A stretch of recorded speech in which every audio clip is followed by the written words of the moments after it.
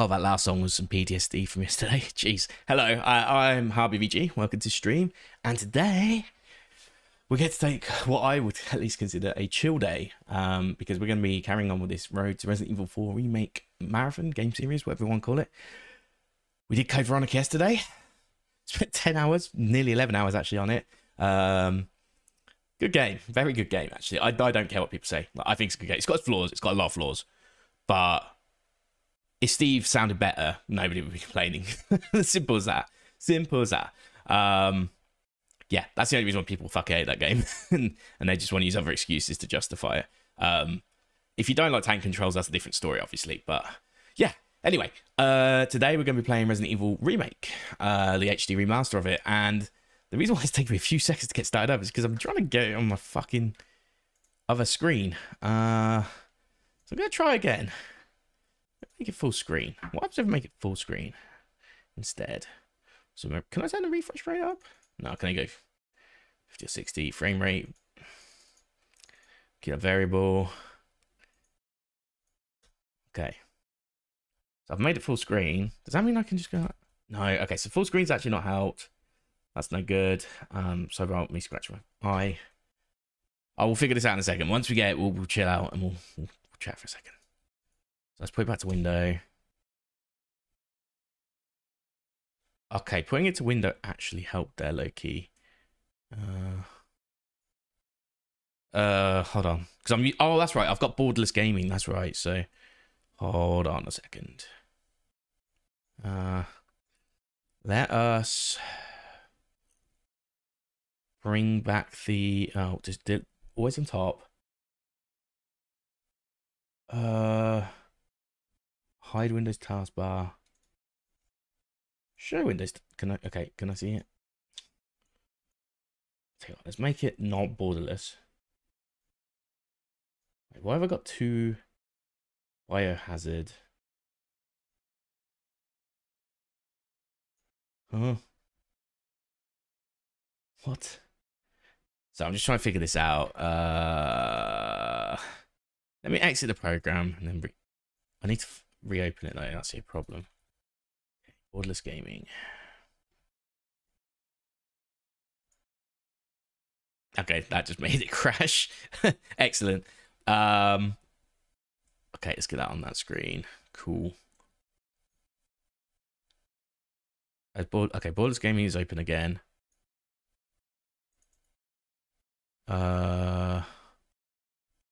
Which one is display 2? Hold on, I can figure this out quite quickly. Okay, display 2 is that one. Brilliant. So make borderless on display 2. That's display 1.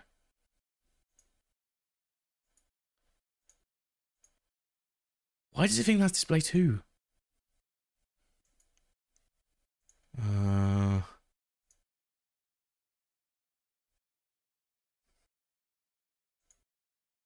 Okay. I'm trying to figure it out how to make this borderless. Okay, I've got on the right screen. Got on the screen I want. That took a while.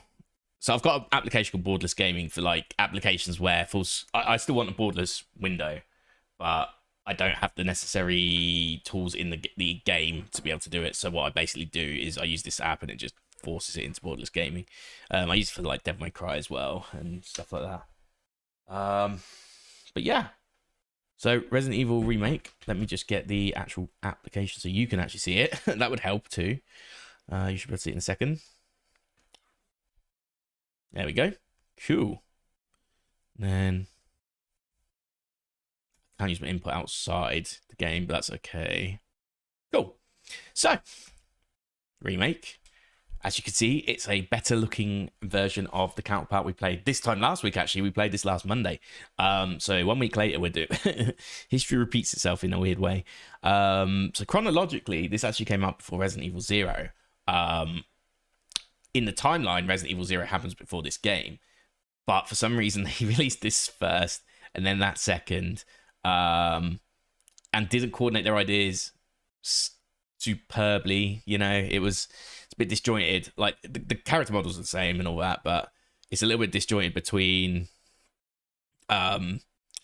consistency between what happens in 0 and what happens in this game. So Rebecca kind of acts the same as she did in the original, bit like, oh, I just got here from, our helicopter, blah blah blah. No detours. She might keep it a secret technically, you could argue that, but her combat skills sort of also show like, oh, she's a bit of a newbie still, so it's a bit inconsistent that way. But forget that, we're talking about Resident Evil 1 today, and on its own merits, this is probably one of the best remakes out there. Possibly only recently been bettered by Dead Space remake, if that is the way you would think about it. Me personally, I think that this is still better because it was built better. I think Dead Space is good, but they did kind of drop the bag with the graphics and all that stuff on launch. So for my liking, it's not quite there. Now, can you hear the game? That is a big question.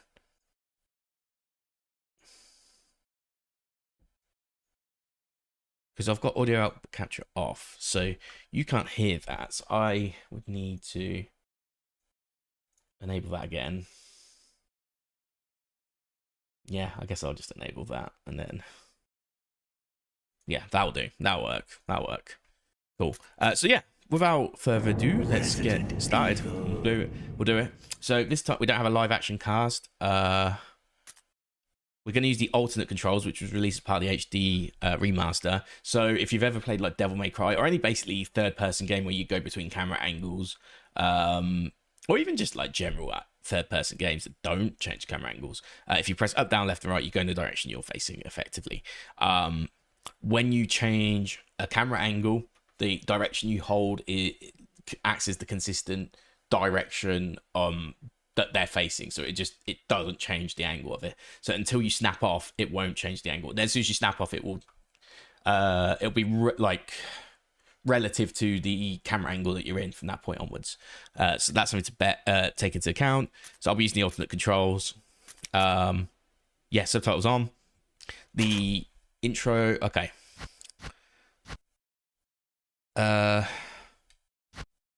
How do you like your games? Like climbing a mountain, fulfilling, takes a lot of work. Like going on a hike, good exercise but not too strenuous. So this is his difficulty. I'm gonna go. Do you know what? Let's fucking do it. We've been playing these for a week. Let's fucking do it. Let's just save when we need to. So this Chris is like kind of looks like a bit like the version of Code Veronica we had yesterday.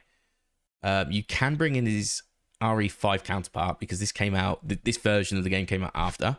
And then same with Jill. So this version of Jill, it's based off the Julia Voth likeness, who is the face model that Jill is based off of. But we do have the RE5 version as well. So this is her, is it Last Escape or whatever it's called? Her costume from that, which is the DLC for Resident Evil 5. So we've got the two options. I'm going to go with the classic. Let's go to the classic. So playing as Jill because we played Chris on the other campaign, so we'll get to do the Barry Burton experience. Oh, I didn't put sugar in my tea. Oh well, doesn't really matter. Alpha team is flying around the forest zone situated in northwest Raccoon So bear in mind, City. this is actually proper the cutscene this time. Of our compatriots, Bravo team, who disappeared during the middle of their mission. Found it yet? No, not yet. Bizarre murder But it's cool. cases have It's recently actually a really occurred cool in intro. Raccoon City. There are outlandish reports of families being attacked by a group of about 10 people. Victims were apparently eaten.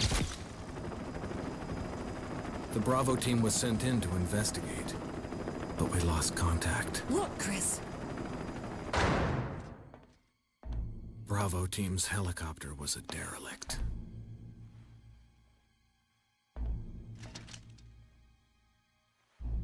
Save for the remaining body of Kevin. Oh, he's pecked out. But yeah, this is our We actual continued rendering. our search for the other members, and it turned into... So if you've joined me at the start, this is your first time you're watching, I'll reiterate the plot. You've sort of seen there's been murders in Arklay Mountains, which are the mountains near Raccoon City, and Bravo team went to investigate. They've gone missing. We're Alpha team, so that means it's, oh shit, we better go out and check. And we've found their crash site. and we found Kevin's eye poked out by probably a crow or a Cerberus dog, and Joseph's about to get fucked like he always does.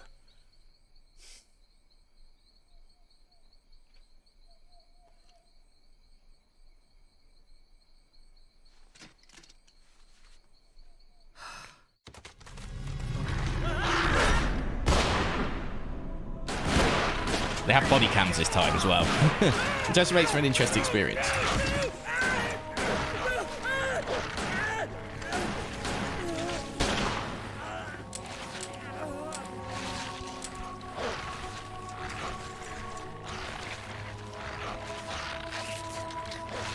Bit of a shit shot as well.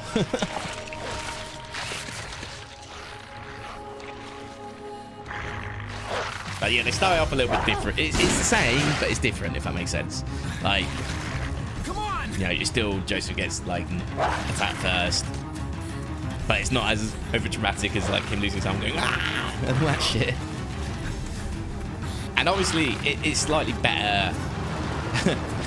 Hey, Brad still flies away, but they don't go, no, whatever it is, all that shit. There's no like respite, that weird gap where they just all stand still for a few seconds. Chris, this way. It's all action, baby.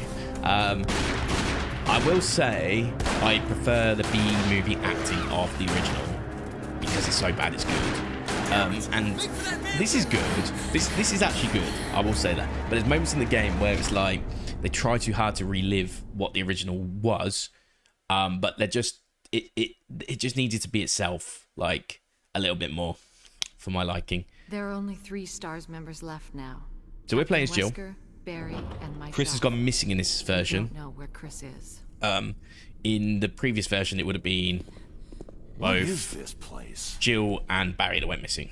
Not quite your ordinary house, that's for sure. Hey, Wesker, where's Chris?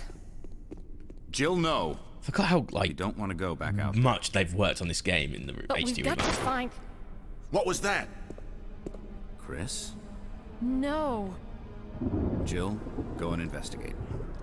I'm going with her. Chris and I go back a long way. All right. You two go. I'll secure this area. So that's Barry Stay Burton, sharp. who is our companion. You can always rely on old, dependable Barry Burton. At least that's what we think at this part of the game. Just having this in like 120 is so good. A dining room. I mean, it's probably 60 sort of doubled up, but... So, I can use my thumbstick here, and it actually kind of makes sense. So I have to... Okay, I can... Hold on. Don't tell me my mouse is being controlled by... Hold on, let me just make sure. No, it's not. Okay, good. So I can run... So, right.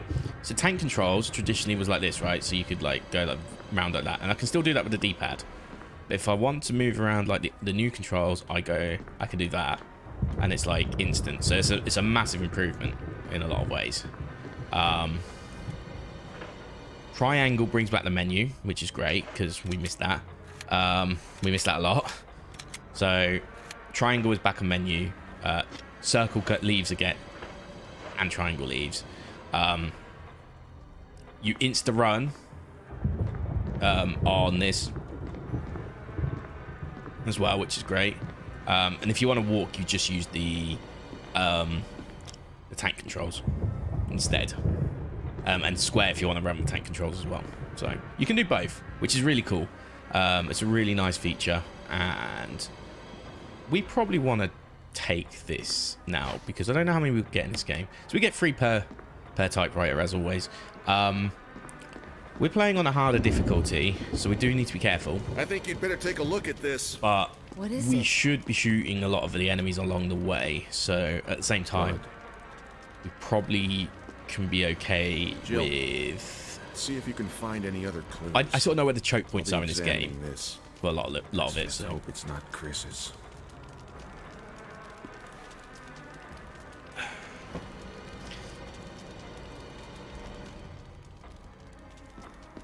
But we're going to get started properly. So shout out to this game for bringing back the controls how it should be. Code Veronica fucked it up. Obviously it would have been on GameCube first. So look, the first difference you can already see is there's no door here. So this would be the Moonlight Sonata room. There'd be a door here as well. You can go straight into the... I mean, it is technically the same place. But yeah, you can go down to... straight down here. Which is the basement kitchen area. So they've done a few changes that... like, this one I'd probably call it quality of life. Also, it's brought back, like, the Resident Evil 3 step animation. So you don't have to wait for stairs, which is also a very nice feature. So anyway, we're going to do our first zombie. Also, the lighting is incredible. Like... this game is just so well done, and like the mishmash of render versus pre-render as well is also great. And they sort of know how to like use layering and like parallax sort of layering to give you different depths. So even though you walk under a light, it's like there's lighting with it, and if like look, the gun there, for example, if I can just get it, look how the gun sort of goes behind it, so it's like layered really well. Anyway, here's our first zombie encounter that we know and love. This is FMV'd a bit, so you do actually get like a little bit, it's a little bit blurry, but it's not a problem. So yeah, that's Kenneth, is it? So we want to get out of here. With her campaign, you don't have to worry about the zombie. Chris, you can still run back, but you will have to attempt to kill that zombie if you want to progress. Barry! In theory. What is it? Look out! It's a monster! Let me take care of it. How good is that zombie? Look, it looks so good. Like, bear in mind, this game is from 2002, and yes, it is an HD remaster, but they didn't have to do as much as you'd think. I found Kenneth killed by this So, thing. yeah, Kenneth is dead. He's a Bravo Let's team report member. this to Wesker. So we go back now. So I'm holding down still, by the way, and that goes forward. So that's what I was saying. When you, oh, so that zombie went back for some reason. So maybe we do have to kill it actually still. But the thing that's yeah, so like if you go off to a camera angle, the direction you're holding is still gonna preserve the direction you're running originally. So Wesker! if you're holding forward and the camera changes, it doesn't change your direction automatically, which is a nice touch. Let's not leave this hall. Good idea. So we know from playing Chris's campaign, there are a lot of similarities as well, by the way. There are a lot of similarities, but there are some differences too. So we just go up here and back down. Oops. But you have to go to the first set of stairs, to be fair. Barry. Any luck, Jill? No, nothing. But yeah, What's going it's on there are around? similarities. I Like can't they're not figure it that out. different. The campaigns, Same there are here. differences, but they're Chris, not. and now It's more like Wesker. There's not much the we Rebecca can do. sections and the Barry We can sections are search for him different. separately. I'll investigate the dining room again. Okay, then. I'll try the door on the other side. This mansion is gigantic. We could easily get lost. Let's start from the first floor. Okay. Oh, I almost forgot. It's a lockpick. You'd make better use of it. Yeah, it's like you'd make better use. Thanks. It's I kind of may like the need it. Master of Larking Listen. sort of. It's like a shit version. Something Of happens. that Let's line, meet up you in know. this hall. Got it? Okay. They always try and like you use similar lines from the cringe lines, but they try and like uncringe them, and they just sound like kind of corny as a result. So we're gonna go this way because it's like how I like started. Because I mean, the speed run goes this way, which I did try and learn a while back. Oh, hold on, R1 isn't aiming. Oh, L2. Okay, I mean that's not quite right. Let's see if I can change that. Let's put... Can I actually...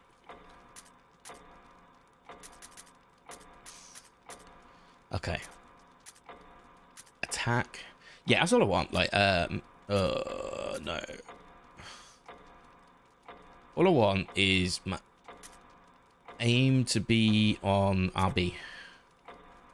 So. But... Can I still... can I not just change the controls?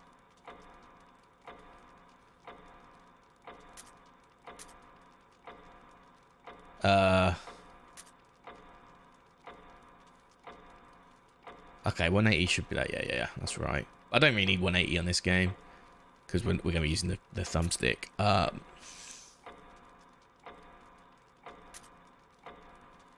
Examine, run, reload.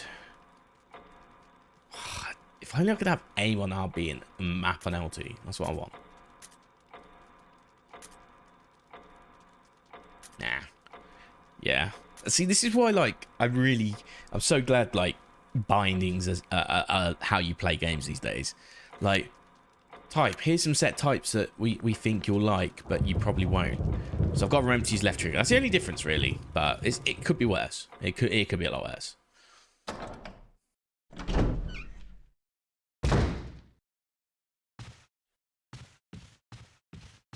So this is Kenneth. We get a video.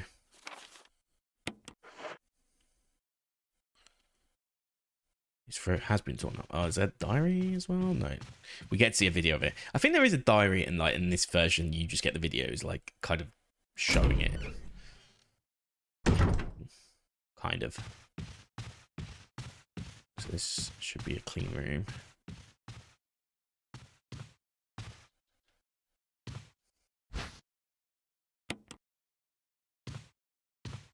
We'll get started with herbs as well, because that's our only healing right now. Oh, there's ammo as well.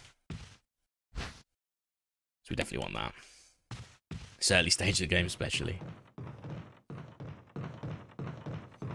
So this next room's like one of the most difficult rooms in the game because of all the angles and the fact this is where the Crimson Heads will first appear in the game. So this guy's considered dead. He will fuck your shit up later if you're not careful. So there isn't a... Oh, I don't actually need to go this way. There is an ability in this game to burn bodies. And it's a great mechanic, actually. I think Callisto Protocol used something similar recently. If I recall. Okay, so now we... Ooh, see what I mean.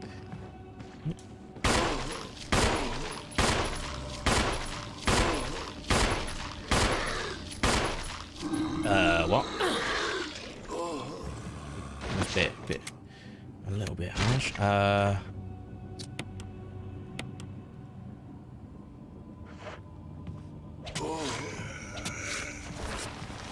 then...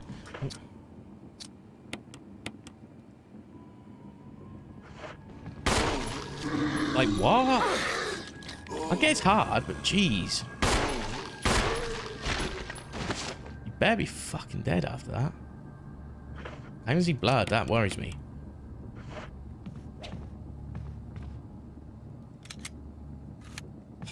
This is gonna be fun. It's gonna be a fun playthrough. Maybe I should have just gone down a level, because it's can be a bit frustrating, this version of the game. We do need this. Like, and the reason why... Okay, I know how to do that. Fuck it, we're gonna... do that quickly, then we'll quickly combine. And we'll examine. At least it gives you a little tutorial. So this is... We get to use this for later. Basically. Trying to remember the controls is actually the hardest part of this so far. Hold on. Okay, let's just... We barely use this corridor. Yeah, we barely use this corridor. So, I'm just going to go ahead and think that one. So, this is the top. No sword, okay. Okay, there should be zombie on both sides, I think. Oh no, it's just the one. Will you take the dagger? Yeah, so these are like the defense weapons. They're actually useful for the game. I do need to do this. So, much like the OG, we have to push this in.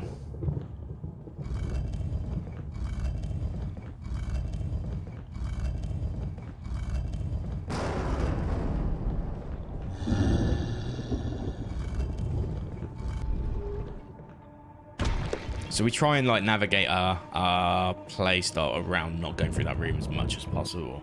There are times we do have to though. So we're back in the main hall. Okay, yeah, so we can't do much yet until we get that.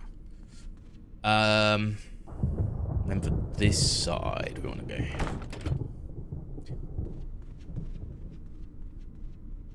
Is this way?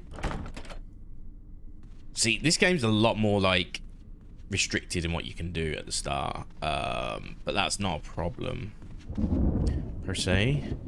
Let's go and do this then.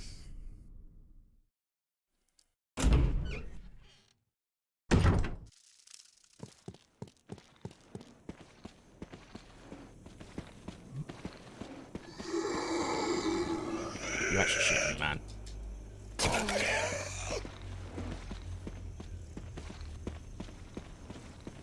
Shotty shells that, and then we go like this.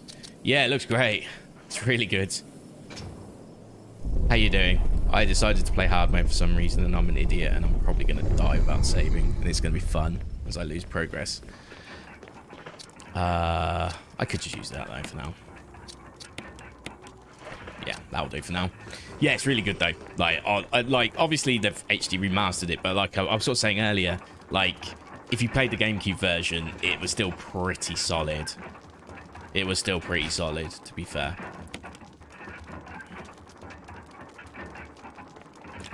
Yeah, it was really good. I'm really struggling with the buttons right now because this is the 5th game I've played, and this is nearly like the old controls, but they've changed it a lot. Yeah, I totally agree with you. Yeah, it's just really well done. Sort of taking the, I mean they've sort of like mixed the pre-render with the actual models and maps and whatnot. You know, it's sort of like a mishmash of both, where it matters and doesn't matter. Oh god. I don't think he can get down, can he? Oh.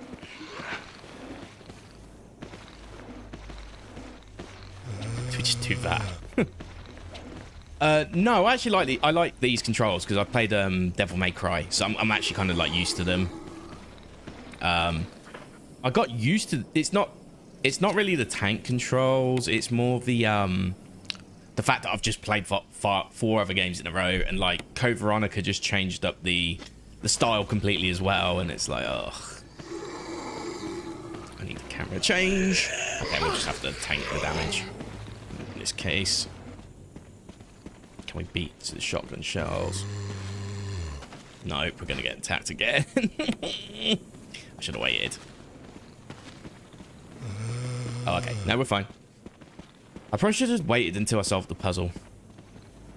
Yeah, like, do you know what? I don't think Code Veronica is as bad as some people say, but it does have problems. The biggest problem that I found with Code Veronica, well, apart from the controls, which they just changed up really randomly, and it's just weird. The thing that I found really annoying about Code Veronica, so you think about this game, I'm just going to pause on this one. You think about this game, you think about Resident Evil 1, 2, and to an extent 3. You think of when you clear a room of zombies, you own the room, right? It's become yours. And obviously in this game, there's the mechanic where you have to burn the bodies and all that, but that's a new thing that they've introduced. What I like about the original Resident Evil games is once you take over a room, it's basically yours until there's a logical reason within the game where more zombies could either come back into a room, or there's like, how do I put it? Like there's like an event or something, like a window breaks or something like that, you know, because you've gone and triggered it somehow, some way. Or you've just gone to, like, for example here, you've gone to the guest house, you've come back, the zombies that you previously killed are now like somehow evolved into the hunters, or you know, hunters have just overtaken the place. There's logical immersive reasons for them doing that. In Code Veronica, I find like you go a room or two away, you pick up something, you come back and there's zombies in the room again, and it's like, How have they? How are these guys come into the room? Which is a bit. It can be a bit immersion breaking, but yeah, it's not the worst thing in the world, but it was something that bugged me. But I played like 10 hours of that yesterday. Oh my god. Is this sword? Yeah, thought it'd be. Let's just go top ways and try and get to that save room. So I think that's where we should probably save at this rate. If I die, and I don't get to save in time, we'll just lower the difficulty. Oh no, it should. So it's just a general thing, really. It's not really like a specific thing. So an example I can get. I'm trying to think. Yesterday, where did that happen? So in the prison barracks, for example, you do all this very start of the game. You go to the graveyard, you kill all the zombies, you go away, you pick a few things up, and it's like, oh, what do I do next? You go back, the zombies have returned. Cool. So okay, fair enough, whatever. Maybe I need to pick up this suitcase, the briefcase that everyone was telling me about. So I kill the zombies. Oh, I need a fire extinguisher. Didn't realize that I needed to press the button on the shutter. Press the button on the shutter, get the fire extinguisher, come back. The zombies are back, and it's like, how? Like this is the third time now, and like I already took over the area and once, and there's already a trigger for this to happen. I'm just comparing it to the other games, in all honesty. Oh, that's armor. Yeah, this could be the hall. Oh yeah. Oh, do you know what? Yesterday, when I fought the final boss, I was in danger, and I had the railgun, and I had one hit to get it, and I got one shot on Veronica, or Alexia, sorry. Okay, the RNG on these zombies. There should be 2 here. Yeah, I thought that makes sense. Yeah, I'm pressing all the wrong buttons still. But I'll get used to it. I will get used to it.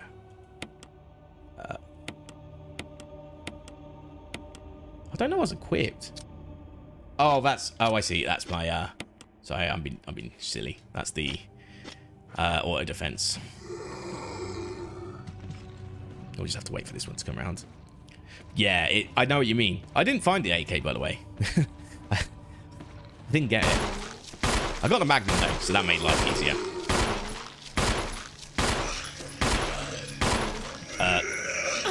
This is what I mean.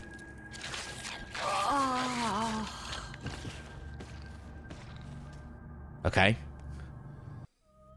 Like what? I did try and shove, by the way. I was like trying to do the shove. Because they changed the mechanics a little bit on that, so that it shoved, but I'm going to turn it down 1 level. I think it just makes sense. I'm only trying to play through these games for progression. I'm not trying to do any challenge modes or any shit like that. Let's not overcomplicate it. Yeah. Oh, so one thing I should probably mention, actually, we'll just skip through all this stuff. It's really not that much time loss. When I played Code Veronica originally on the PS2, I died. I died in the Steve section, but I hadn't saved in so long, and I can't even remember what it was. It might have even been as far as like the Albanoid boss with Chris, or something along those lines. So I lost a lot of progress. So that was fun. Yeah, that was super fun. So we'll just do this again. I'm just gonna do it on normal. I don't really care. I was thinking about doing it on hard because I played the other games on hard, but like I think you some of take a look the at this. bullshit in this game is actually kind of bullshit. I forgot. I was learning the speedrun for this game at one point, and I do know how to dodge some of these enemies, but I don't really want to because that's not how you play it for starters. You only dodge certainties, right?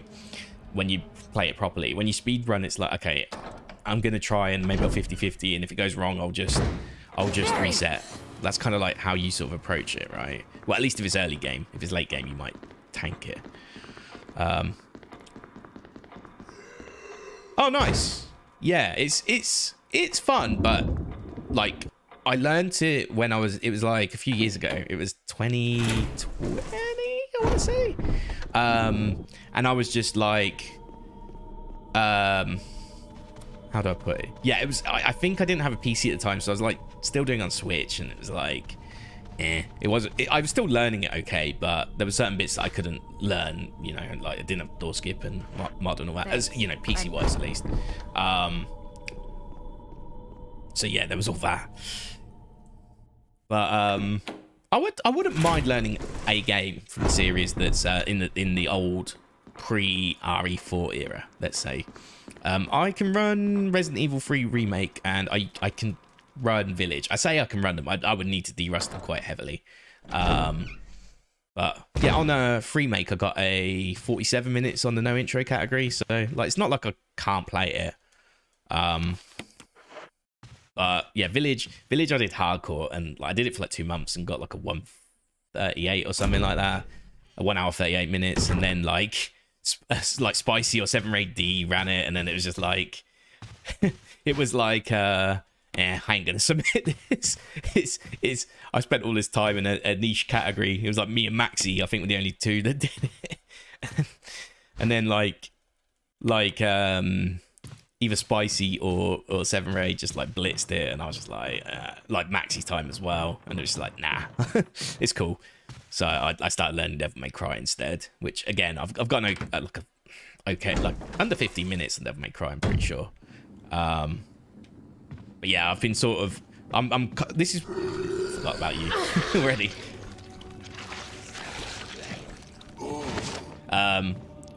That's why I've been like trying to learn play all these games actually. So I'm just prepping for when Resident Evil 4 Remake comes out, basically. Oh, normal doesn't have that zombie. Nice. Okay. I don't think I've ever played this on normal, actually. Now I think about it, I don't think I've ever played this on normal. That's fine. I'm actually okay with that. I'm okay with that. Because I don't really want to faff about. I just want to play this game like to experience it from a sort of story perspective, I guess, and puzzle perspective more than the actual mechanics of the bosses and all that. I've been playing this for like I said, I've been playing this for 4 days. We got Resident Evil 0 tomorrow. Let's not worry about it too much, because Resident Evil 0 is going to be a nightmare. So I say tomorrow, it could be Wednesday. Depends how quickly it gets done, I suppose. Oh, nice. That's cool. That's cool. So you played it like remake for the trilogy. CVX, you can't obviously do that yet. Yeah, that's cool. Yeah, that's a decent plan. Nice. Yeah, I'll be doing RE4 myself on... Logically, it would probably be Friday, I guess. So that'll be when I actually play RE4 in this series. I'm going to be playing it twice, though, if I get time. So I'll be playing the proper version of it on PC, and then I'll be playing the VR version, because I bought a Quest 2 for it back in the day, and I actually did play it for a bit, but it was very disorienting when I first played it. So by the time I got used to playing it, I was going to stream it. This is a few years ago, whenever it came out, and then I injured my hand because I started speedrunning Metroid Dread, and it had button mashing and it ruined my hand, or my arm. Yeah, they're good. If you like Code Veronica, the other games will probably flow quite nice for you. That would be my view. The other games will probably flow quite nicely. Oh, cool. Okay, so I've got freedom this time.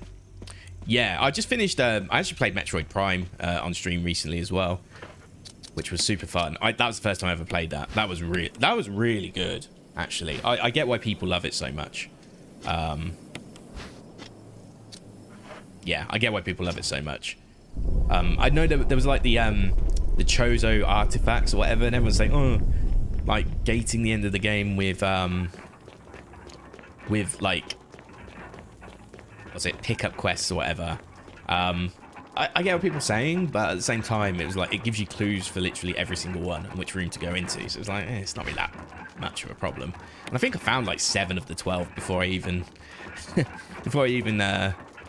like did the last boss. Yeah, Dread's sick. It was actually a good speed run, apart from like this one bit of tech which you needed to do to skip one boss, and it was just like, it was so difficult to pull off, and it was hurting my hand, and it was just like I had to make an executive decision to stop running games for a while and playing games for a while. It turned out like I had mild carpal tunnel, so I had to wear a brace for a couple of months. I didn't have to have surgery, thankfully, but it was quite annoying because it's like, I don't know how to describe it. It's like tinnitus for your hand, I guess. Every now and then you just get this weird pulse in like your index finger and your thumb, and it would just like, it would be annoying. More, it would hurt sometimes, but it'd be more annoying, I would say, than actually a problem for me. But it did make me playing games very difficult at times, like especially when I was trying to focus up. I had to stop playing like first-person shooters as well and all that sort of stuff. But yeah, but Dread, apart from that, Dread is a fantastic game. Like, Dread is phenomenal. Like, I only played Super Metroid for the first time like a couple of days beforehand, I think it was. Oh, I'm a little bit gutted there isn't like still some enemies. It's a little bit too easy. Oh well, whatever.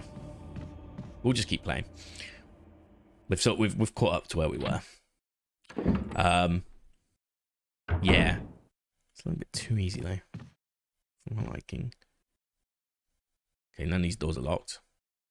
I did select the middle one, right? Not the bottom one. Okay, good. I should have ran there.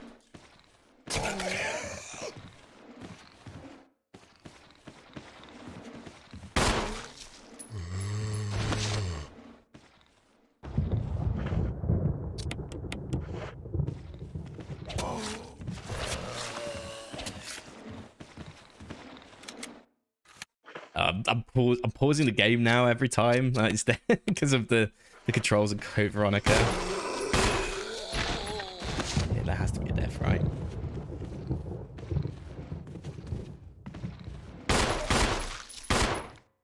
Ooh. Yeah, it's like, and whilst the graphics are better in this game, don't get me wrong, you do sacrifice that really like disgusting red sort of puddle of blood. Like, there is still a puddle, but it's a lot. Okay, I thought I had you down. It's probably the staircase that made that a bit weird, but yeah, sure. Nice. Are you bleeding? We bleeding? There we go. Yes, you see that puddle of blood's really harder to see in this game compared to the previous games, where it was quite like a verbose red, you know.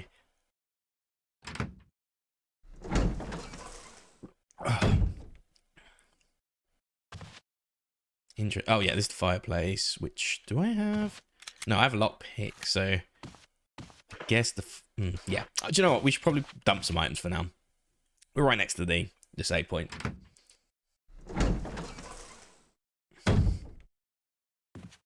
Yeah, we'll always all check them. So did you say you played? Okay, so you played this, yeah. So you know about the yeah. So these could get back up eventually as well. So what I usually do with this game is I choose a corridor that I'm going to make my home corridor effectively. So I usually go with this one because the death corridor that we just came from is a lot harder. So I pick up the oil canister, and we'll deal with that first. Because there's like a room count as well, I think, of how many rooms you can like traverse through or whatever it is before you can start. We'll leave that here because blue gemstone's on the other side, and there's another save room near that, isn't there? So see, all my knowledge from the original is still intact. Like, the thing that is good is the layout is very similar to the original, but it is also different at the same time. So yeah, this is like, you know, like do shit to their bodies, set them on fire. Do I don't have a lighter though, do I? Or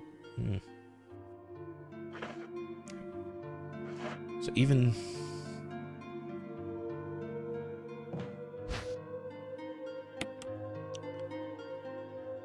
The warm light makes you relax. Okay.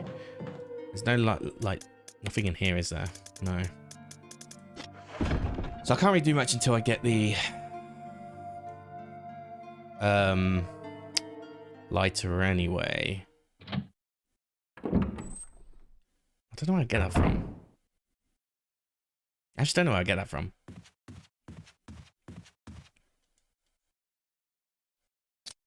No, I won't do that. We'll go around the other way to get that one. It does. How do I put it? Yeah, it definitely does. For a bit. 4 has some puzzles. 5 less so. 6 I don't really remember too much. I mean, 5 still has 1 or 2, if I recall. 4's got some puzzles. I remember what else is there. There is 7's got puzzles. 8 does, but I don't really remember them too well because I'm like so adjusted to like the speed run of it now. It's like, oh yeah, there is, but I couldn't tell you what they are.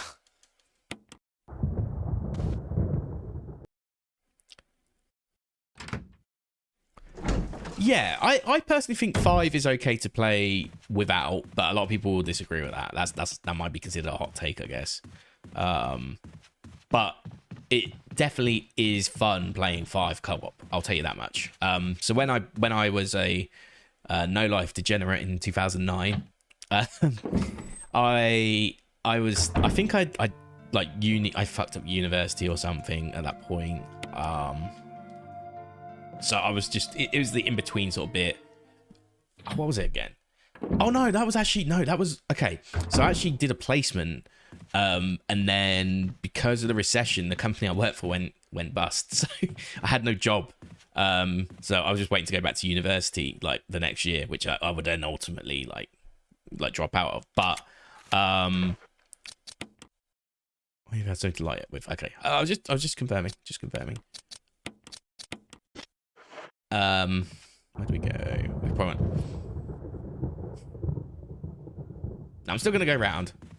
It might be risky. Fuck it. Let's do this.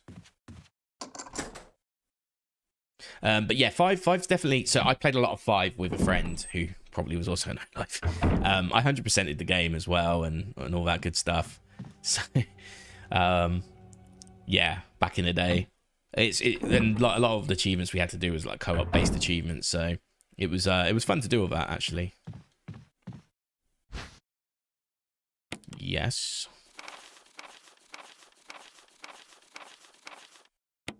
John Tolman. Oh, there's the lighter. My health is fine as well. Do you know what? I will be surprised if they get up.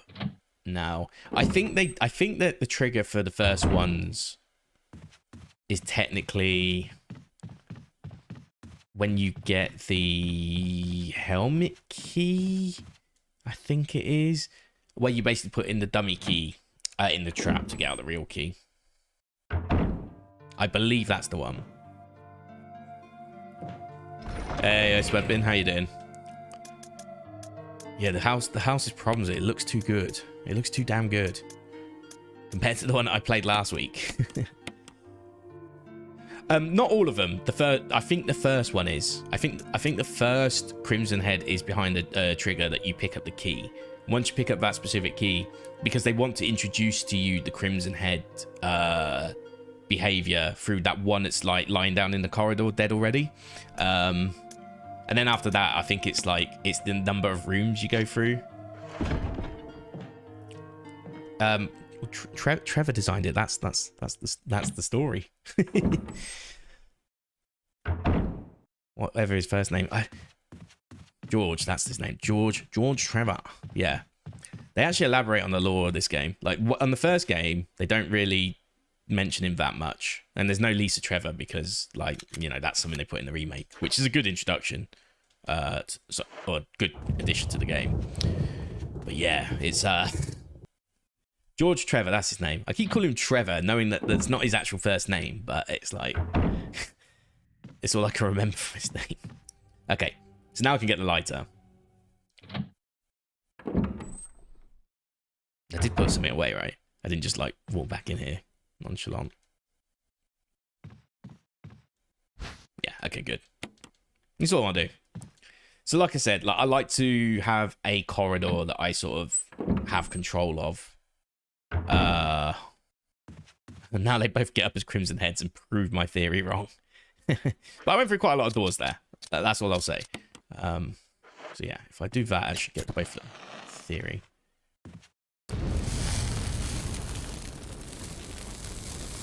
I thought you could collateral them. Okay, well, turns out you can't. I swear you could collateral them. Okay, doesn't matter. This is all that matters. We need to clear this room because this is the most important, easiest way to get to a save point. It's easier than the other one as well because the other one has like 3 zombie. Well, I don't know. Must have done, yeah. Jeez. Probably in his lab costume. Yeah. So is there another here? No.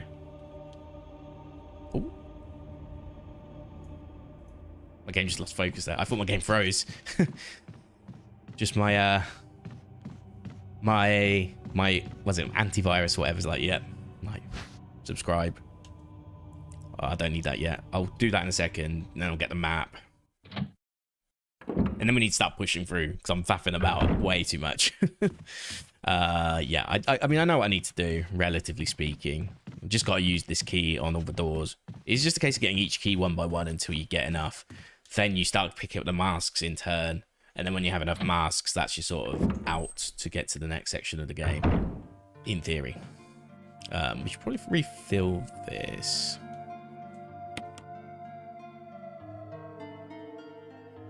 Cool.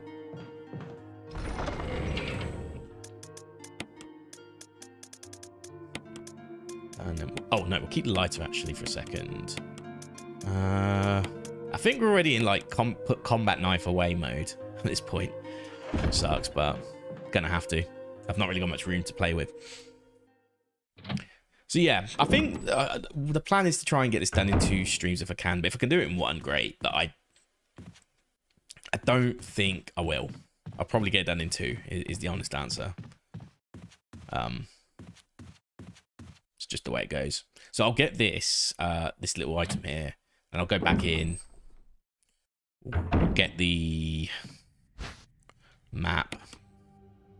I think that's what you need for the map. And then we go downstairs, but I'm going to go the other way where that will trigger the dogs, I guess. We'll do that instead. And then we'll visit all the little rooms in between, because I think that has like the chemicals as well. In this version of the game, the chemicals are in the little garden bit, if I recall. I'm just trying to like get out of my head like what worked in the last game versus what works in this game, you know. The slight differences.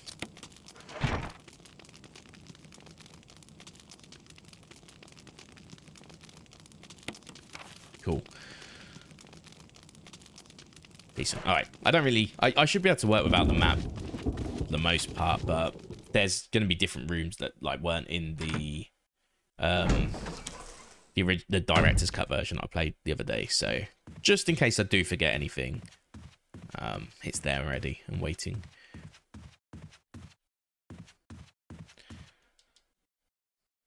So, Rambling Voice, like when you played Code Veronica and you played Remake, do you prefer old like tank controls or do you prefer the alternate controls? What's your take on it? You were sort of mentioning it earlier, or like asking me earlier what I thought.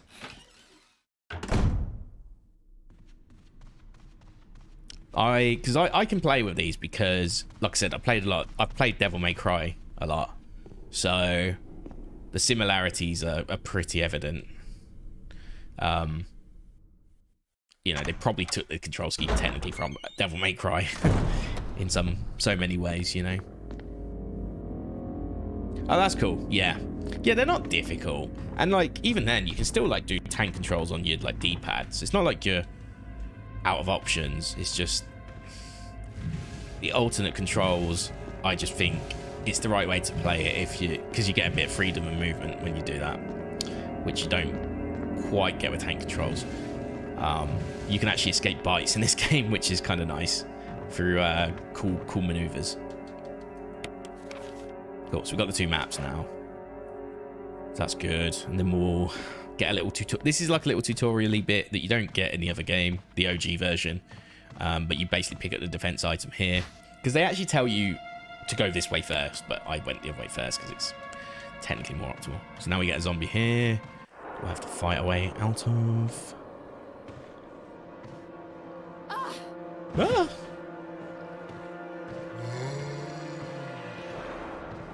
But I'm definitely going to clear it because once it's dead, it will never bother us again. It really is a tutorial, eh? It wants me to use the actual item.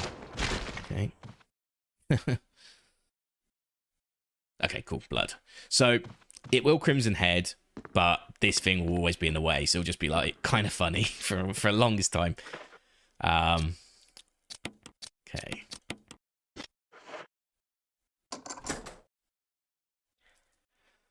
Ooh. There is definitely noticeably less zombies in this difficulty, but like it's not a problem. Okay, I'm gonna have to run past, aren't I? Yeah. Yeah.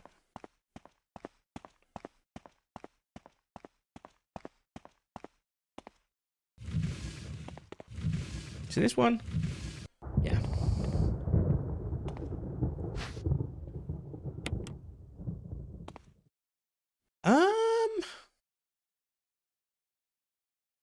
I don't know. I don't think so. Maybe you can, and I've just been, I've missed out the whole time. Don't know, is the truth. This always used to scare me when I played this years ago, because like, why is she staring straight at me? Is this a cutscene? Yeah, you can in RE2, can't you? I forgot you had them in RE2 actually, in the remake, right? It looks like a cutscene's about to start or something, like you're about to face a boss. Okay, so this is the outdoor bit that I was referring to. Yeah, it's actually quite a good one. I like it. There should be some herbs out here too, but I want this mostly. Yeah, we'll come back for the rest later. So these chemicals weren't here in the OG. In the OG, they were, well, somewhere else. I can't actually remember where, but they definitely weren't out here. So the thing about this version of the game is there's windows there, which those windows weren't in OG either. So this corridor was quite a nice corridor in the original because you could just walk past it. You also didn't have the broken door handle. Okay, we also might get a zombie in here, right? In a second. In this version, I think. So there is lots of differences already just in this, like, one area alone. That's right, there's a zombie in the bath. Yeah, that makes actually a lot of sense.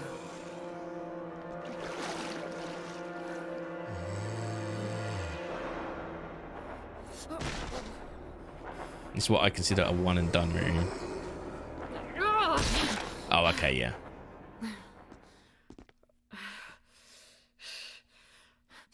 I forgot she was in this version. So, yeah, that's just like again, a sort of like a lesson, isn't it? Like, just, you can stomp on heads and shit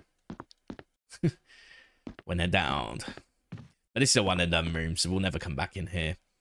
It's only for a defense item in this game. I can't remember what it was in the last game. It's like a herb or some shit, or nothing important. So this corridor becomes a pain in the ass eventually. Now this room, if I do this right, and I do have to do this right, and I've got one slot, which should be okay. Yeah. We should get the cutscene instead. We're only going to be in here once, so let's just make sure I've got all the items I want as well. So that's a defense item, so we're fine. Ooh. I mean, an ink ribbon, is it really... I think I'll be fine without the ink ribbon. I'm going quite far already without any saves in this version. If I die now, though, that would be kind of poetic, right? After just saying that. So, in the old version, you could just go back in the room and place it back on the shelf. In this version, you have to do that. Oh God. There you go. What did I do now? Cool. Wesker! I think in the Jill version, you, like in the OG, Jill, do something you similar. in there? But I remember in the Chris version of the campaign, you could just put it back on. Stand But back! you need the broken shotgun to basically get it for Chris. There is no Grab my hand. Rebecca saving her, which is good. But yeah, this is the Jill sandwich. But this is where my critique from this game comes in. Right now, this dialogue. Barry. That was a close one. A second late, you would have fit nicely into a sandwich. Yeah, Really? this shit. Thanks. So the thing Barry, that didn't you say you were that going this back to the has dining room to find other clues? that it somewhat I'm glad fails on and all, but sometimes, why and are it doesn't you fail all the here? time.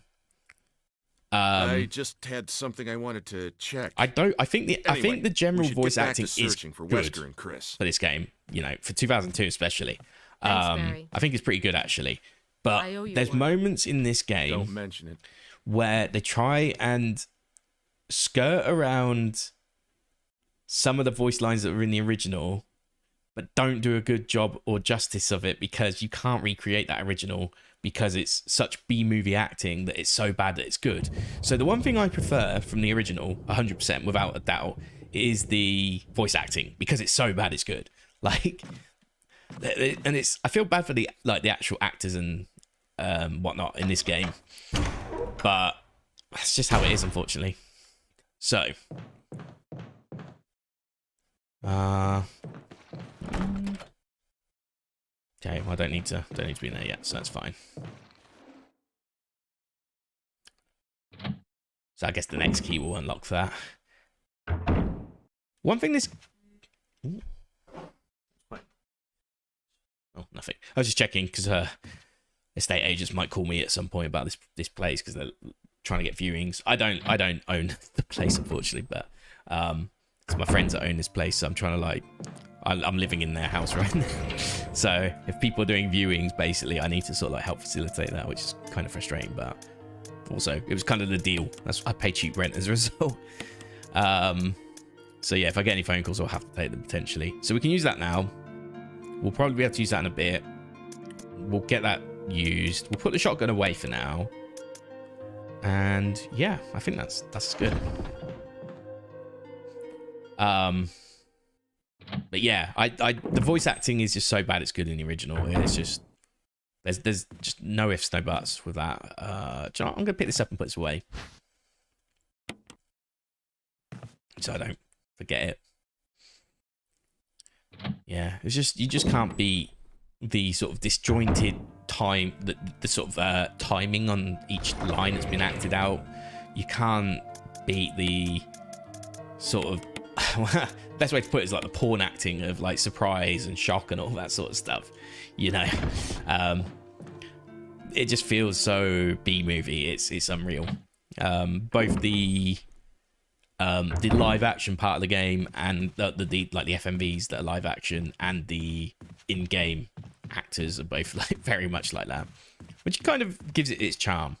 Resident Evil Remake's charm is more about the fact that it's a very polished article for a tank control game. It's probably one of the most polished articles of a tank control game out there, except for say maybe Silent Hill 3, maybe.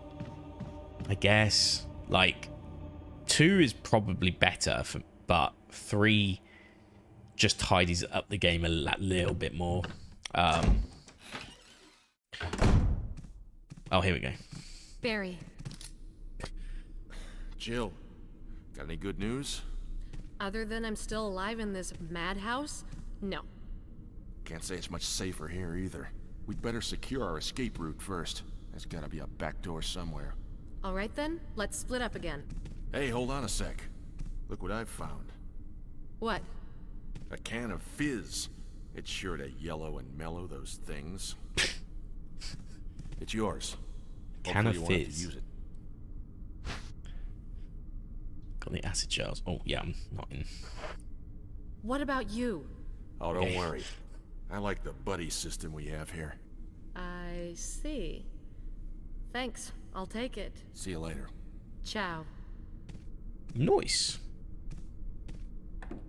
Yeah, Barry's a legend. He's a fucking legend, but there is a but to him in this game. Like, obviously, we find out that but's a lot later in the game, but yeah, it's a lot from the other side, isn't it? Yeah. Okay. So what do we do next? Okay, I'm just trying to work out my head. So we go around here. Yes. Oh, the zombie starts on this side in this game. So the zombie starts off about here in director's cut. But I need to go out here, don't I? I was going to go back for the acid rounds, but I might as well just... Might as well do this bit first. Yeah, this bit.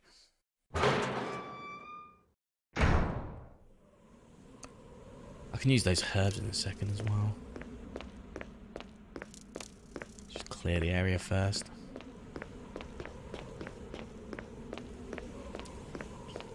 Get that unlocked. So we've got a passage, at least. Oh, that's the hall that we're sort of like to the left of. Yeah, so Barry's like... We'll find out in this game. So Resident Evil 3, he's a Chad. When you get the ending. The Chad ending. You find out he's the one that's like picks you up at the end of the game or whatever. Actually, in Remake, that's not true, is it? In Remake, Carlos is a pilot, right? He flies you out.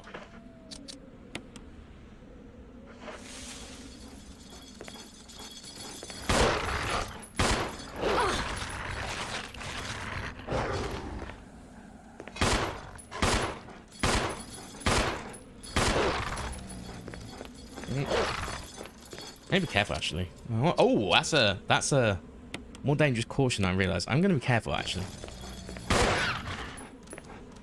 Okay. Yeah, that was probably the right play. Still, we can get away from... Oh, do you know what? I could have used this, but whatever. I still think that was the right move. I'm going to double down and say that's the right move. And I could use my herbs there, but... Okay. Oh, so there's no zombies up here. Well, there might be one near the door, yeah, I imagine. Wait, that was it.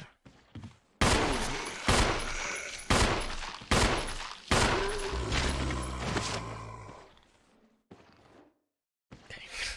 Just always looking for the blood.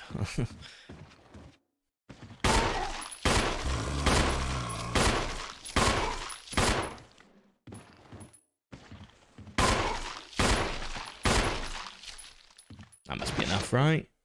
For a kill? Not?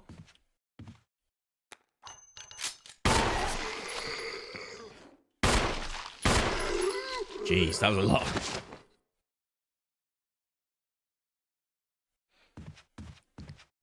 So, this must be locked, right? Oh, no. Wow, they've actually realigned it then. So this will take me back out. And that must be locked. Helmet, yeah, okay. I'm just trying to think back to like the puzzles. Like that was like a you needed like a number to get into that door, and like you never could get into it without like some proper knowledge. That's a Crimson Head in waiting. So we definitely wanna get that one out of the way. We want to get the other two out of the way. That will give us a free passage again.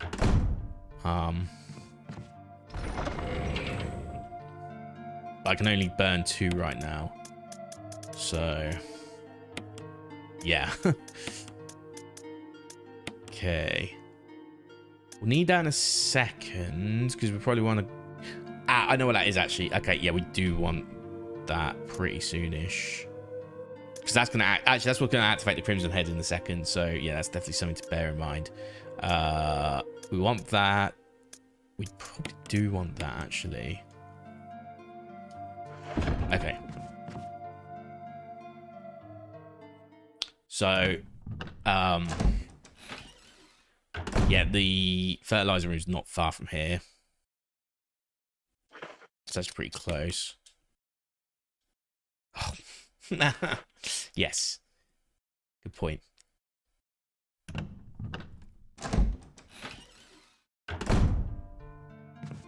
I don't think there's an oil thing in here, is there, either? So I'm probably going to have to go back and get the other refill. The last refill. In my opinion, this is the only path you need is like the connection between the two save points. Like, that's the most important thing, really.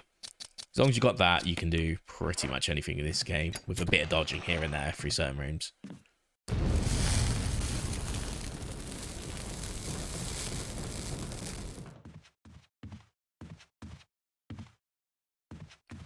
That's one dead. Let's get rid of this one first. If one gets up, we can just, I guess, cry. Okay, so that's that one down. So this one might get up, but I think we'll be alright. I think, what will this lead to? Oh, yeah, this will lead to the murder corridor. At the top. It's a lot closer than I was hoping would be. Okay, so that there, you see that zombie that was there? That is the first Crimson Head that will appear in the game. Okay, I should be alright. I forgot this room is safe for a second. Oh, the zombie there, though, is not there anymore. That's interesting. I didn't know that. Because I rarely go down this corridor.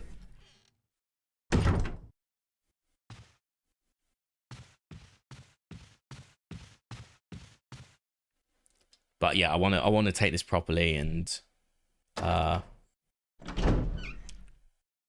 one more refill.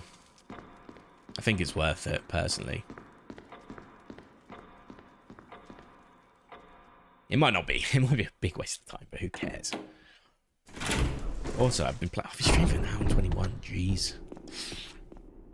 Yeah, I think we only get to like the relative halfway point of this game today, if I'm guessing. Which isn't a problem, but yeah, I'm just being honest. Like, I think we'll probably get the guest house done today, though. Like, we'll probably make better progress than I did the first time like when I did OG, and that's a shorter game, so that's probably a good thing as well. So what I'll aim to do is I'll aim to get to the guest house for sure. What I'll try and do is get past the guest house as well, because the guest house isn't that much bigger in this game. It's a little bit bigger, but it's not that much bigger. You still go down into like the labs and all that. The labs are a little bit bigger, but there isn't that much more to do. The V-Jolt is still the same if you want to do the V-Jolt, for example. Yeah, okay, cool. So that's that fully done. So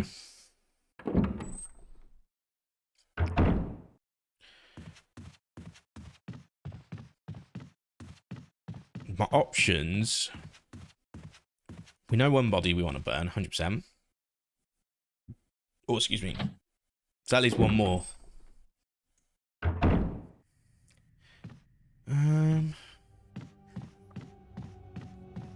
So the door that connects around to the murder corridor, which is the one where we'll see the first Crimson Head, that was a pass-coded lock in the original game, but that wouldn't take you there in the original game. The original game, that would take you to the route, like the elevator near the basement kitchen. That's actually very interesting how they've sort of reappropriated it for this game.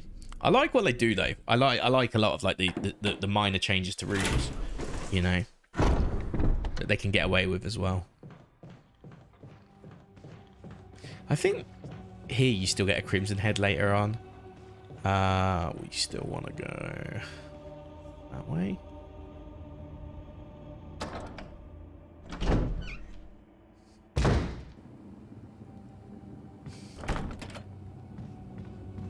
Okay. Well, there's a zombie there now. That wasn't... Oh, no, that was always there, actually. That bit's early, didn't it?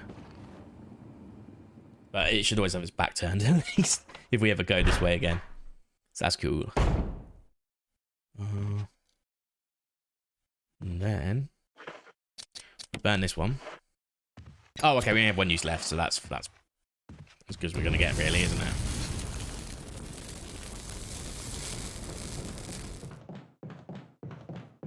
Okay, so this at least gives us passage from the top there downwards. We'll have to go outside the dog corridor way, I guess, is probably the safest way.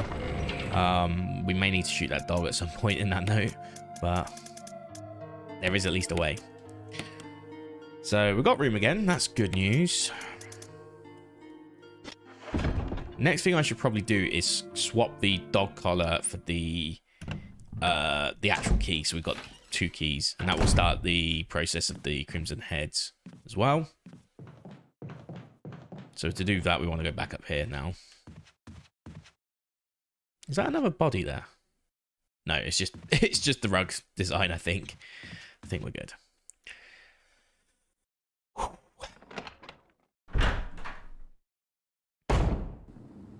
So when we go through here, I'm going to pick these up now because we won't get a chance later. Cool. Yeah, see? I thought it was going to happen on the way back. Oh my god. Still, it still gets me. Things like that still get me. It's actually crazy. Okay, so I'm going to grab this. Can't do that anymore because I've got... Good game, good game. Let's examine this.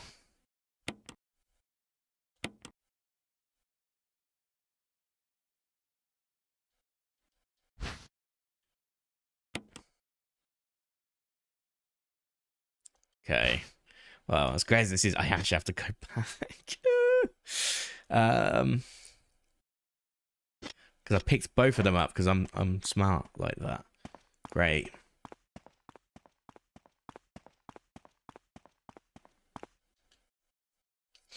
I wonder how I'm going to do this.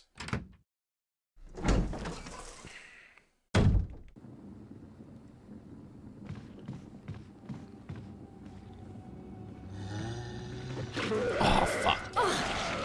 Well, you know what? There's a solution for the problem.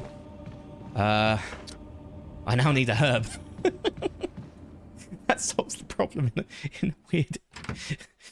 in a way that I shouldn't... whatever. I'm going to have to use the herb now anyway, so... It's not how I wanted to solve the problem, but it's how we solve the problem. Now we got the space to pick up the key. I'm going to go the other way next time. We're just going to call that corridor burned at this point, and we'll use the dog corridor from now on. It means we have to go a long way around, but whatever. Then... we put the dummy key in.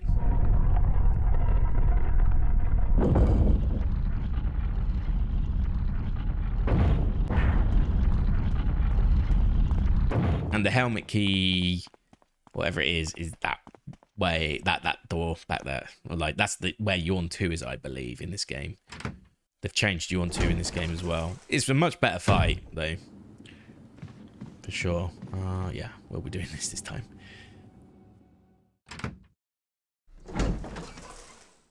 I have to go down there, even though I hate this corridor so much. I'd rather do this.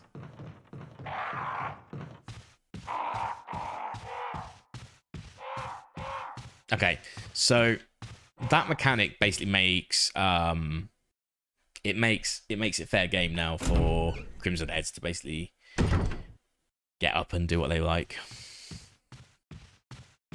We should be able to access the Moonlight Sonata room. Oh, hello.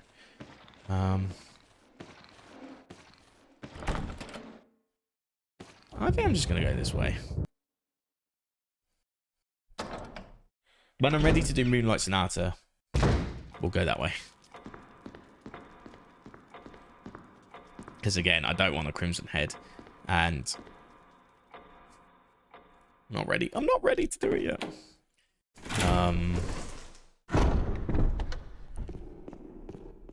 So with all this in mind, I can now do the Thingo room. I could go out here and get something.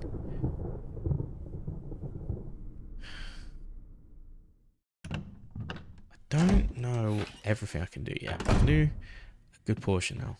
I couldn't do before. Okay, so we can do that. We can do this, yeah. If we go downstairs, we can also just the thought of it is frustrating. Anyway, I want to do this puzzle first. Let's do this puzzle first. So there's something in this depression, but the grate is in the way and you can't reach it. There's something in this. So I'm just trying to remember. So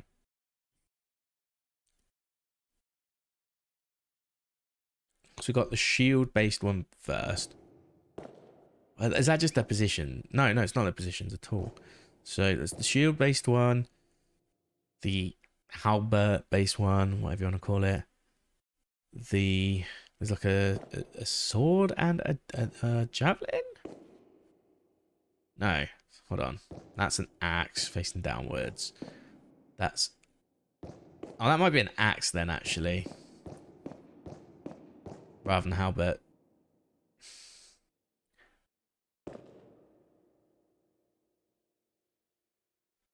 Okay, I'm gonna try it how I think it might be. Okay, so I think it's this one. Then I think it's this one. Oh no, hold on. It's the sword, not the okay. Sword. Then what's the other? Sword, and then is that a lance? An axe. I'm gonna push this one still, and then potentially. Go on, lad. Go on, lad. Okay, it wasn't that. Let's see if we can reset it. This one needs to reset it.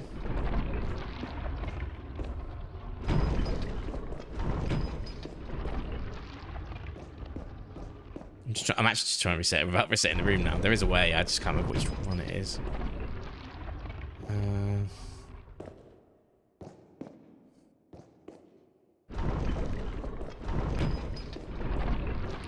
Fuck it. Let's just reset. Let's just reset properly. I need to have another read of that. That weirdly rendered clue. We'll figure it out though. Okay. I'm gonna read the thing in the middle. Don't press the button. Don't press the button. Woe to those who disturb my sleep. No. Okay. In the old game, you just had to... All you had to do, right, was just push 2 statues over the ventilation. That's all you had to do. Okay.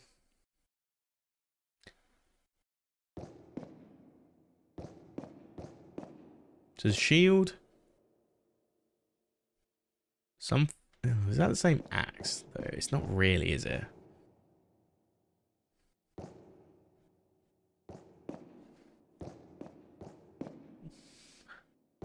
So it'd be okay. So it'd probably be. Oh, no, not that one. Shield.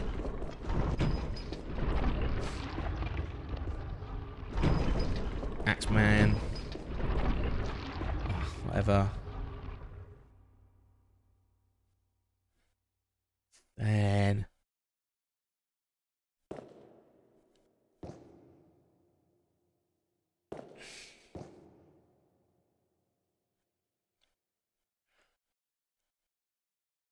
sword event. I'm gonna go sword because it still looks like it's got one hand on it. And this. If not, I'll swap around next time. Reset. Okay, I'll do axe, then sword this time. It's just hard to sort of fully tell from those images. Unless it's like another distinguishing feature that I'm missing. But if it's what I think it is, then it would be this. And that.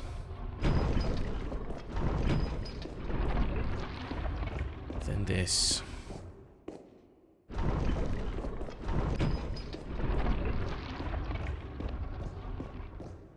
And this.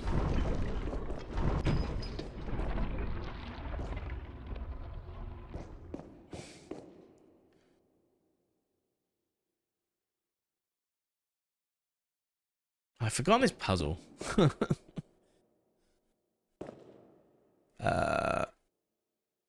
There's a shield. There is what looks like a... Ah. There's no like numbers or anything that indicates the order, right?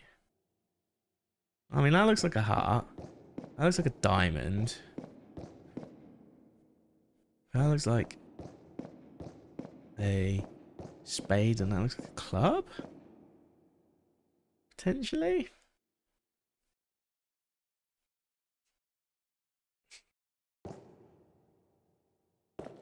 There's nothing else that's like an indicator, is there? Okay. We'll reset the room again. I can't believe I forget this one. I forget this one every time, by the way. It's not like a...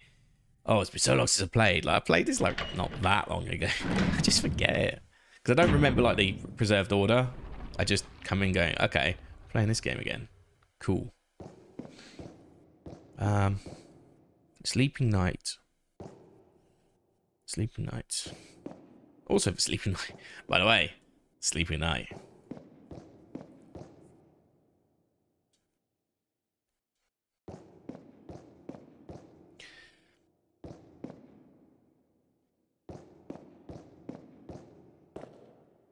I'm just going to search something very quickly, and it's not the answer. I just want to see if anyone else is complaining about.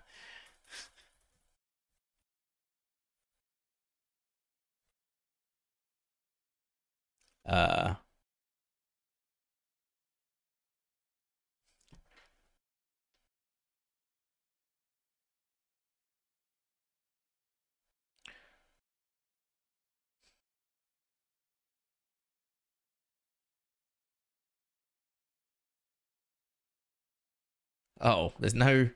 Apparently there's no... order?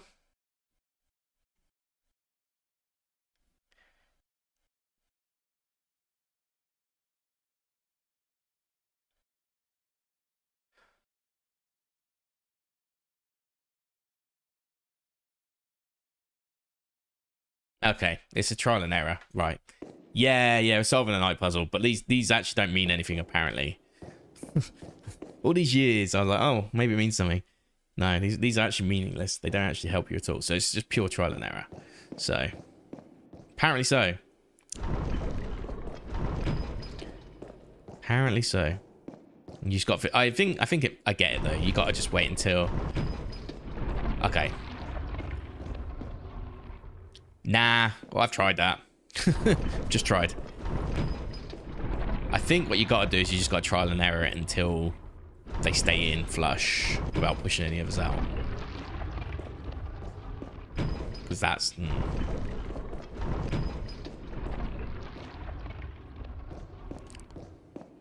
Well, I've just followed it and yeah, it's not happened.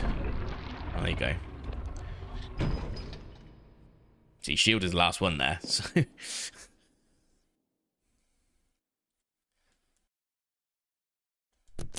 cool. Yeah, because look, your man on the right has a lance, so it's impossible because there is no lance in the four that you're pushing. There's a sword, there's a halberd, there's a double-sided axe, which is, well, the halberd could be considered a single-sided axe, I guess, in this case, and a shield. So, like, it's literally impossible to be the solution, which I only just realized myself this second from double checking on the internet. I wasn't even doing that. I was just Googling to see if anyone was complaining about the image quality of those 4 images, because I sure was. Okay, so we got to push all the buttons or something, right? And then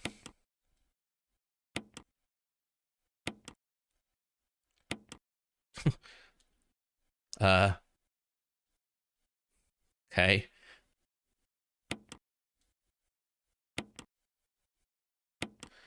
Do it in an actual order this time.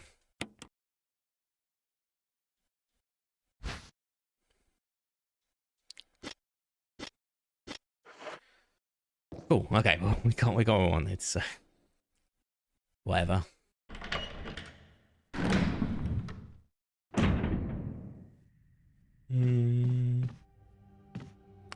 Let's put the mask away for now. Again, we should have a clear run all the way to the save room, in theory.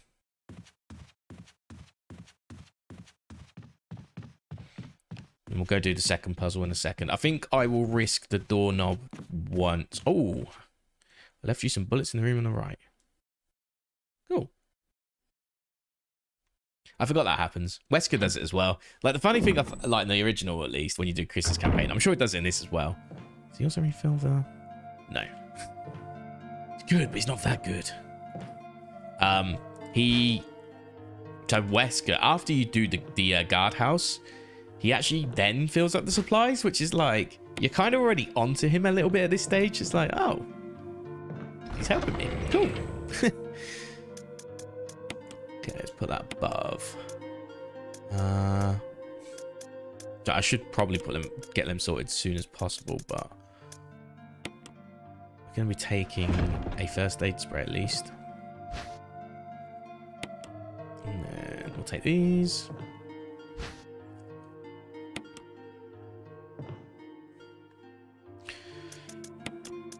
Oh, I've already got fast anyway, so that's good. But yeah, we'll take them and then we'll take this one for ourselves. So for the next puzzle... Well, yeah, that will require... I think I can do this. I can do it once, I think. Then it becomes... Is it even a one-way after a while? It's like a zero-way after a while, right? Yeah, cool. Oh, this is actually connected to the main hall again, so I can actually just go round when I'm ready. Okay, so this one, so I need to get... So this isn't like the order of the births this time. Like, it's not a life to death sort of order of ages. This one I have to look at like the items and equate them to the person. So green tiara, purple locket, and orange bracer, which I think would be this for bracer. Bracelet.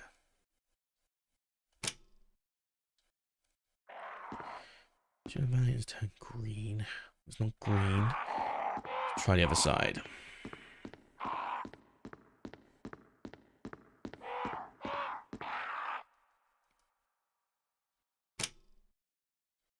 Pure white. Okay, so if I get rid of that, I'll go orange. Yeah.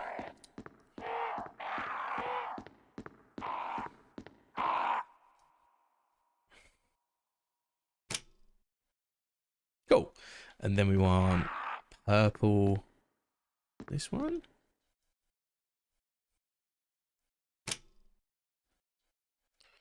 Cool. And then green for the tiara, whatever the heck it is. Crown.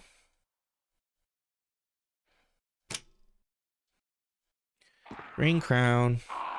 Purple necklace. Orange bracelet.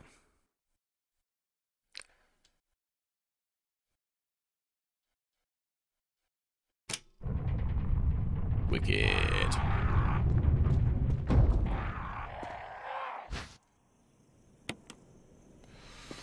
Okay. So we'll go round and yeah, we'll go to the other save room this time because we've got the fertilizer. Well, I guess it's weed killer rather than fertilizer, but yeah, and we'll get that all sorted out.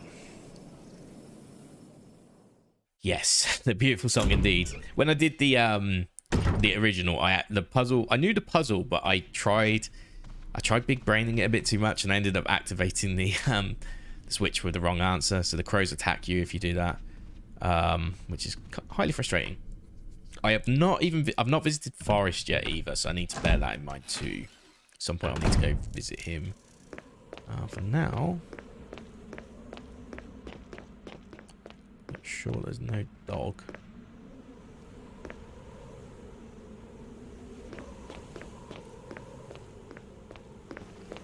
Oh, there's actually a zombie up here. Okay, well. Oh, you're kidding me.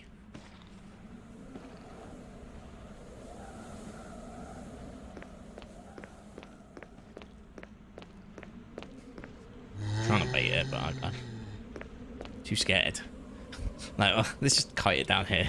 I've got all day. Come on.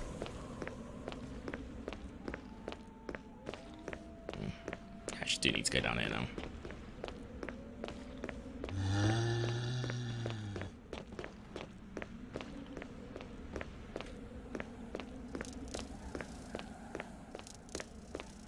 Yeah, we're good. Yeah, that was frustrating. I was trying to bait the attack, but I didn't want to get too close.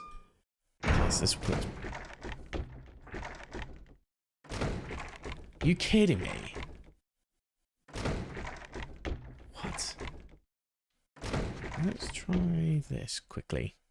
Just gonna see if I can stop that somehow.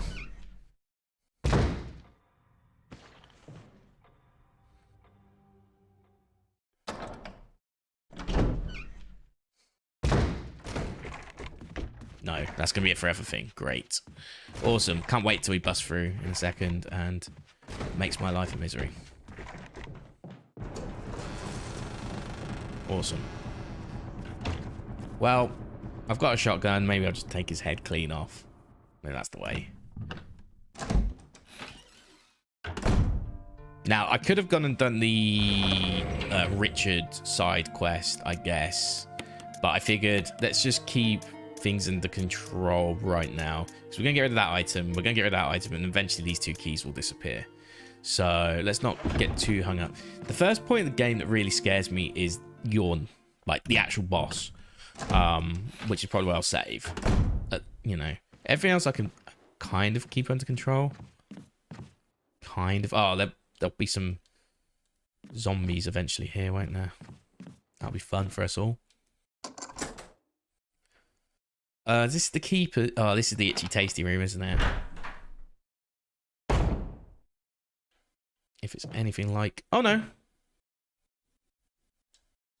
Ooh, I forgot there was kerosene there.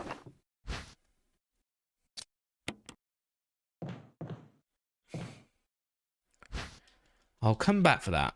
I'll come back for that. Oh, that's the broken shotgun. We don't need that. We've already got the shotgun. We used our wits to get it early.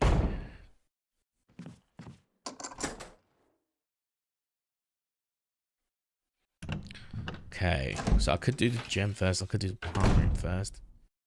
It makes no difference.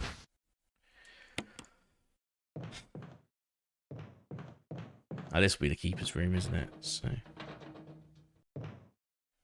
there's a lot of defense items in this room. Nice. If I can avoid using the defense items for a while. I've got it set to auto as well. Maybe I should make it manual. Okay, cool.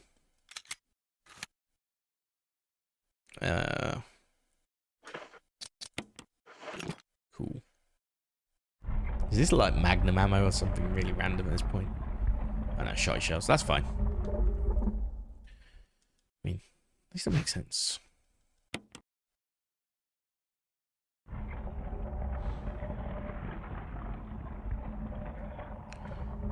Yellow and blue eyes. So there's that one. Then there's the plant, which will give us another mask, I think, if we do it right. So only leaves us one mask after, which we yawn. There is an the explanation is so what's his name? Let me get this right. So Alexander Ashford is the father of Alexia and Alfred. They have a is it the grandparent? I can't remember what his name was. He is, hold on. Alfred Fred Ashford grandfather. Let's type it in.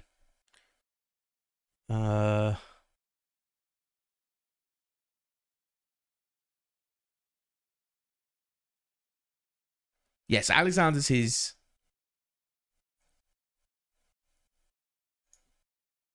Let me find it. So Alexander's the failure. So he failed. So he failed, but he didn't fail at the same time. It's kind of like interesting like that.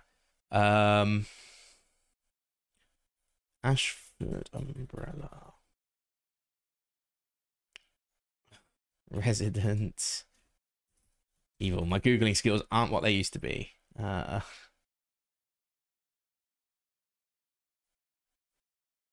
What's his name? Oh, yeah, it's Edward Ashford. That's it. Yeah, Edward Ashford. So Edward Ashford is the grandfather. Sorry, I had to double check, make sure I was right. So you sort of learn that Alexander Ashford, like just dipping off a little bit, is considered a failure. But under the hood, he is kind of a success because he creates Alexia Ashford, who is already kind of on the way to both the kids are on the way to being some experiment using, you know, umbrella experimentation, and Alexander does it in a way that allows Alexia to basically be exposed to the T. Veronica virus. She works it out as quite a young kid, I would imagine, like as a teenager, maybe at a push, how to do it, all that stuff. But her dad, they find out the truth about their upbringing from the butler. It's the butler, I think, who exposes it. And then they basically betray the dad by injecting the T Veronica virus, too early. So that's how he becomes Nosferatu. So Nosferatu and Steve are basically failures of the T Veronica virus because they've let it manifest in room temperature, whereas Alexia was basically cryo-freezed for 15 years and left to let the T Veronica virus incubate. So that's how she was successful. So anyway, taking that all back, you've got Edward Ashford, and he is the grandfather of the twins. And whilst it goes all the way up to Veronica, who's like the original Ashford that was like smart or whatever, Edward is the one that, along with Oswald Spencer, and I guess George Trevor, I guess, were the ones that created. I guess George Trevor's the architect technically, but Edward Ashford was the one of the creators of Umbrella. So when they found the progenitor virus, which is like the very first virus they create, which is based off of a flower, if I recall, Edward Ashford is the other one that works alongside him. So yeah. So I believe I can't remember who it is who builds the actual mansion. I can't remember if it's Alexander or if it's Edward. I think it's actually Alexander who builds it though, but he has memories that are like tied to it somewhat, some way. Probably because he was an employee for Umbrella as well. It was like, oh, cool, fun memories of that mansion. So yeah, they build a similar mansion to this one, which is kind of cool in a lot of ways. Sorry, that was as lore dumpy as I'll ever get. But hopefully that explains some of it. It's hard to like follow the lore of the Resident Evil games though. But yeah, hopefully that made some sense. Okay, so the thing in remakes, you actually have to know where these go. If you go green, I think you kill the herbs. If you go red... Hey, thank you for the follow as well, Ramsey Boys. Appreciate it. I really do appreciate it. Yeah, if you have any more questions, let me know. I do generally know the series. I'm sure there's better people who could tell you, but I'll always try my best to explain it. So, I believe green goes to the herbs. I believe red is the way we want to go. Cool. But yeah, I kind of have my lore on point to an extent. A lot of it is pretty simple though. It's, you know, city gets overrun, mansion gets overrun, city gets overrun. There's some glaring holes as well in the plot from time to time. Like, for example, if September 28th was the true starting day of, you know, the Raccoon City incident, then why is there like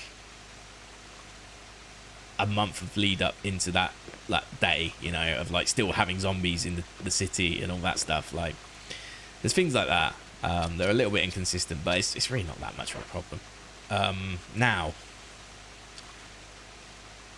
the problem is once I grab... Okay, I'm going to grab this. And I'm going to run back. And I'm going to deposit this one. But we're going to get cuts. We're going to get a trigger here for sure. This is a window-based trigger. Yeah. So, if we ever want to come back through there, we'll have to fight away.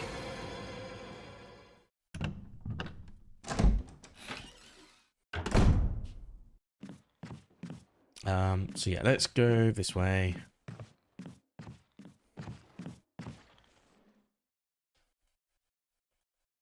And then I'll start to clear that because we'll have the... So we've got 3 of the masks now already. So the final one is on Yawn. I know that for a fact. We have to go to Yawn to get that. Let's put the shotgun shells away. Just put these away. Okay, so that keeps me clean. I could go back. Let's just work out what we've got when we go out there. Like, what we've got to kill. Because we'll have to come back. We'll have to do the poison section, I guess, with Richard. Richard! And then once we do that, that will start to get us in the right direction for Yawn. Still got a bit of work to do, but... So this is the Keeper's room. Is that a Crimson Head? It looks a bit like a Crimson Head there. Okay. So this room is a scary room. To an extent.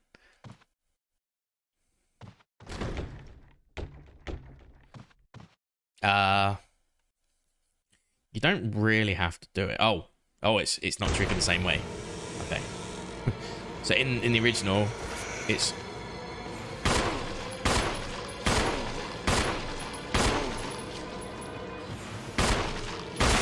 Oh, nice. Cool.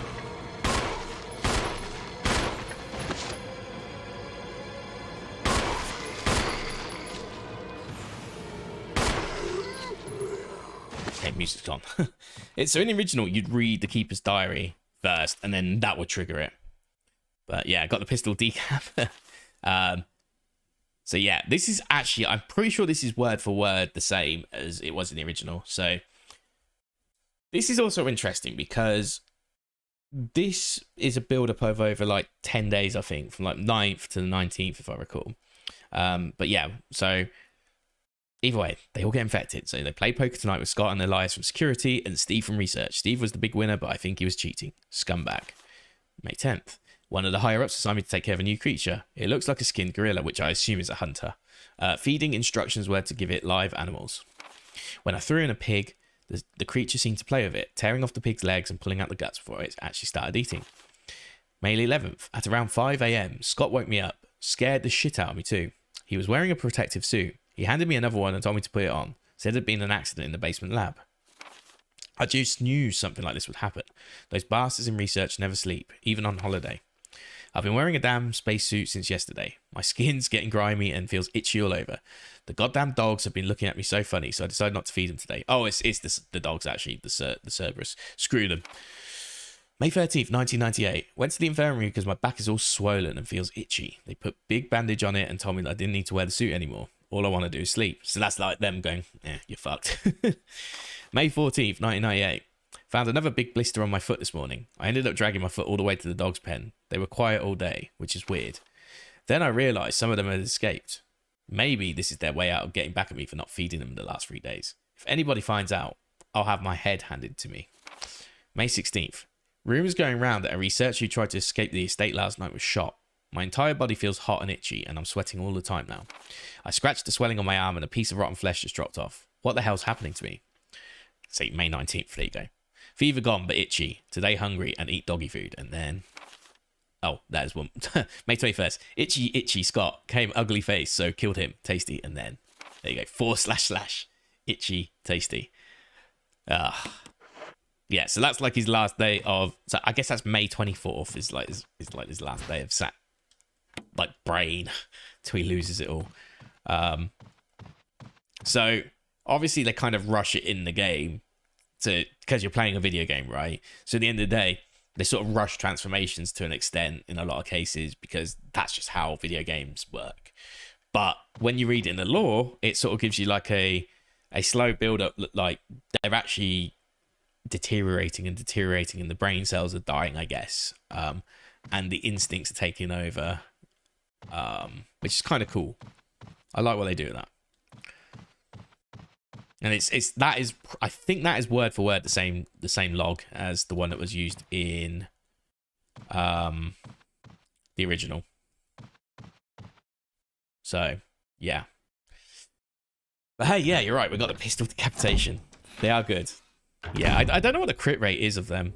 Okay, let's do that. So this should take us back out to the hall. There'll be another zombie here, but oh, okay. So that's the Moonlight Sonata room, which I do need to get to. Actually.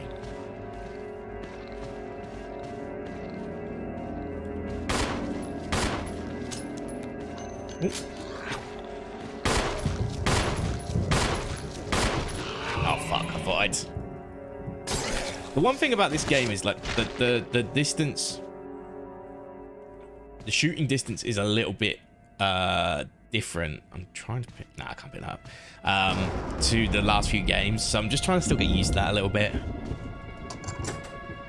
Just a little bit. How many more doors have I got left? That's a good point. Yeah, I mean, this is what, 98 in game, I think. Yeah, fucking might as well take these.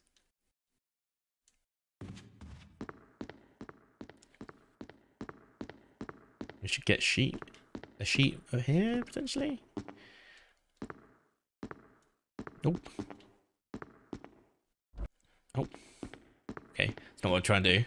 Sure. Yeah.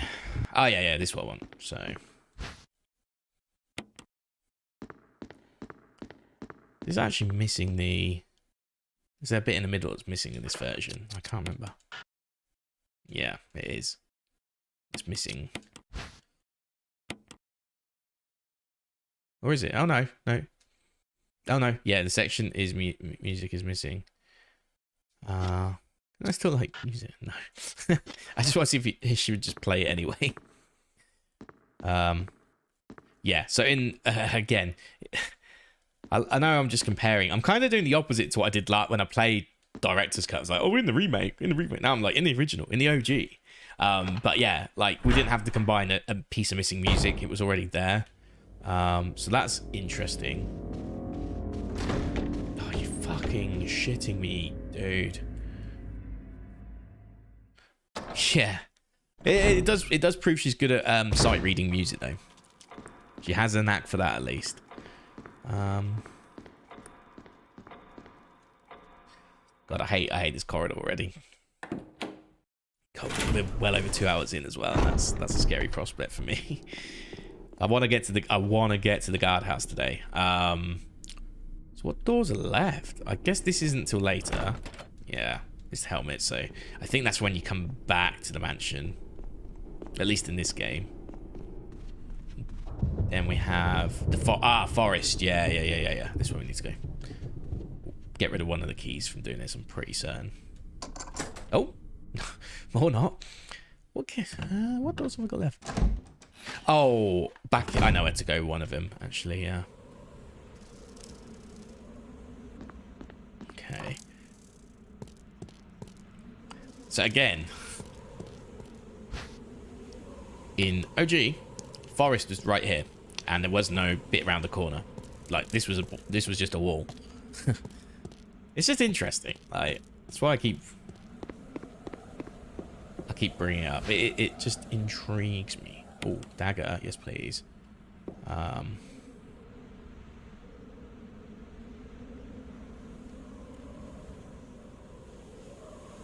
Isn't that a herb? Oh well, I'll pick up his item.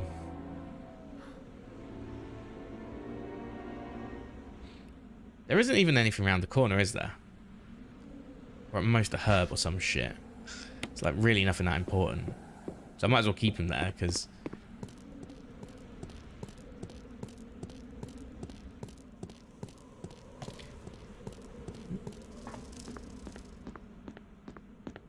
Cool. Okay, so... what have we got left? So what I'll do is I'll do an item shuffle.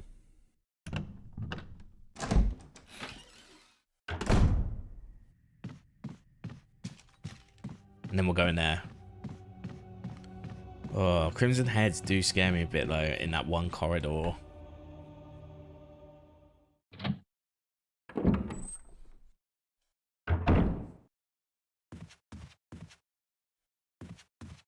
But yeah, I want to go down there as well. Use keys around there. Because there's no helmet key lock there because Yawn 2 is different in this game. So I think we'll be okay.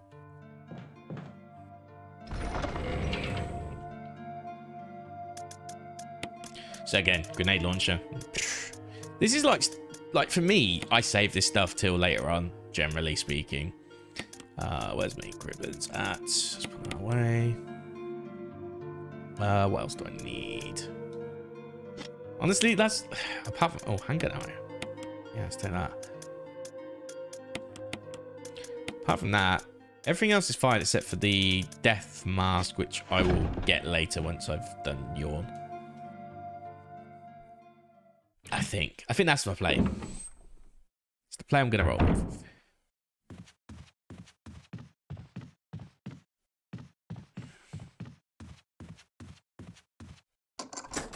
There we go. I knew one of them would be discardable here. I think this one doesn't unlock yet, but I will try. I could be wrong. I feel like this is a helmet key one or whatever. Yeah. Yeah, because it's the room with the yellow gem. We have to turn off the light. Whereas this one is there's 2 doors in it, I think, and one of the doors unless I've changed it slightly, but one of the doors is that insect room with the moths or whatever, or the fishing lures or whatever it is. Yeah, it's exactly what I was thinking. So that's one. That room is a room with a bed in it, if I recall. It's just an item room, nothing too major. This one is a puzzle. It's pretty easy. Fuck cool. Oh, Hello. Ah! Jill. Barry, I didn't mean to get you that excited. Right. Anyway, you should read this. Researcher's will. A letter is slipped inside. The top part of the letter is torn off. The rest of the letter is legible. Alma. I have tried to survive to see you again, but my efforts only delay the inevitable. I am infected, and there's no cure for what will follow, except to end my life before I lose the only thing that separates me from them. My love for you. In an hour, I'll have entered my eternal sleep, where there is peace. Please understand. Please know that I am sorry. Martin Crackhorn. I've heard that name before, and like not just last week when I played this. Well, I guess we were right about this mansion being But I'm quite sure there was a unnatural. guy called Martin Well, they will Crackhorn when I played Code understand Veronica. Where's the part that's torn off? Well, my only guess is that it was the most important part, and somebody didn't want anyone to see it. Let's continue our investigation.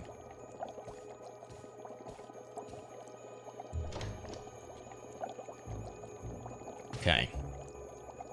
So there is this thing here. Various types of fish hooks. And then we got bee specimen.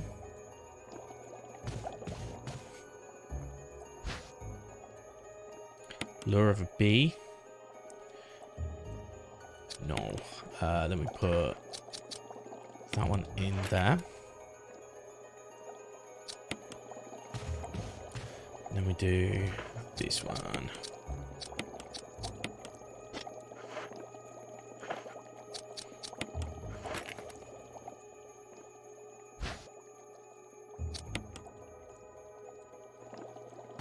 Cool. So you just have to marry them to the right side that they're relevant to, effectively, and match them to the side they're relevant to. Oh.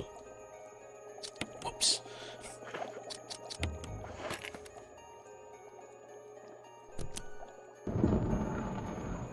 Sweet.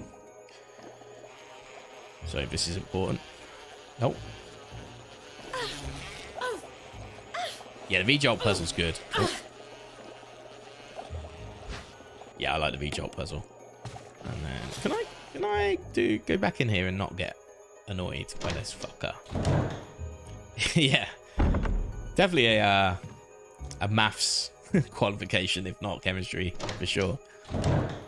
So I can do maths. Oh, fuck off. Am I done in here? I think I'm done in here. We'll be fine. I mean, that's a very important item. That's a very important item. And then in this room, yeah, this room is like not a major room if I recall. Yeah, it annoys me though because of the angles.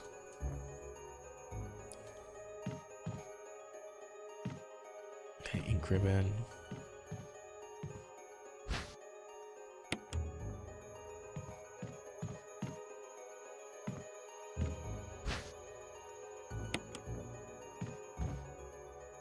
Yeah, this room really has nothing to it, but it makes you think that, like, it's scary.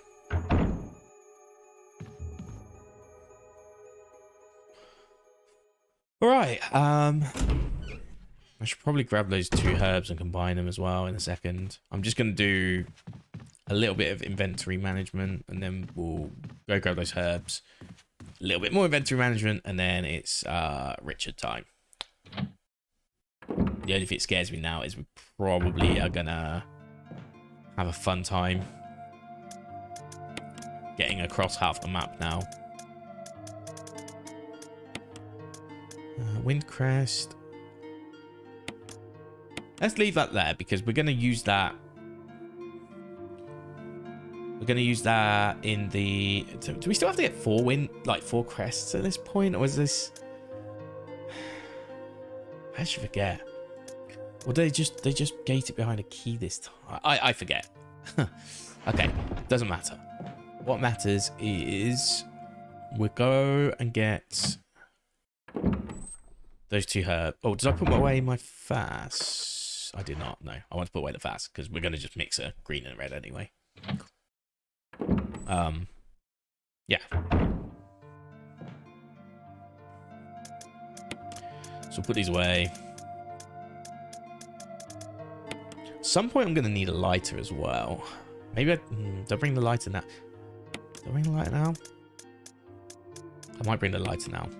I think that's where I get my book for the missing piece for the sheet music is in the room near your. Until I get the key to go into that, I can't do anything. Sorry, for Yawn, that is.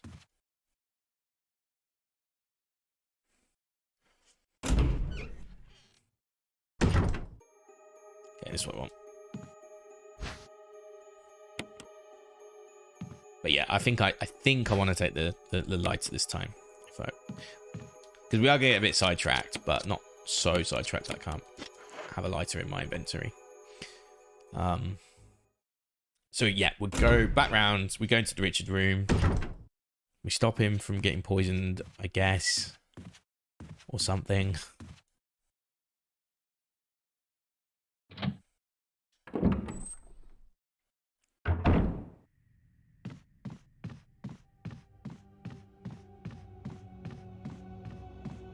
Here we go.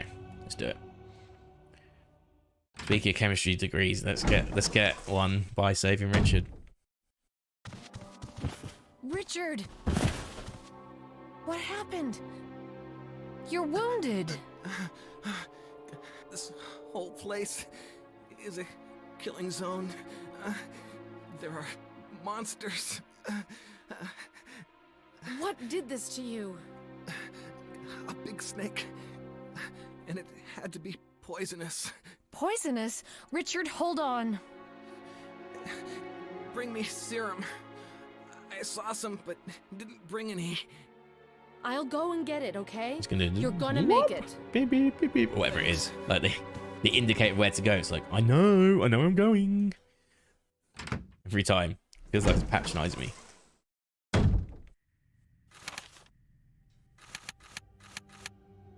There we go. Well, I mean, I'm going, but yeah. So most optimal way. It's probably still going the top way, actually. I'll have to kill one zombie. I think I can get away with that. Sure, if I had a shotty, I should have brought a shotty just for that one zombie. Just keep my path clear. But eventually we're going to need to clear hunters anyway, so it's no biggie. But there should be no zombies out here in theory. Because my man busted into the next area, right? Yeah. Cool.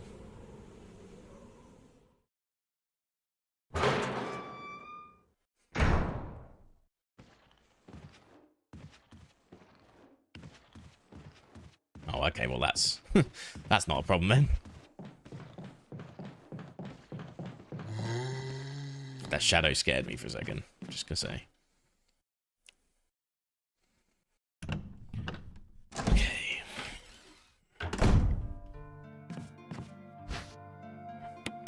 Syrup for you.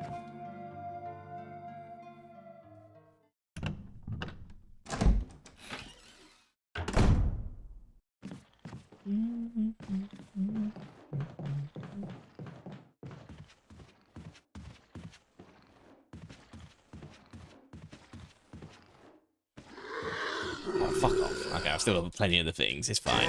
It's fine. Is he actually dead? Dead. No, he's not. Okay. I'm just going to finish it. So I'm not. So it's not in vain. Which means I do need to burn his body, but we can do that later. Or we can do that before we do anything else. So I'll do this. Yeah, I'll do this. Once I do this, we'll have to burn the body quickly. But at the same time, it's like, we're not that far from the guardhouse now, so I don't know. But then, not everything turns into hunter either, so something still says zombie if I recall, so I do need to consider that as well.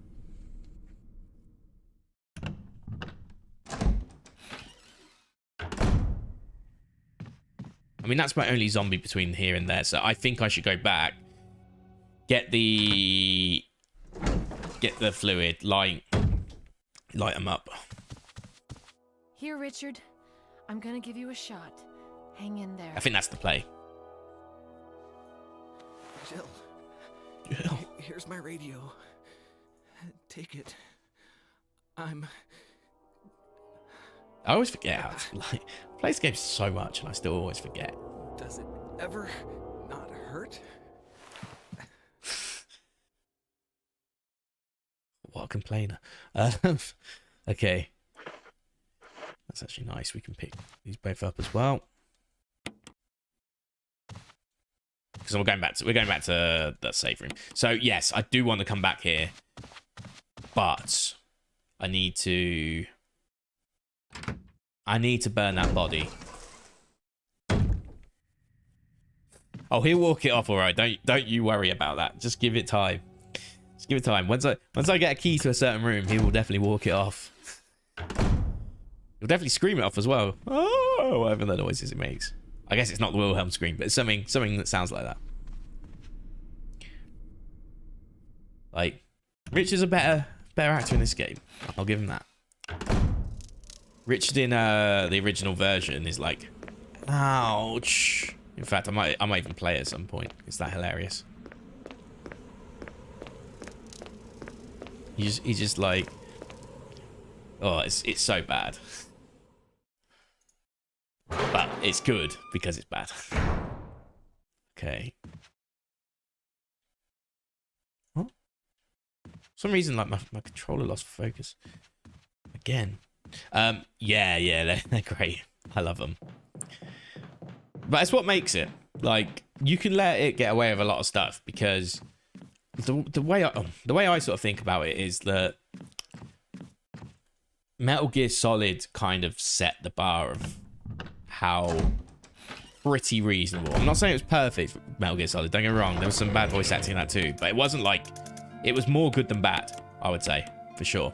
And it really set a standard. And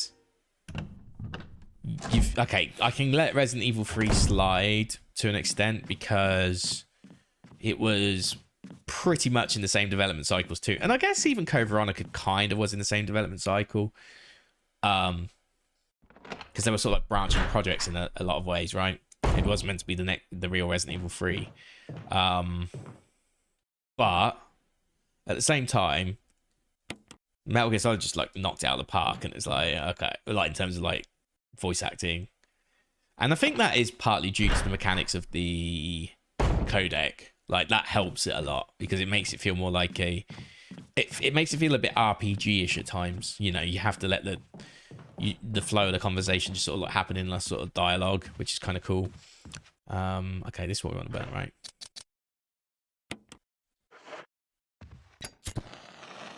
And then we want to burn.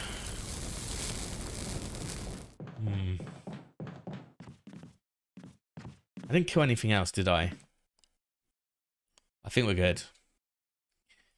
Yeah. Code Veronica has...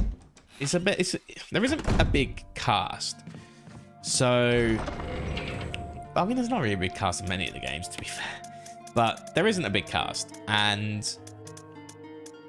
The problem with Code Veronica's acting is that you should expect a little bit more maybe by the time that game came out, which was what, 2000, I want to say. It was Dreamcast, right? The OG. Now, Claire's acting is all right. Like Alison Court, like it's reasonable. Like, it's a bit on, it's a bit off at times, but you know, that's more the writing than the actual acting, I would say. Chris's acting is, again, pretty reasonable. I'd say it's more than reasonable, actually. After playing that yesterday, it's like, it's not bad for a game from that time. It really isn't bad for a game from that time. Rodrigo, the prison guard, his voice acting was pretty good as well. It's just everyone else. It's pretty much just everyone else. And like, Wesker isn't awful, but he's not amazing. Then you've got both Ashfords. Yeah, it's exactly what I said. Exactly what I said. The Canadian bit as well. Like, it's so emphasized. It's like an Ontario accent or whatever, right? From what I meant, it's definitely not the part I was in. That's for sure. But there isn't really much of an accent in Vancouver anyway. So, but yeah, don't get me wrong. Alexia and Alfred, and obviously fake Alexia, like, they're pretty extravagant and exaggerated, and that's kind of the point of them, and it's kind of funny as a result. Like, you're meant to kind of laugh at them a bit.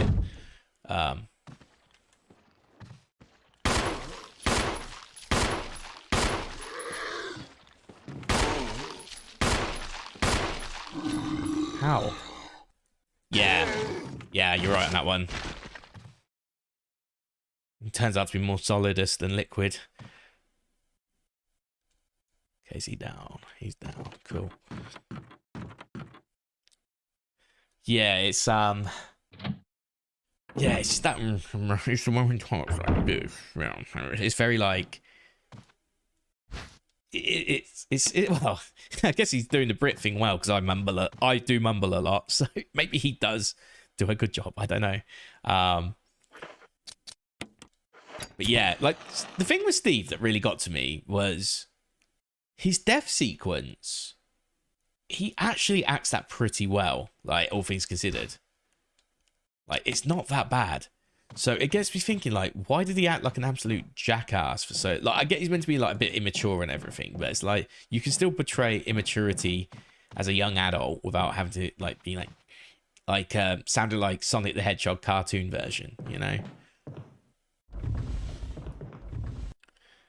He is, yeah, but let's maybe not use that that as a derogatory term. Thanks.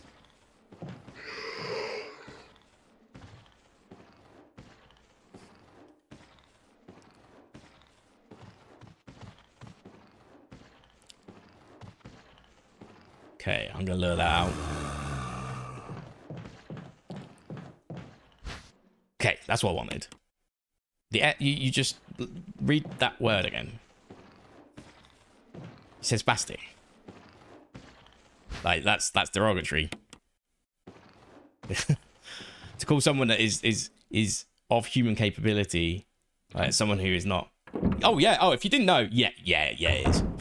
Like, so much so that they changed the name of the charity in the 1980s to Scope, or 1990s. So it used to be called I think it used to be called the Spastic Society. That's okay. Don't worry about it then. Like, we're here to. If you didn't know, you didn't know. It's one of those ones that, like, people definitely used back in the day, you know. So doesn't excuse it now, but it does. You know, people, unless you tell people, you're never gonna learn, right? Like, at the end of the day, you know. So, cool. It's new information. Not a problem. Not a problem. Yeah, it's so basically they used to. Let's go on a history lesson. Yeah, it is, but it's yeah. So let me just get this for you. So what it used to be called back in the day, the charity was called the National Spastic Society, which basically was for people with cerebral palsy, if I recall. I'm just trying to find it. They changed the name. When did they change the name? 1994, yeah. So it was 90s. They changed it in the 90s because it was being used as the derogatory term. Yeah. So it's kind of used as a catch-all to describe people. It's I'd say it's similar to, like, some people would say, like, using the word dumb is even frowned upon. I that's a grey area for me, but using spastic in a derogatory way is yeah, it's pure derogatory when people say it in Britain. Like, nobody means anything different. So they renamed the charity to Scope as a result. So for the same charity. So in 1994. Oh, okay. Okay, that's fair enough. Yeah, it's it means yeah, it means that's fine. So you're from North. Okay, where you from, if you don't mind me asking? That's cool. Like, that's fine. Yeah, that's just you're gonna get that with the internet, right? Just cultural differences. Like, if I say I'll just, because I'm talking with, yeah, and it's fair. Like CUNT, for example, if I say like that, as a, like, a lot of people would find that like highly derogatory still in America. Whereas if I go to Australia or UK, you'd say it's a term of endearment these days. So, yeah, things change. It used to be for us as well, though, to be fair. But yeah, like it's just things evolve, and it's like even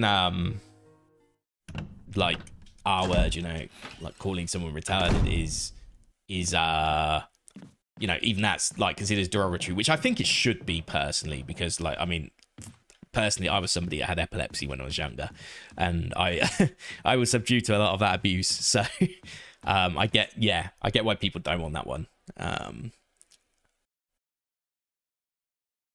Yeah, I see what you're saying. Yeah, it's very like deadpan and dry, isn't it? A lot of it. Honestly, these days I'm more into like I don't think there's been a really good British comedy in a few years now. I'm trying to think what the last good one is. Like, in all honesty, one that's really got me like going crazy funny. I guess we have to go back to the Moonlight Sonata room. Ah, cool, nice. Mississippi. Decent. Oh yeah, that's that. You're right. Yeah, Deep South. Yeah. So yeah, I don't know. Like the last good comedy was what, Friday Night Dinner. It was like a British one that was pretty good, which has the main guy like from it. It's kind of like a couple of comedies. They're like all-star cast from other comedies, and it was pretty good. But hold on, do I need to reset this? No, I don't. But Friday Night Dinner was like this Jewish family in London that would have like dinner every Friday, you know, because like it's kind of accurate to faith, you know, before Sabbath and all that. And then every Friday night after work they'd all go to dinner, but like the two adults of the family are like really immature, but it's just silly. There's nothing like really crazy about it, but it's pretty silly. Apart from that, like, I don't really know what other funny comedies have really been about. Because we have like there's no middle ground of comedies in the UK. You have these like really good comedies that are like phenomenal, or you have these really shitty comedies that are like laugh track sort of crap that you get on BBC a lot of the time, and it's just like really not funny. It's like prime time sort of shit. Okay, we can Moonlight Sonata it now. Oh, I should have picked up the thingy as well. Well, that's fine. Yeah, IT Crowd is like a firm favorite of mine. It's yeah, I'd say like even though Graham Linehan's a dickhead, he's an absolute knob jockey. It doesn't change the fact his humor and his like the TV shows he made were pretty funny. So like Father Ted, if you've never watched Father Ted, that's a fantastic show. That is hilarious. It's made by the same guy, and it's basically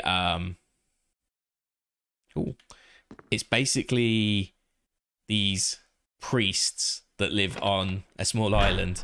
It's just hilarious. It's based in Ireland, you know. Don't like that sound. Oh, that's the Crimson Head that runs out, right, and gives chase. Oh, I don't like that. Yeah, Noel Fielding.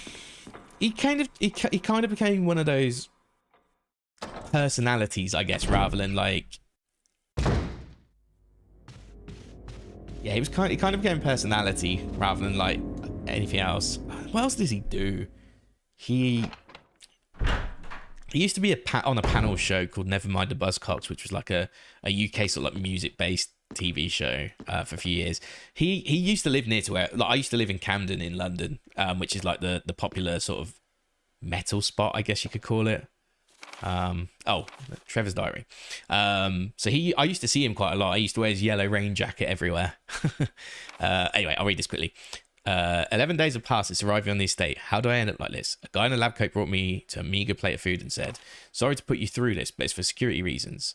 That's when it hit me. It all makes sense now. There are only two people that know the secret of this mansion. Sir Spencer and myself. If they kill me, Sir Spencer will be the only person that knows the secret. But for what purpose? It doesn't matter now. It's too dangerous here. My family. I hope they are all right. I've decided to escape. Jessica, Lisa, I pray you are safe. How could I be so careless? I lost my favourite lighter, the one Jessica gave me for my birthday. Now it's going to be that much harder to escape this dark place. November 13th, the date when my fate was sealed. My aunt was hospitalised just 3 days before that. Jessica and Lisa said that they were going to visit her. I wish I could be there with them. But wait, even as I'm writing, my memory is coming back to me more vividly. Just before I passed out, I remember the men in the lab coat said something like, most likely your family is already. I pray for their safety. Somehow I managed to get out of that room, but getting out of this mansion won't be easy. I have to get past all the booby traps, tiger eyes, gold emblem. I have to try and remember for my own sake. Oh God. Yeah. So, yeah, there's I lived in Camden. I lived in like round that sort of area where there's like all the metal stuff, indie rock from back in the day. It's quite renowned for like Amy Winehouse being from that area as well. Some of the pubs around there were like are very famous for her existing around there. What was I going to say on top of that?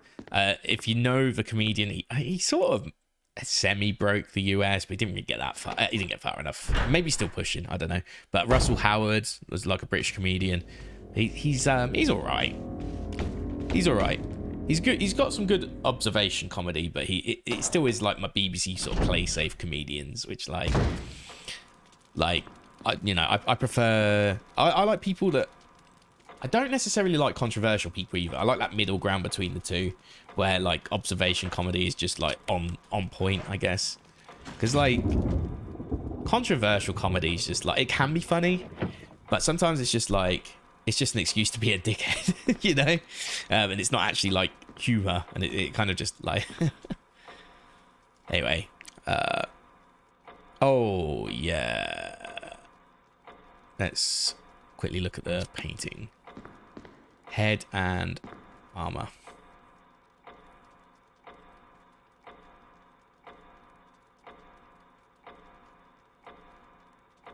Isn't it just turn these round?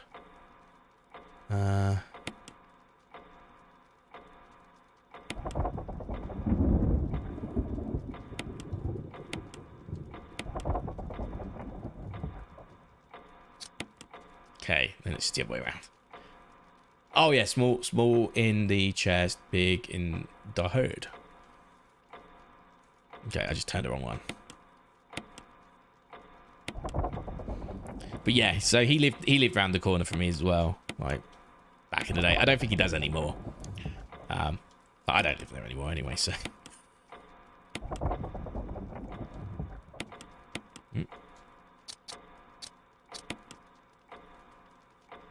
Didn't mean that.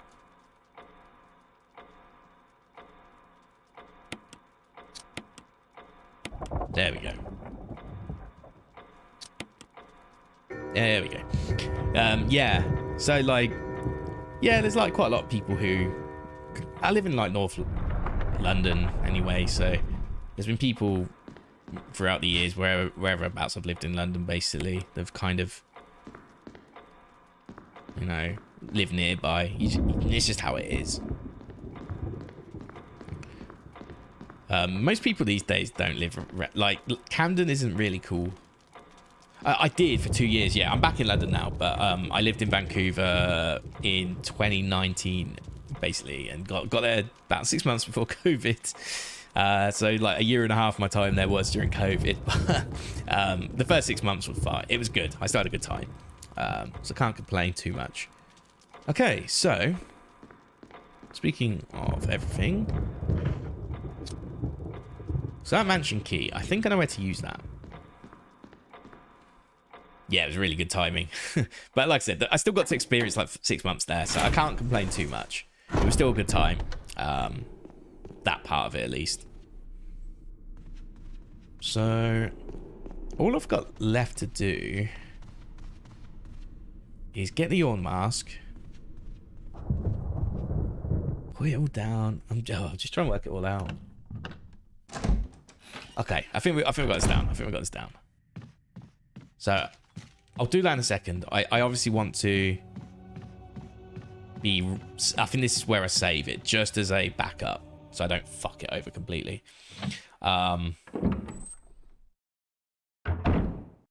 Yeah. Yes, like Vancouver's great though. Honestly, it's expensive, and it's a different kind of expensive to London because renting isn't awful there. It hasn't got that far yet. It will get there, I reckon. But renting isn't as bad as London, but I think owning a home out there can be quite difficult in comparison. Even though, well, it was at least when I was there. I think now London's just gone crazy. Like, I'm looking to buy a place and I just can't get on the ladder. It's like, doesn't matter how much you save, it doesn't matter how little you save, doesn't matter where you try to go. If you want to live somewhere where you choose with a little bit of convenience, you can't have it anymore. Or you can with a really high interest rate, I guess, which is going to be fun. So I genuinely don't know where I'm going to be living in a few months, because this isn't my place. This is my friend owns this place, and they don't live in London anymore. So the whole reason why I'm staying here is because they basically moved away, and they were like, "Oh, do you want to live here cheap?" But the only condition is that next March the property will be put back on sale. So that was the only condition. That is a different save, isn't it? That's yeah, good say. It turned into a renter's market, because there's a few schemes that have sort of existed. One of them is called, well, it actually ends this month, I believe. So there was a scheme called Help to Buy, which allows people to get on the property ladder. But basically, it's basically like cheaper housing, if I recall. And you can have a lesser deposit. That was right. You could have like a 5% deposit or something really low. It was pretty generous.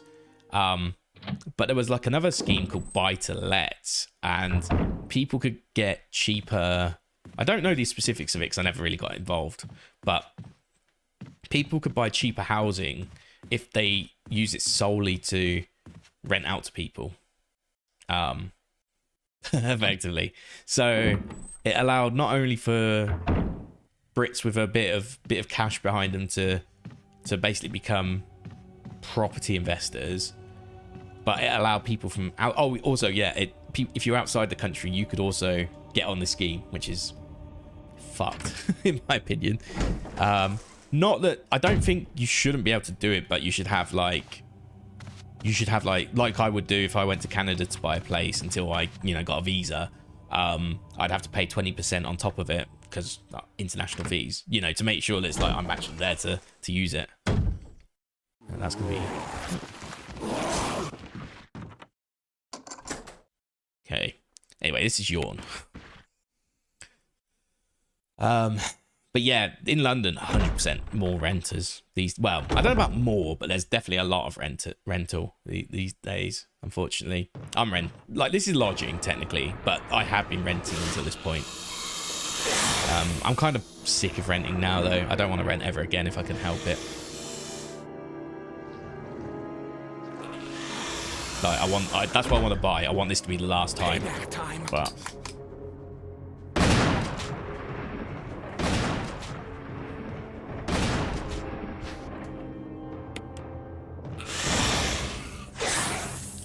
cool.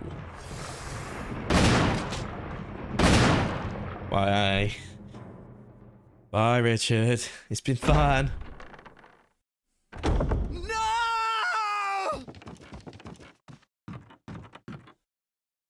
Cool. So we've got the 4 masks. So let's get them all sorted now. Yeah, I trust him. Oh, cool. There's a zombie. Right.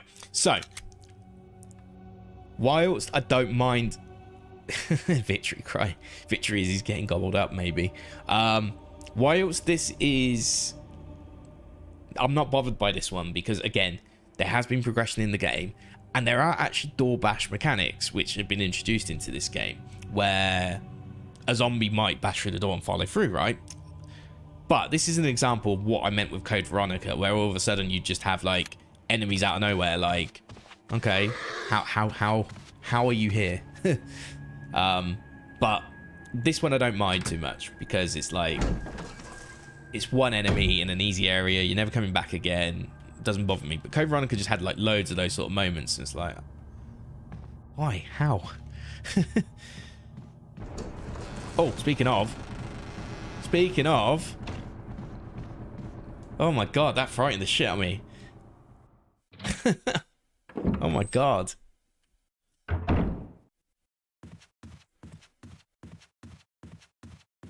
Okay.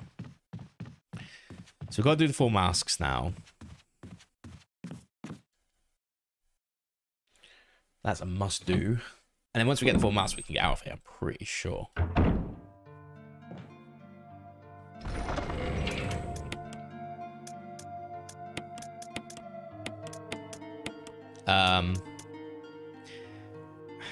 I mean, I can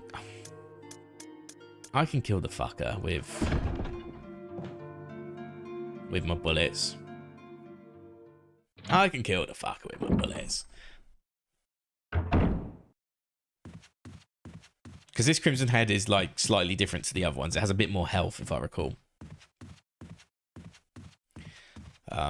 I could use a shotgun just to wipe it, but I'm not gonna.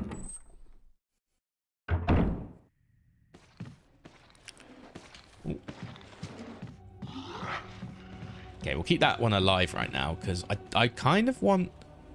Well, if I have to kill it on the way back, I'll kill it on the way back. But I kind of want to. What was I wanting to do? Oh yeah. Yeah, I want to keep everything up in case they turn into hunters or whatever. Like if they stay as hunters, then that's great. If they turn into Crimson Heads, that's kind of I'd rather deal with hunters that part of the game, if that makes sense. Because otherwise we'll get to that part of the game, it's like, well, oh, it's a Crimson Head, cool. Probably doesn't make any sense. Okay, well anyway.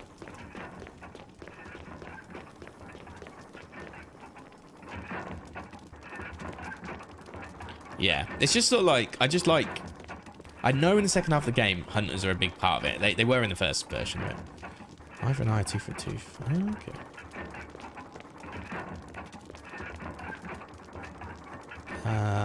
So we want to put the full mask on. No, hold on.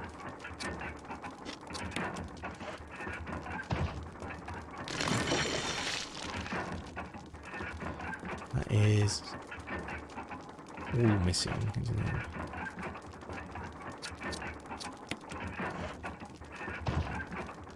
Yeah, it really does. Yeah, because you like a lot of the time you can get away from the Crimson Heads because you like go, oh, it's the next room, cool. I'll just quickly dodge it. But a lot of the time it's also like panic mode engaged. Also, I mean, if I die, it's not the end of the world either. Oh.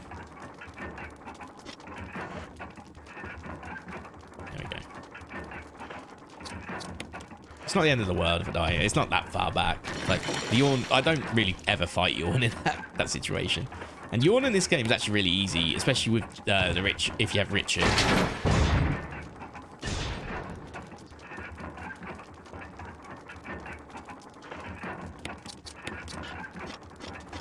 Yeah.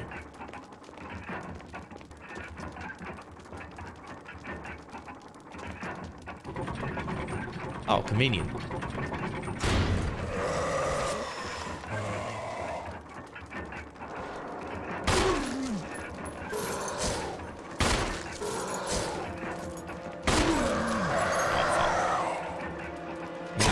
to.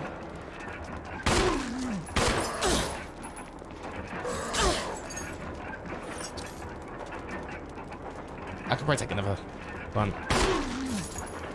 As long as I don't get grabbed, actually. Oh, fuck. I got grabbed. I got grabbed. I got grabbed. As soon as I say that. Okay. That's alright. We haven't lost too much time. It's only like a minute or two. I got greedy. I might take one herb with me then. Oh well. It's what I get for being greedy. Orange caution is the worst part of Resident Evil for me.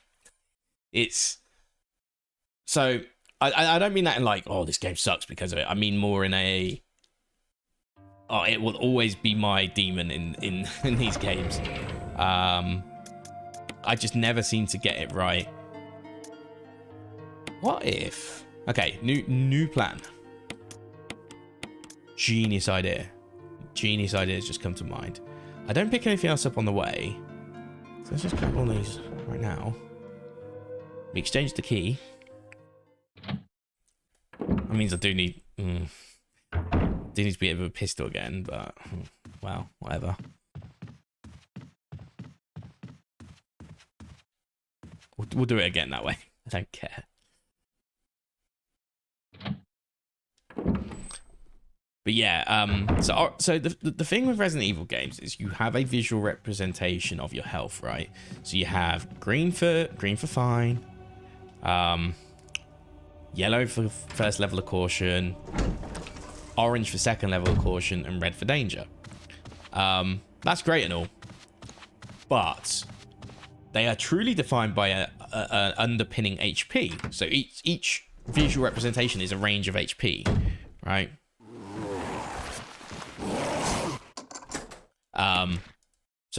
So therefore, say you've got 1,000 HP, right, and you go below 800, then you'd be in caution, right? I'm just spitballing numbers. It's not the truth numbers.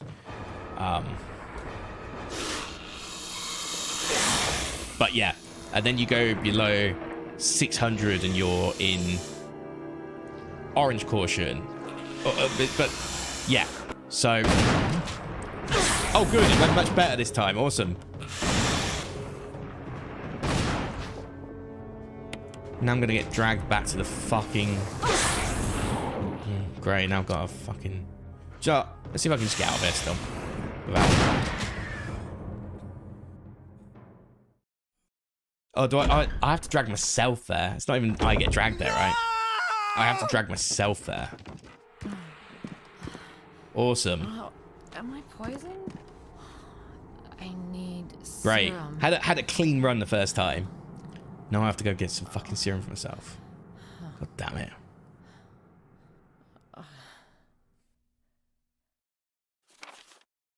Like how it's reminding me again.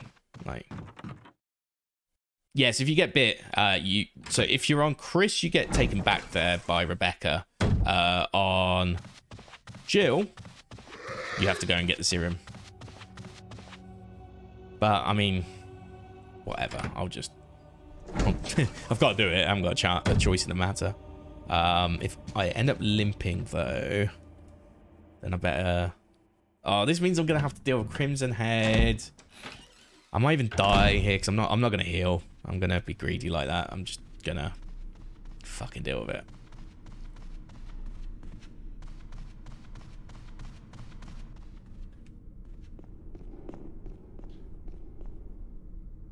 Yeah.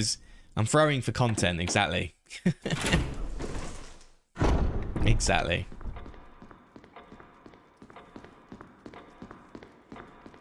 Okay. There's gonna be Crimson Head now. I can just feel it.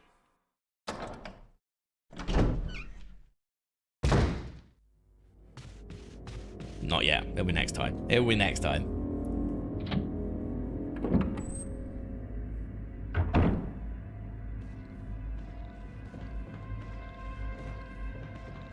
That works for me.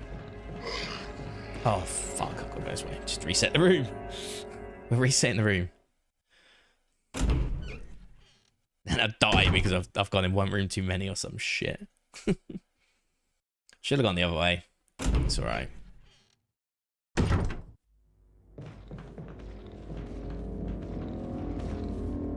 It's alright.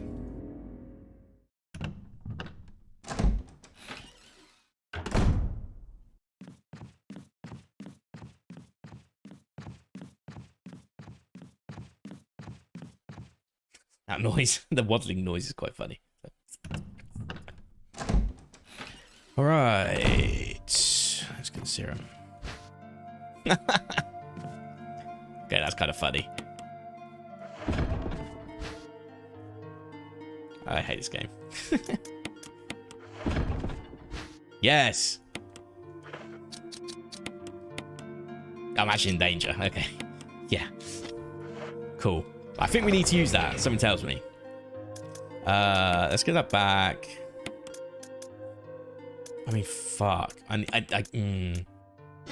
kind of need these still for the... so what do we do? We go across the courtyard. There's dogs everywhere. We have to avoid the dogs. Oh, there's still the Lisa Trevor bit. I think so, yeah. I'm not sure about the serum version, though. I'm not sure about the serum version. Because the serum version is technically different, but it might still be the same, yeah. It might still be the same. But yeah, it's the only one that, like, you can't use blue herbs on that specific poison. I'm just trying to think how to play this. Do I just take a shotgun? Yeah, with 6. That's what I'm going to do. But now I need health. I don't need that. So I can take some health. Fuck it. That's what we're going to do. Okay, we'll have 4 slots after this, so fuck it. Let's just do this. So that's what I'm going to do. I'm going to... yeah, I'm going to go back into the main room this way. I was thinking about going to that plant room to get the herbs, but we can do that. We probably should do that before I go to the guest house, the guardhouse. Sorry, I keep going to guest house. It's guardhouse.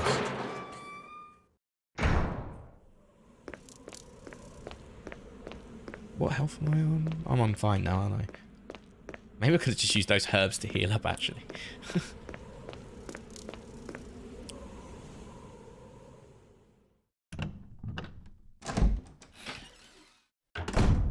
I think I'll still pop off some pistol shots as well to begin with, and then I'll move to shotgun.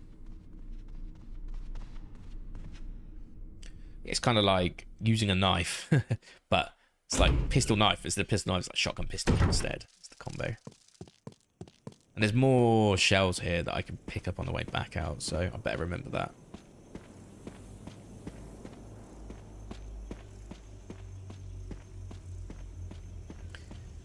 Once we get this, we're technically primed and ready to go to the next section of the game.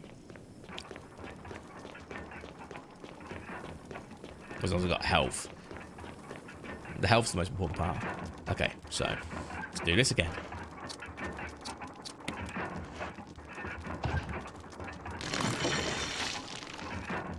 And then that's the all of them one, I think.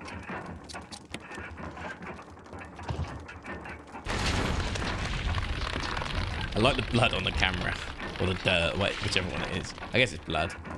It's kind of like an Iron Maiden sort of thing, isn't it?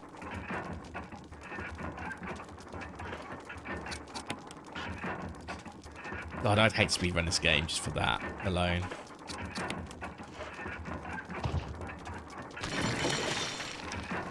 Just missing that interaction every single time.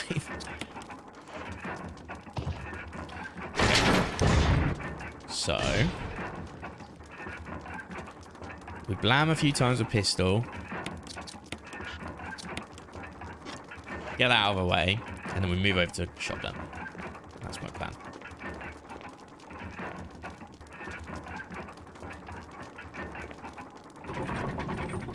I don't think I can skip this. This is technically real time.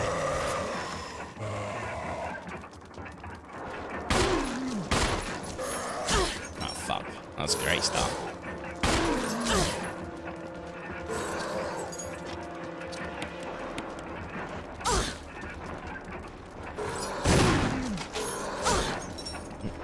Triangle. I'm dead. Oh, no, I'm not. Okay. Holy fuck, man. This game's buttons are curt. Well, it's not this game's fault. It's just the fact I've played all the other fucking games so far, and it's just ruined me. Oh, it's already dead. Oh, awesome. Well, that was a good waste of a shotgun shell. I definitely panicked a bit there. I won't lie to you. Cool. Okay, so this is what we need. Yeah, it's what we need to go progress.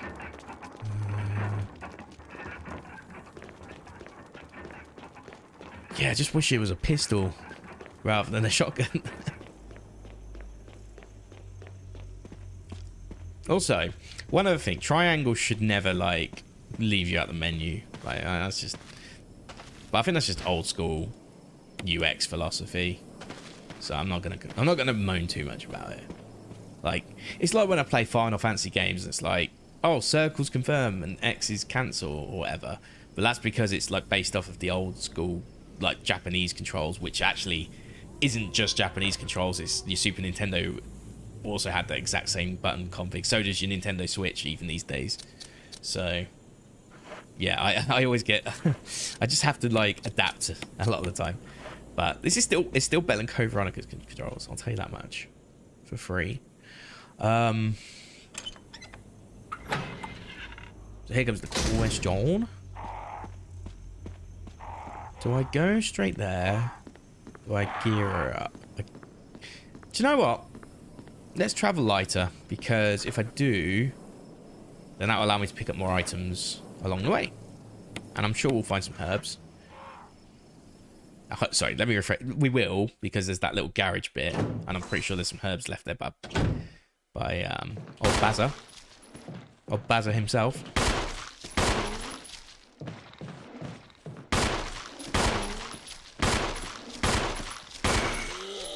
God damn it. I shouldn't really be worried if he gets up or not. That needs a different key. Yeah, I shouldn't be getting worried at all, because that's next time we come back here anyway, it's going to be a hunter in this room. So let's not get too hung up on that. I could have just dodged it, in fact, but I didn't. Okay.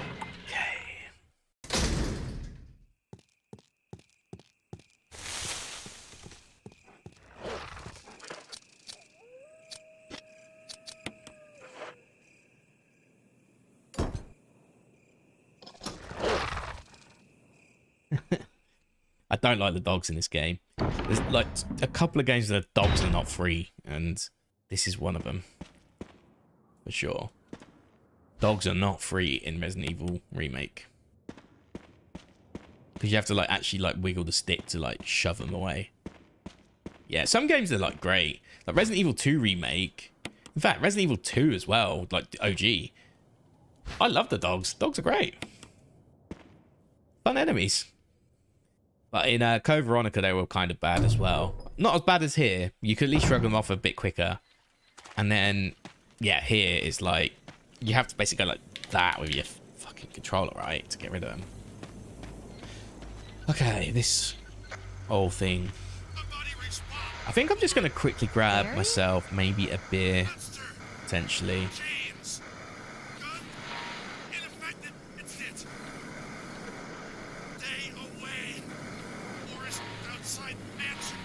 Whoops. I'm going to pretend he didn't say anything. I'll be right back. I'll literally be 2 seconds. I just need to go to the fridge and the kitchen.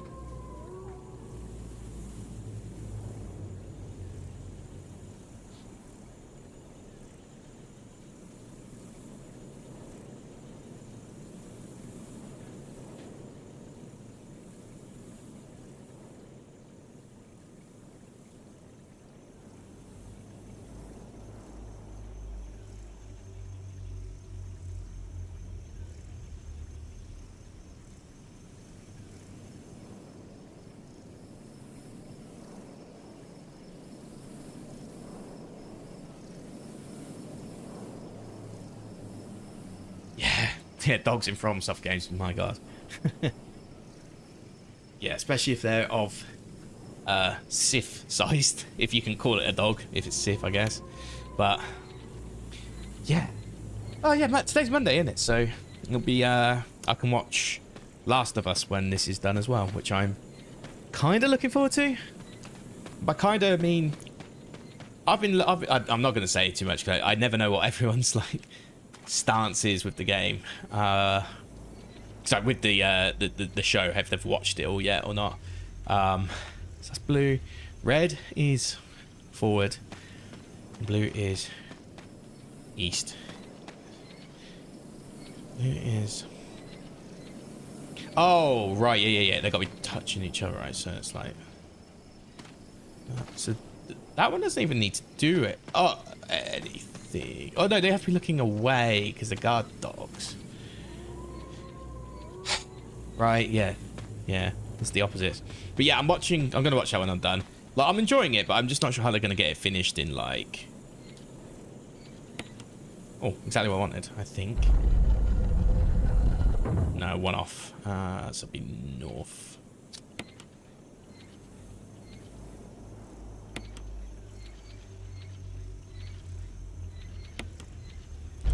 I think that's what I want.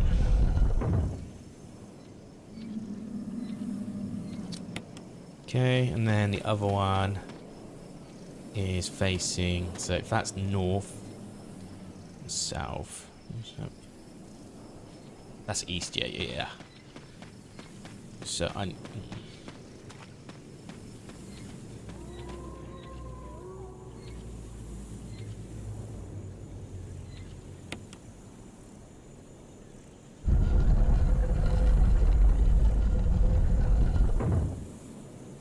Alright.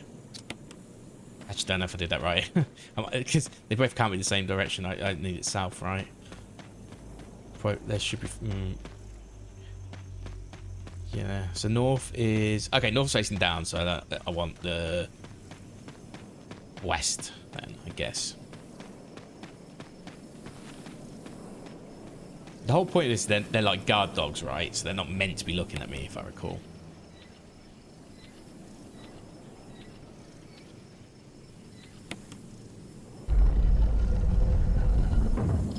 Yeah. Cool. So I'm meant to sneak past them. That's like the technicality of it. But yeah. So I'm looking forward to Last of Us tonight. It's going to be a good episode in terms of what the themes should be. But I'm just not sure how they're going to fit. I don't know how they're going to fit in all the content that should comprise of the end of the first game.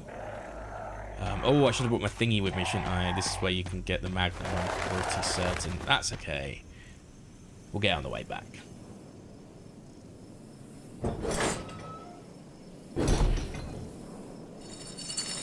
Oh, we can pick it. We can pick up the crest here actually, before we have Lisa try to deck us.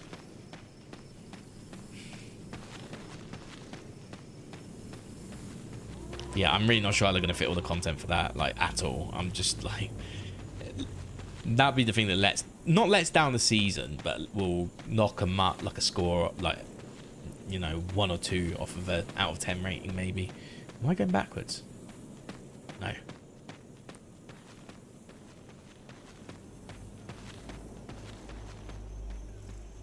I think a game where dogs weren't annoying as shit.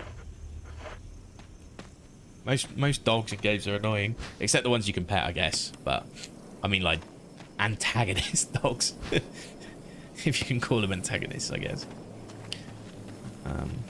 Okay. Well, let's go in here. I've only got Peronis at the moment, which are like decent enough, like for your basic beer, but yeah, it's not my favourite beer. It's still a lot better than like all the other sort of shit beers. Like, I think the only shit beers I drink these days is like Stella, Peroni, Birra Moretti, San Miguel. Usually, all the other ones though, like Carlsberg I'll avoid, Carling I'll avoid. What else? What's the other bad ones? Foster's. Oh, I'll never drink that again.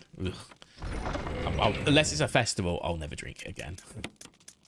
Festival's the only exception I'll probably make to that. I'm going to not save, because I still think I get past this. I want to save at the guardhouse, really. Where's that mansion key need to be used? I actually don't... What door did I miss? I genuinely don't know. I feel like I should have used it everywhere that I should have used it, though. So... Let me grab the wind crest, because I'm probably going to want to go out with that. I think everything else is fine at the moment. But I'm going to be brave and try and... Also, we just have to drop down here and that will trigger everything in a second. That's right. So we need this to be able to... do you know what's funny? You know that garage we were just in, like before we started this section? Like, that's where you get a crank. All you have to do is push a ladder to get it from the top shelf. In this game, it's a whole elaborate plot device. Yeah, screw it.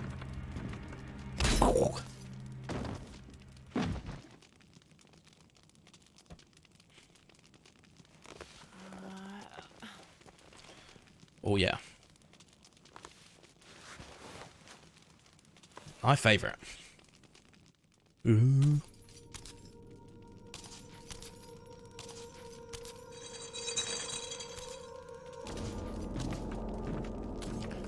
Okay. Oh, fuck, I thought I'd get around it. That's alright. I think we're... Oh, we're in caution. Oh, lovely. Okay. Well. If the dogs bite us, then GG. Yes. I normally can dodge that one, so I'm a bit gutted I didn't. But I think I reacted too slow this time around.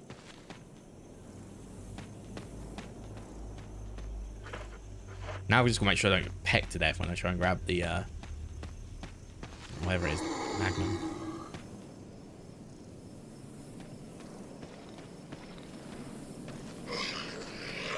See, that's what, like, I can bait zombies. I'm just sucked at it today for some reason.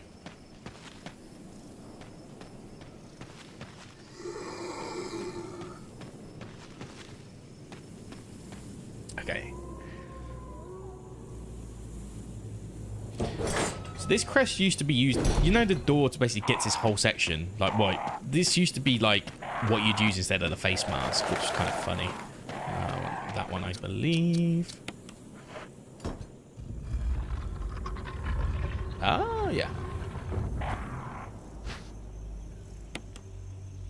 I'll get 2 of them for now.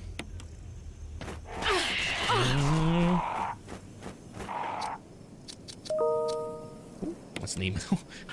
Yeah, I've got to, like, examine them and shit. Right.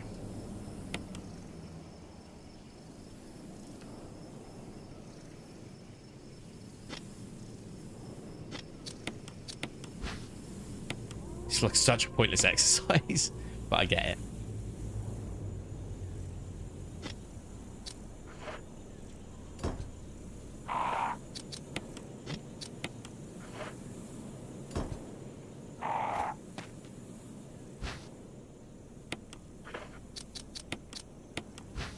We might as well get the old magnum.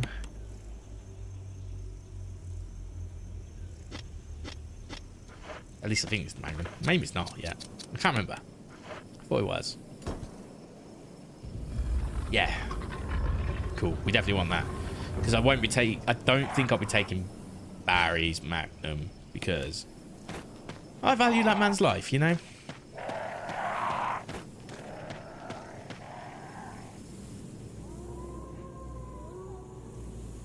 Barry's magnum's like OP. Like if you do want like bad ending, you just take his magnum.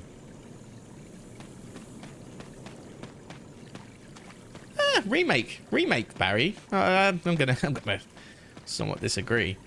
His acting's good, apart from his susness, like if that's what you want to call it. He does act pretty sus throughout the game for obvious reasons. Like he, yeah, will probably stab us in the back pretty soon. Because he wants to save his kids. Or kid. Whatever her name is again. The one that we will play later on in this whole marathon of games. Because I think... Oh, I got Resident Evil... Jill to Brad. Can 0 you next. hear me? Then it's Resident Evil 4. Resident Evil 5. Shit. It's broken. It's a Barry world. Jill's just living in it. Ooh, please. And then we... Okay, well that's... Okay, no, that's still fine. That's still fine. We're still good. We're still good. We're still good. We're still good. We're still good. We're still good. What are you doing? Oh, come on. But yeah, I can't remember what the kid's name is in it. Whatever Barry's daughter's name is, but yeah, we play that in Rev 2, I believe. So yeah, once we do RE5 and we do RE6, which will be... I think I'm going to do 2 campaigns. I might do 1. I might do Leon's and I might do Sherry's and Jake's. Or Jake, I guess, would be one there, technically. I think that's what I'm going to do. I think Jake's is the shortest, if I recall. Oh, I'm probably going to get poison on the way here.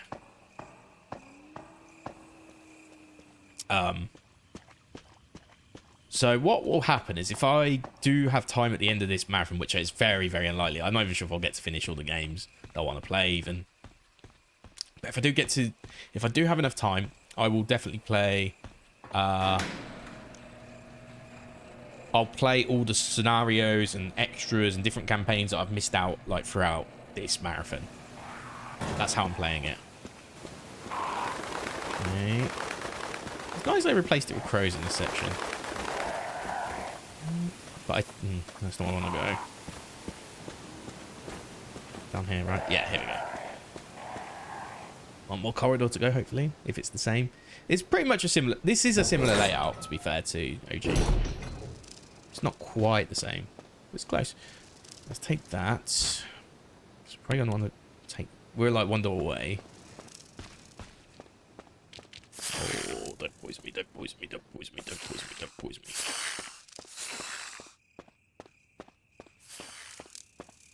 Hey, made it to the guardhouse.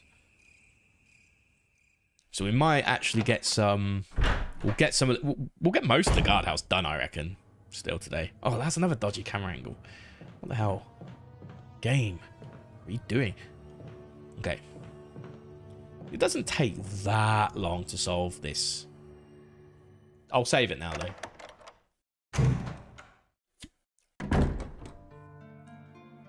I tend to save it at the start of the guardhouse and then end the guardhouse. We're going to V-jolt it anyway, so it's not like I need to worry too much about the boss, at least.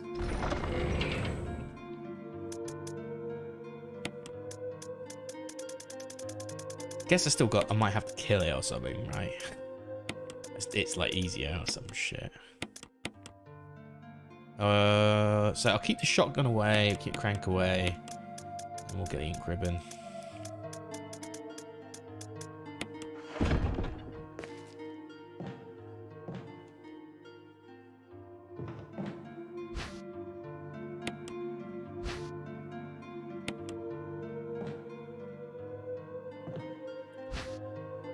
Fuel. And then is there a refill for the canister, actually? Yeah, there is. So I probably just want to clear... What do I want to clear? I want to clear anything in here, potentially. Anything in room 2, because that's the one that goes down to the lab. Aside from that, yeah, probably alright. Anyway, for now, we'll save. We'll be doing a lot of back and forth into this room. For sure.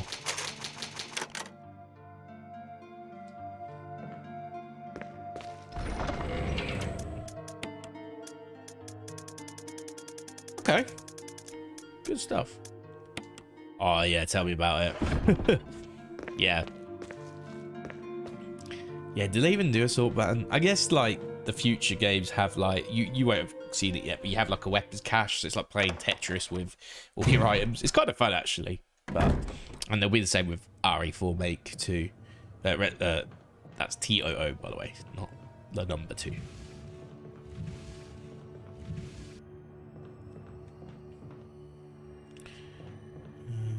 Yeah, that's what I want.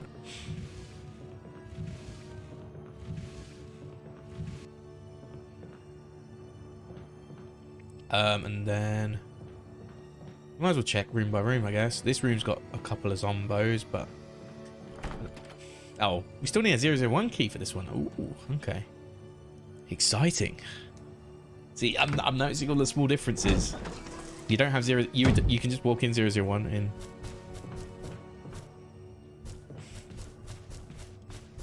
Oh, I need a lighter actually in a second, but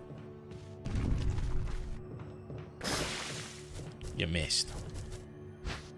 You might not miss this time though.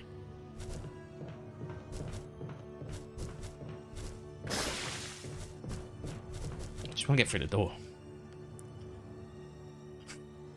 Yeah, I think they've been pretty solid with tarantula sort of movement actually, like pretty much all the games. And like last time they used they used like a false widow sort of spider instead to represent spiders in Code Veronica. Yes, like the spiders in there look more like false widows, I guess. You know, with the little longer legs and all that, and they looked cool. I hated them, but they looked cool because they were a lot more sneaky. Yeah, screw it. Let's just put this down here for now. I need a lighter though to light all those lamps. Yeah, they're the spiders I hate more actually than the furry ones, like the tarantula style ones. Okay, I should bring my shotgun through here, but I'm gonna hold out for a second.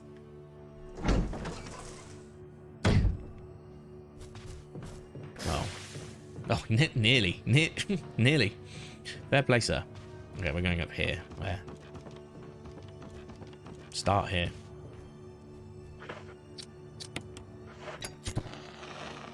Okay. So, this is a notepad moment. So, just so you can see. So, orange. Oh. By see, I mean like actually make it legible. I with 3 top, 1 bottom. There we go. That's for latches. Okay. And then there you go. Could it have some kind of meaning? Yeah, that's what I'm checking out. Okay, and then that is 5. Yeah, I like notepadding it out personally.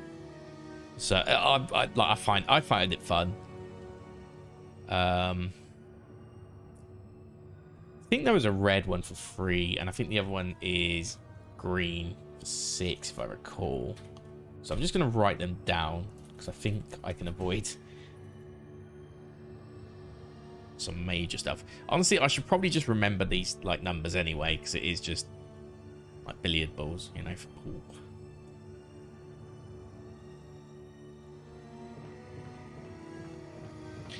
Again, the puzzle's different. So the puzzle in original is just where the 2 snooker cues are, and they use the billiard balls to represent the time instead, which is kind of cool actually. It was a really cool way of doing it. So this is green. Oh, ooh, hello. Red book, yes. And then like this one. So this is okay. So that's green. So we want I with pupil, and 2 side. So that's, again, the lashes I'm referring to when I say like side or top or bottom. Madman in the morning, though, yeah. Up there. It might look that way, especially if it's like a game about zombies and stuff, right? Or like, you're like old tired looking man. As I like had in one of mine the other day. Like, and then I've got like the relative years of how old that guy would be to try and work out. Okay, let's see if we can get past that. Well, I'll give the tarantulas credit in this game. They're a little bit tougher than previous games. Not super tough, but tough enough. Okay, so red is... How should we describe this one? Okay, so we got like... eye with... circle. Pupil. And... northwest / northeast top lash. And I think it's just that. I don't think there's a bottom lash. Okay, so that's what I'm taking with me. We'll hide that for now because obviously I don't want to like hide half of the game once to play. But from what I remember, there's a way to be able to see what. In fact, I think I get a numeric code as the answer to get into that room, and then I just got to correlate the two together based on the findings because it's still symbols, if I recall, to get in. But yeah, okay, that's the first part done.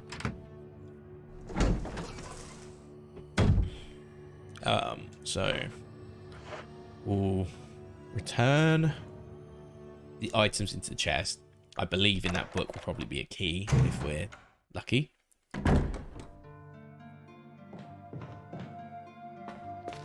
Oh, nice.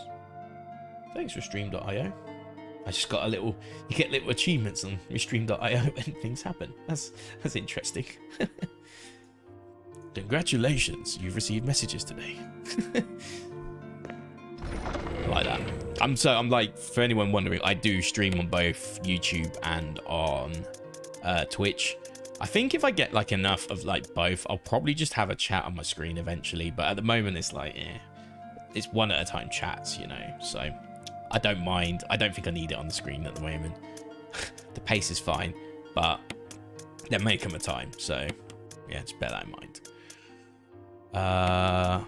But yeah, I stream on both YouTube and Twitch. Like Twitch is the one I know better because I've been doing that for a while. But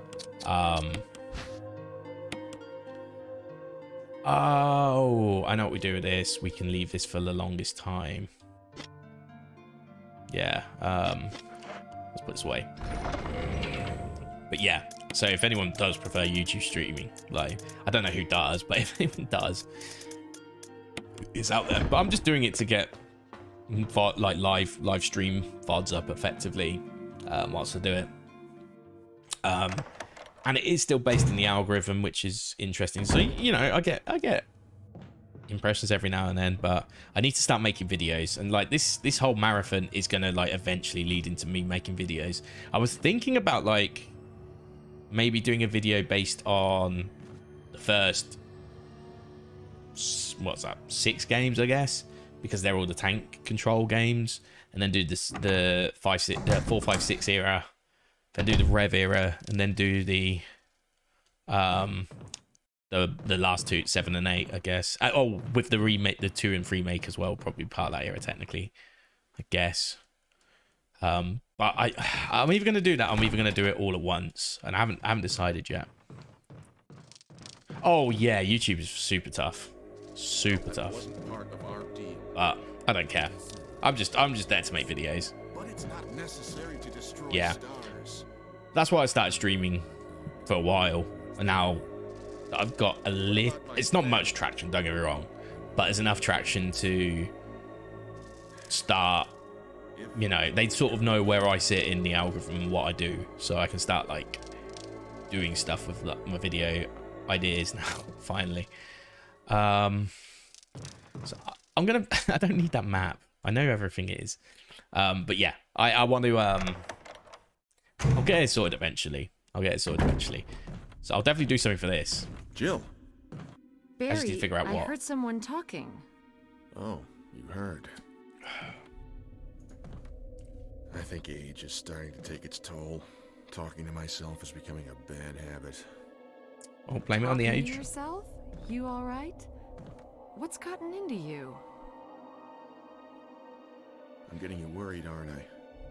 But don't, I'm alright. I guess this creepy mansion has gotten to my nerves. Anyway, I think I'll go outside, get some fresh air for a change. Yeah, I mean, yeah. But there is a point that if you get onto it, you're on the algorithm, and that's like, I don't mind persisting for that, but might, you know, even if it's like a year or 2 or 3 or whatever. I've seen it happen a couple of times, but yeah, you do have to have good, like, relatively decent content to start with. So my content probably won't start off that way. It'll probably start off average, but it probably won't be. It could probably be a lot better. But we'll see what happens. I just want to make some video essays, you know, just do something that'd be cool. Anyway, Plant 42 report. 4 days have passed since the accident. The plant at point 42 is growing at an amazing rate. This is also the same document. Although there are many unknown aspects about the plant, we know that in comparison with the other group of plants, the T-virus had a substantially stronger effect on this one. The T-virus has drastically morphed its host anatomy as well as its size. Looking at the current state, it's difficult to imagine the original appearance. Nowhere on Earth will you find anything like it.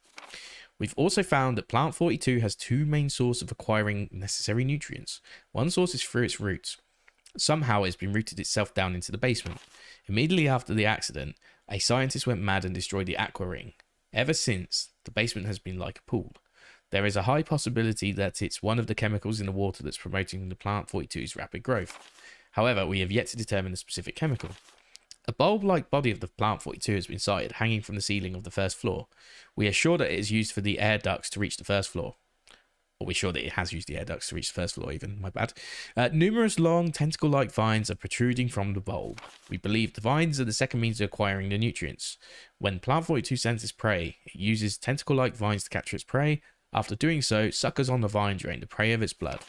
We've also noticed that it has some intelligence. When it captures its prey or when it's inactive, the vines twine around the door to stop possible intruders. Unfortunately, several of our scientists have already fallen victim to this Plant 42. When we heard the stories from the survivors, they all observed one thing in common. When the uniform petal-like flaps open and reveal its vital internals, it has a tendency to become more aggressive. One witness reported that it was as if it was trying to protect itself.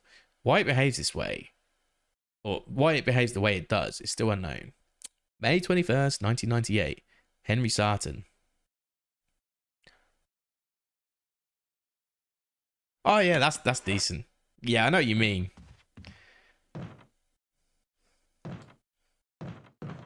That's cool. But you're out there on the content grind. Nice. Yeah, it's like just somehow they've got this plant that just like it's probably just like a dandelion or something that got afflicted by some T virus and various other chemicals. Now all of a sudden, I was gonna snap. It didn't snap.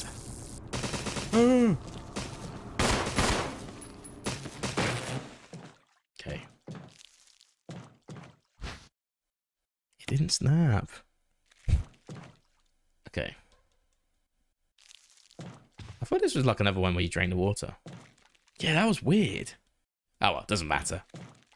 I still have enough defense items to get by.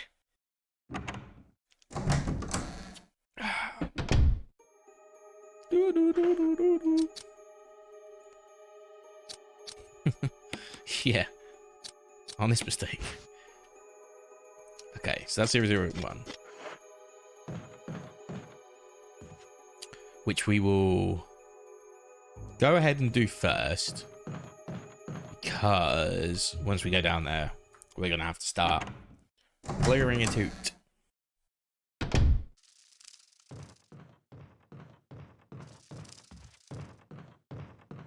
So we'll go back to 001.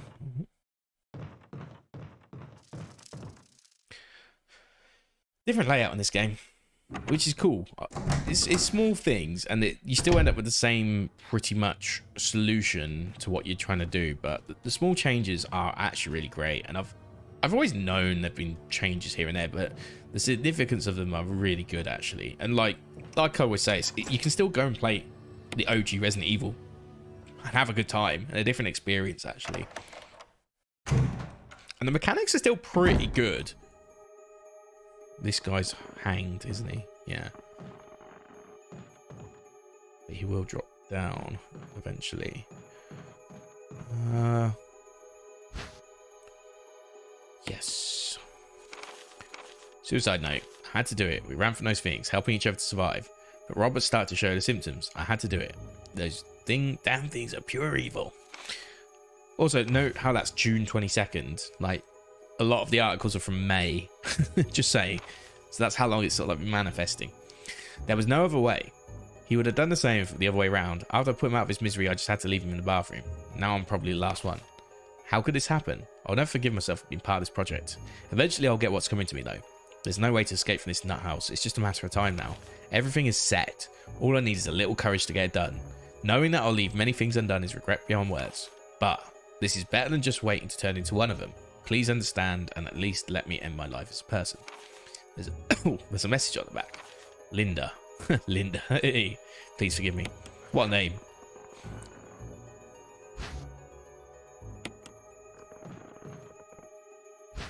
Yeah. Yeah. Handgun ammo. We like that.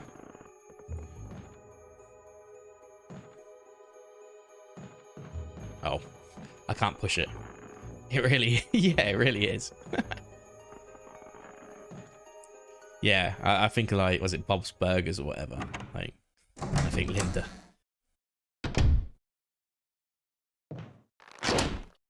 Oh, good. Well,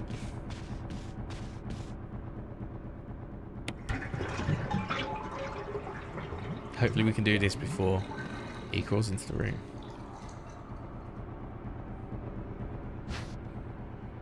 Control room key. Yeah, we do need that. See, I'm glad I did that now. Oh, cool. 2 for 2 on... But he didn't even shoot him very well. And he himself didn't hang himself very well. Perfect.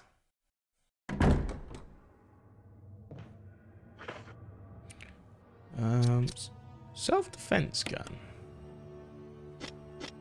I'll keep that for later. Isn't that like a last boss sort of tyrant gun? Can't remember. Either way. Okay. Let's put this away.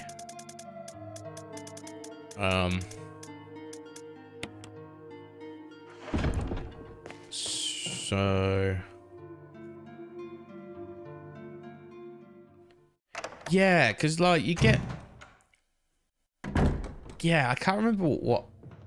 if you use it on Tyrant or not in the first fight. Because I know Barry's got his Magnum and it's a one-shot kill thing, if I recall.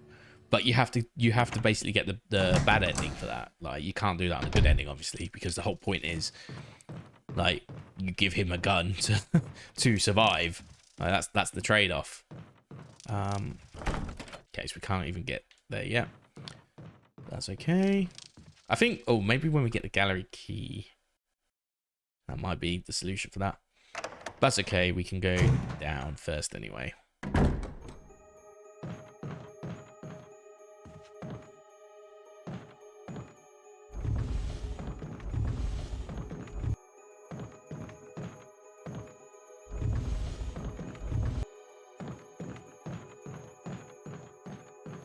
Then I'll push that further. Okay, fair enough. Yeah. I can't remember if I've ever used it. I'll probably just bring it to the Tyrant fight and see what happens. Oh, this music's great.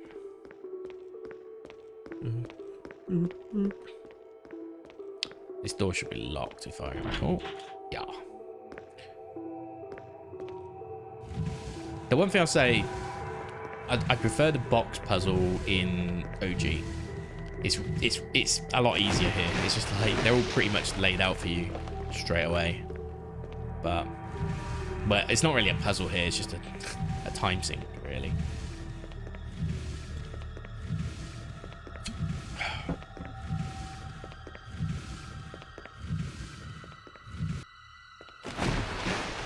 It really is. Because like I said, like, so in the original, the box is like here, if I recall, and you're meant to push it this way, so then you can push it down, and then you sort of like do what we're doing now, effectively. So, yeah, I will say OG had a better box puzzle, but it's really not that much. It's really like not one of the, it's not that exciting part of a game, you know. So we do this. Now, once we go through the next door, that whole area is totally different to what it's like in OG. OG is just this one big room, this big square room, basically. You wade around quickly. Whereas here, this is big fuck off like lab, which I respect. I'm going to take that because we might get sharks attacking us, and that's actually good for us. By might, I mean definitely.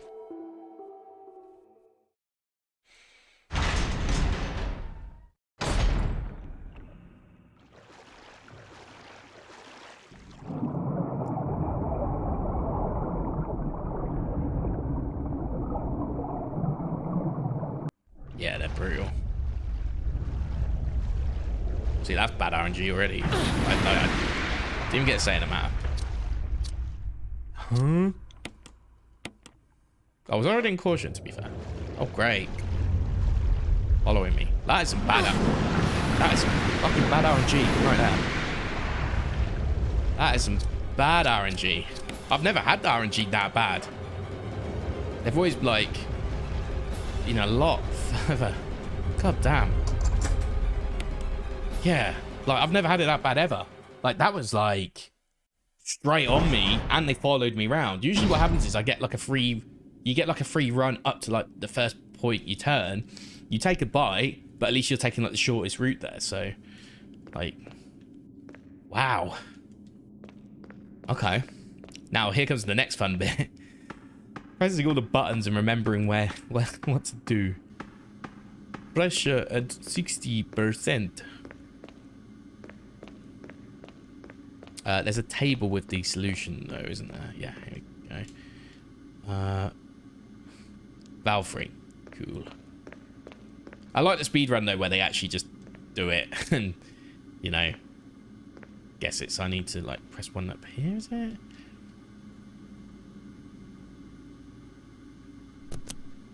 Yeah.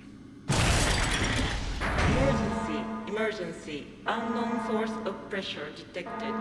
Locking all doors to achieve Hey, no worries. maximum That's all right. safety. Yeah, enjoy the luck. Okay, then it's valve free. Oh, shit.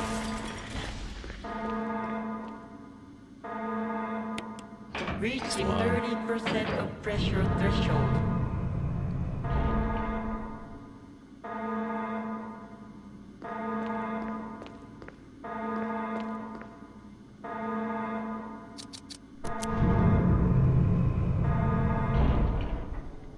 Reaching 50% of pressure threshold.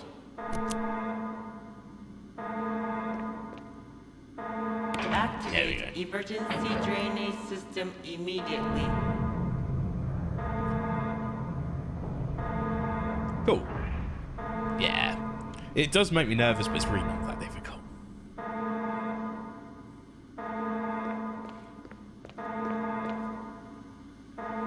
There we go.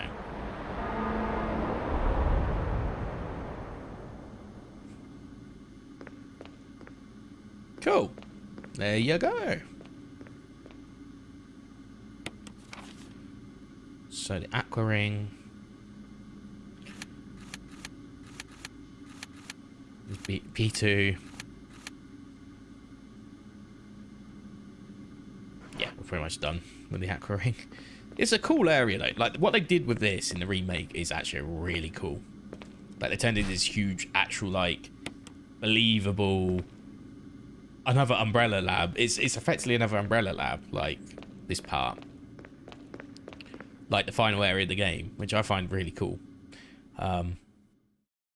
Like obviously in OG it is still a lab, but it doesn't look as good as this.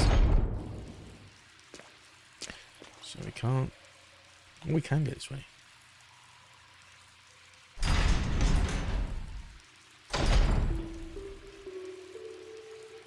Let's not do that just yet.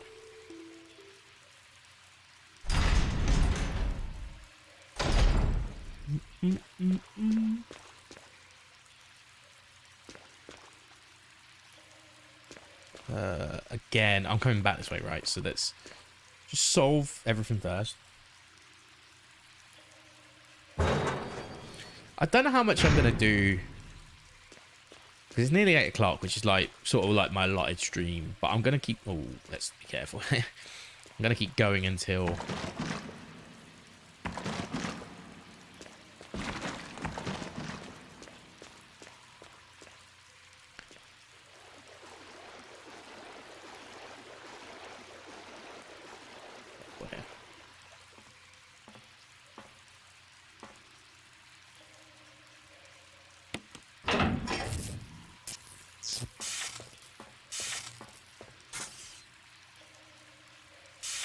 Oh, right, yeah. Yeah, smart.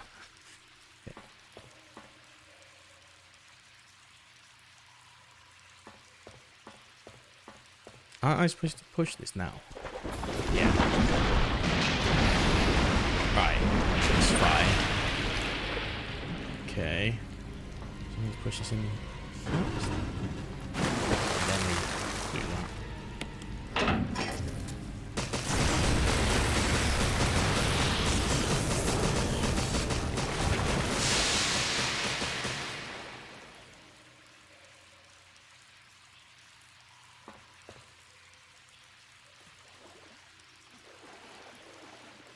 Nope.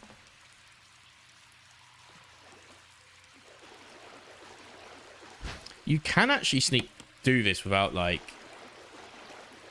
having to push the generator thing in, but it's very risky and you have to practice it to an art form if you like doing it, because it's like something the speedrunners do.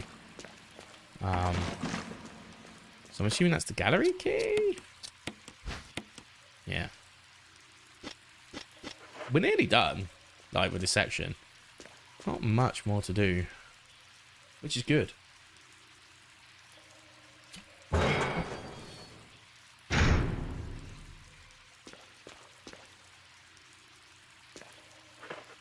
Oh, we've got plenty of room. Cool, we'll take these for sure. We're stocking up on our end game items. So when I played OG, when did I start using those power weapons? That's what I'm trying to remember now.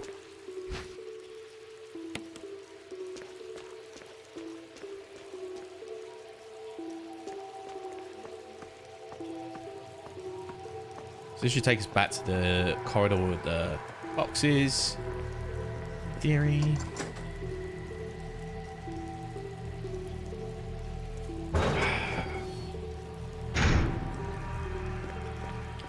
Hey, Zetman. How you doing? Good to see you. Hope you're having a good day. And yes, I am playing Resident Evil again, but this time I'm playing the remake.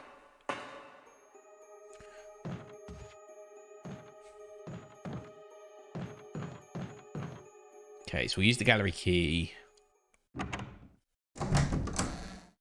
Nice. Yes, day off. That's what we want to hear. That's what we want to hear. Nothing better than a day off. God, that reflection scared me there. Okay, so at this point of the game, I need to keep some slots free. We need to pick up the pesticide for the flies as well. I don't know where we... I think we just get that right next to where we are, actually. So I'll do that in a second. Yeah, it's good. Make sure you make the most of the day off, even if making the most of it is doing absolutely nothing. As long as you're making the most of it in your way, that's what matters. Okay, let's put this away. And then we'll keep that, because we definitely want something healable.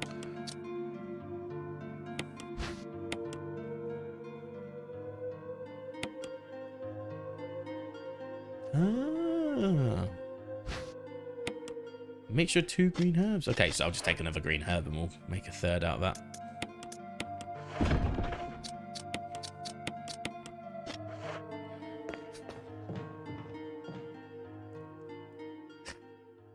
It's like picture this world where like you have a Resident Evil where they actually have to have like a weed grinder as well. And some roach. You have to smoke it to survive. But they because they're doing a triple mix, they have to also have to hold on. Exactly, smoke the weed to heal. Because of like triple mixed the green, right? So they've got so much weed they have to use a king skin instead. Like that's the law. That's the real law. But then they start smoking the king skin. But Barry isn't about right now, so I have to smoke it on my own. But oh no, that's a lot. My head is going all over the place now. I'm wavy. That's Resident Evil. So really there might not even be zombies. It's just that we're so high that we need to go to bed and chill. Yeah, exactly. Especially if it's like indica, like oh my god, like indica, great for you if you need to go to sleep until you don't go to sleep and you've had too much. Oh my god, that shit prangs me the fuck out.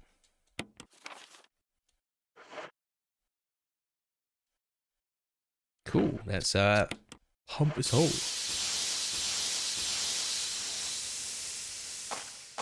Yeah, pretty much stand there and not move. That's like me at festivals. Like, before I moved to Vancouver, it's not like I've never, like, smoked, but it's a long time ago, right? A long time ago. So only festivals would be the only way I would, like, normally smoke. So, my friends, we were watching, like, C. Leonardo, who are this, really cool band, by the way. They're a I don't know how to describe it. I guess they're a sort of black metal fused with sea shanties, but like from African slave trade. Like, because the front man is African heritage. I think he's Swiss though.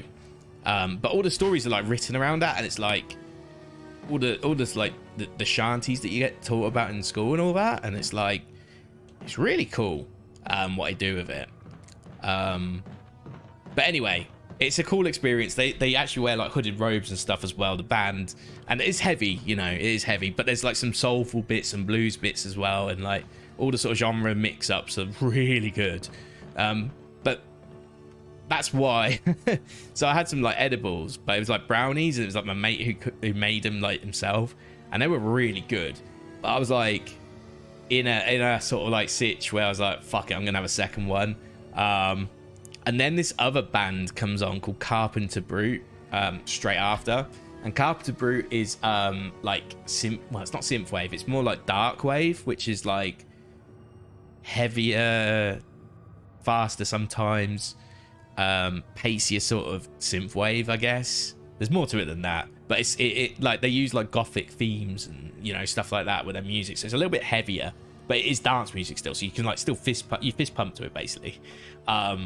But I was so zoned out. I was like so zoned out that I was counting the number of heads of people between me and the outside of the tent to see if I could like make my way out and shit like that. It was getting to me that much.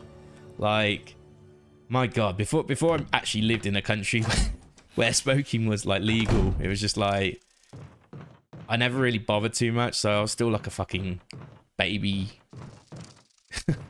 baby when it came to that shit. But nowadays it's like, yeah, whatever. I smoked myself till I could collapse in Vancouver. So, yeah. These days I don't even smoke like back here because I'm just like, I can't be asked with it. It's just so much. It's so much effort. Anyway, what we got here? We have got the number 3. So that's the room where we put the book in. So let's do that. But let's also be careful. So let's put that. Actually, I should probably just merge these. So yeah, speaking of that, that good herb.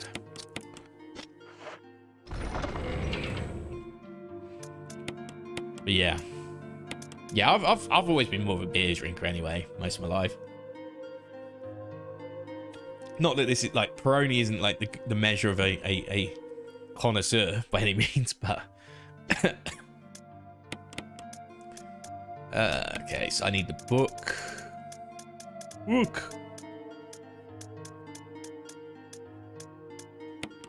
then what else do I need? I need the book. Do I need anything else? I think I got everything I need.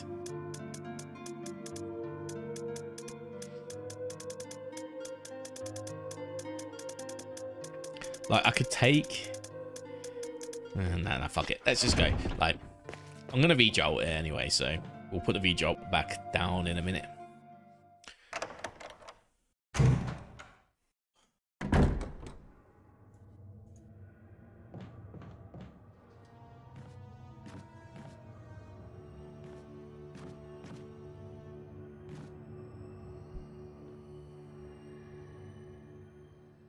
Whoa, okay.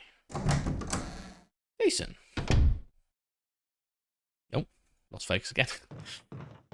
So we need to go into gallery and then into 3, which I think is the room next door to plant 42.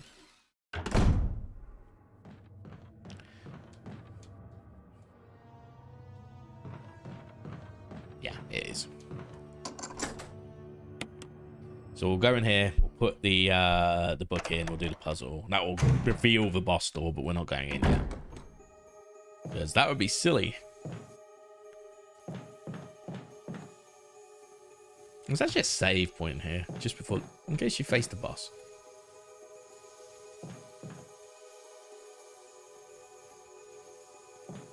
A dense thicket of trees.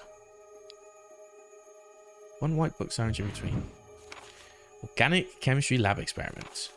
The similarities in the cellular characteristics of the rapidly growing plant infected by the tyrant virus have been reported in previous papers. However, while repeating these experiments, an interesting new fact became clear. We learned that a chemical in the UMB family, UMB number 20, contains a compound that is so toxic to the cells of the plant, we have given UMB number 20 a new name, V-Jolt. If calculations prove correct, when V-Jolt is applied directly to the root of the plant, the entire plant should be dead within 5 seconds. The V-Jolt can be made by simply mixing the VP and UMB chemicals in a specific ratio. However, extra care must be taken when handling these UMB chemicals. They have been known to generate toxic gases if mishandled. The characteristics of each UMB chemical are as follows. So, we got 3, 6, 7, 10, 17, and V-Jolt, which is 20. In this game, we get what I gather is 2 new ones, or 3 new ones, I think. I think 10, 17, and 20. Well, 20 is what you make, right? We only had to make 16 in the last game. I remember that much. See, I do remember things. Okay. So, we want to fix this. Remove that one first with that one.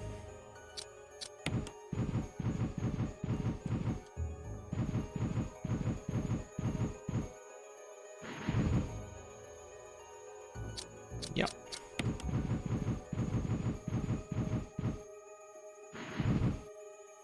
Cool. That was optimal.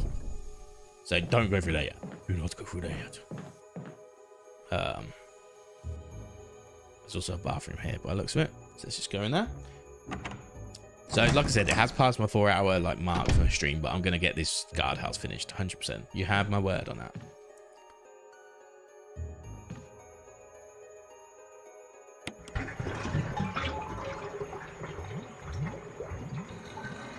Probably even try go back to the other side as well.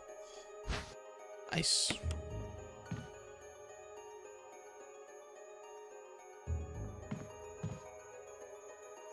Yeah, we'll probably try and go to the other side of the route back, whatever you want to call it. Oh, what's that? Oh, that's just the ink ribbon. No, we'll take the ink ribbon eventually, maybe, but I don't need it right now. Because I need to get all the jars in the other room. So okay, so it's time to bring back the notepad.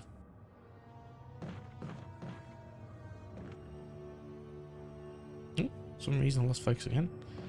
It's weird how it does that.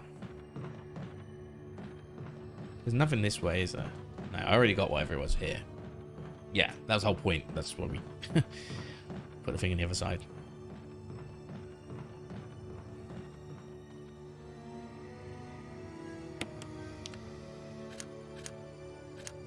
Okay.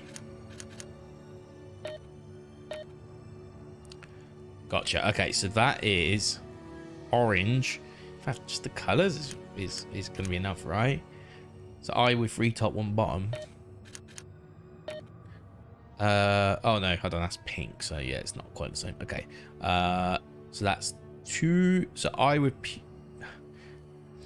with circle pupil and northwest and northeast top lash. That is 3. And that is green, which is eye with pupil and 2 side, which is 6. There we go. Cool.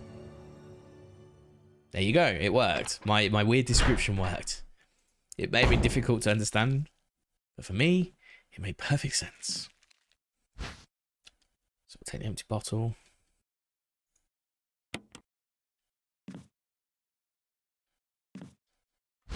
Let's just fill them all up with water and merge them together to get more water. That's the real plan.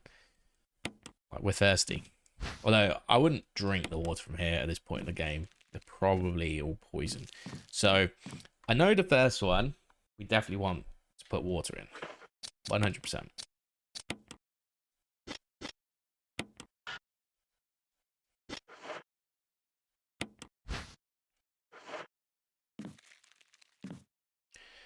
Okay, 1 plus 3 is 4. So I need whatever 3 is 4. Okay, which I think's this. Yeah.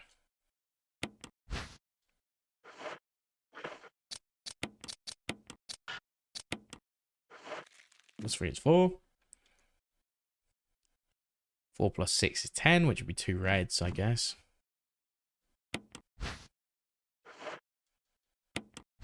Oh, actually, is that how that works?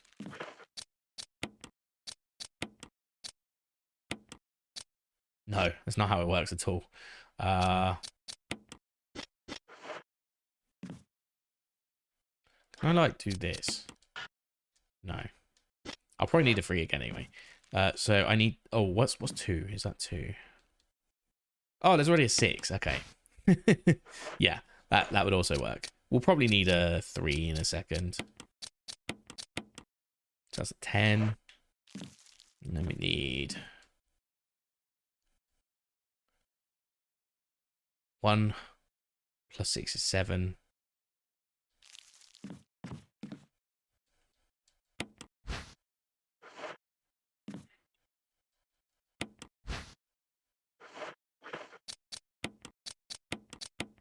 Seven plus 10, 17, I think is next, right? It's like I knew all along. It's like I knew all along. We have ourselves some V-Jolt, everybody. Yes.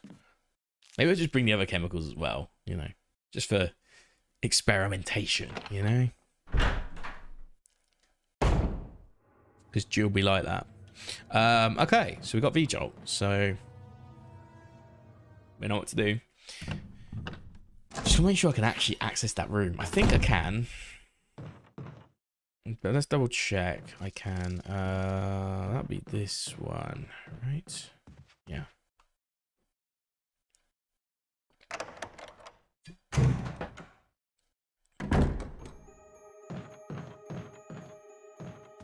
So back down we go.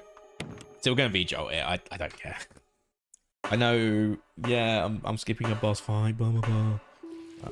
Well, I say I skip it. You still have to like do like one phase or some shit, right? Maybe, if I recall.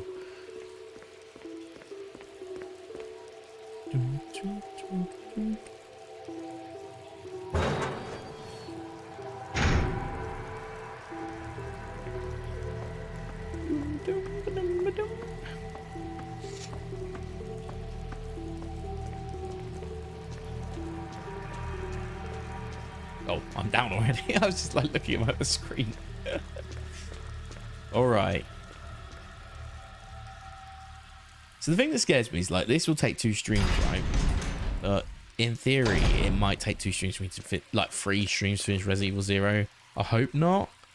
And if it does, I apologize. I want to do Resident Evil 0 in 2 as well. Now, I've not finished Resident Evil 0. I'll be honest.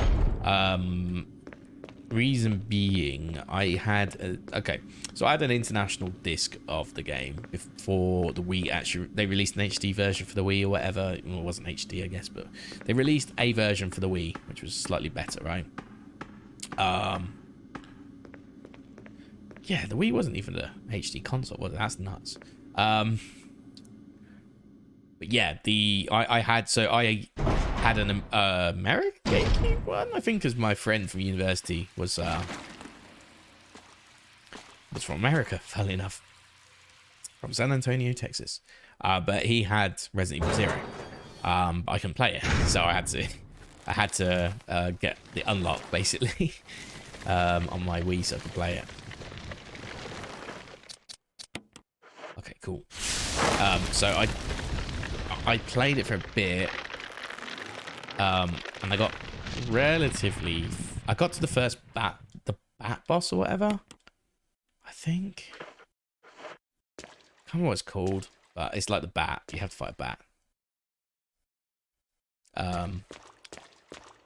I died to it, and I was just like, I couldn't be asked to finish it. So yeah, I haven't played it since then. But I think I could, or maybe I have played it once. Maybe I played it once, actually. I do sort of remember getting, like, doing the train. Getting off the train.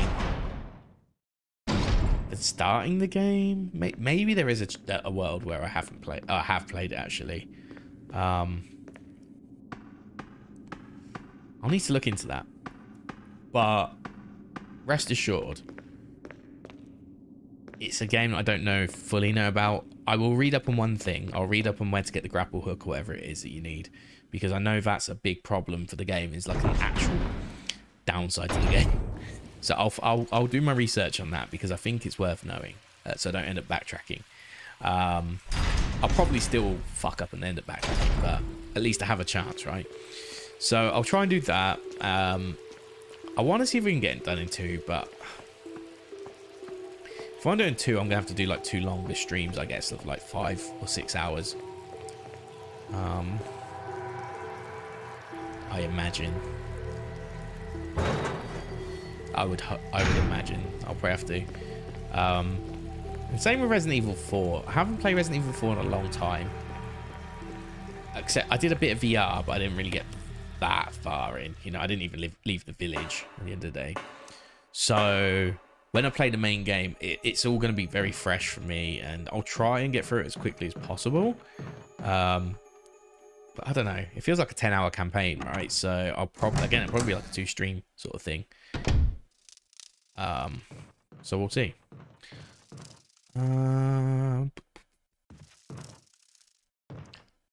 just going to bring a backup. I don't want to go into that fight and like there actually being a boss. So I'm just going to bring something at the very least. A shotty or something. I don't know.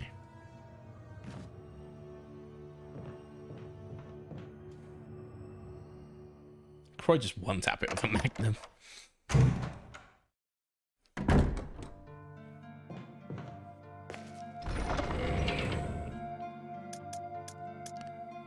Okay. Yeah, fuck it. Let's do that. Let's bring Shotty now. I think Shotty does actually fare pretty well.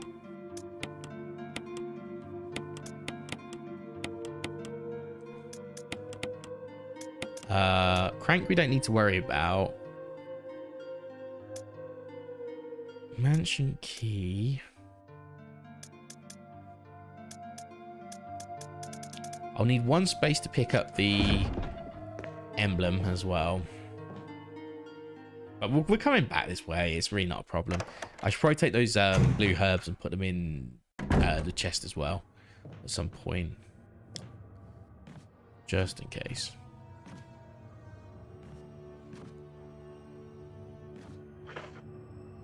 I've got one set of heals. I could probably bought 2 sets of heals in all honesty. But fuck it. YOLO, as they say.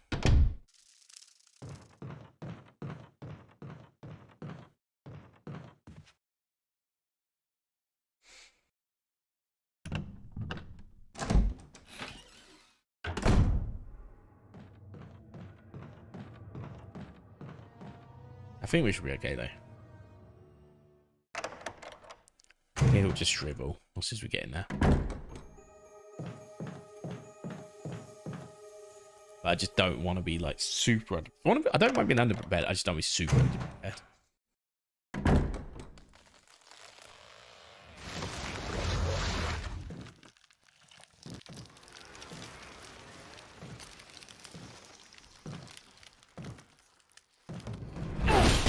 Oh, we get Barry here, right? Or some shit. Yeah. What the hell is this thing? Barry! Jill!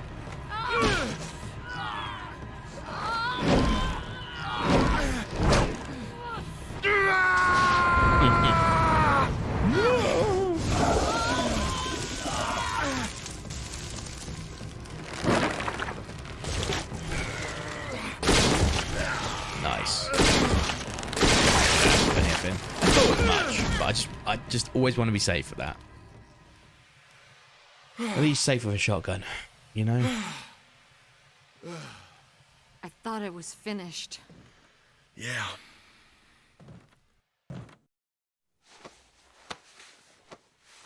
That was close. Thanks again. Don't mention it. But what was that? What the hell's going on in this place?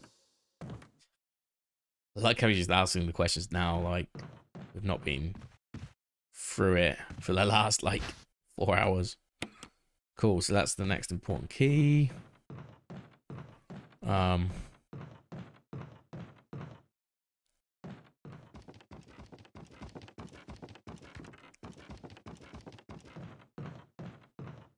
Cool.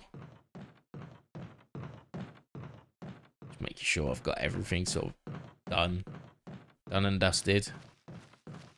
I mean, it's just a boss arena, right? At the end of the day, it's just we're not fighting the boss because we did the nerdy route instead.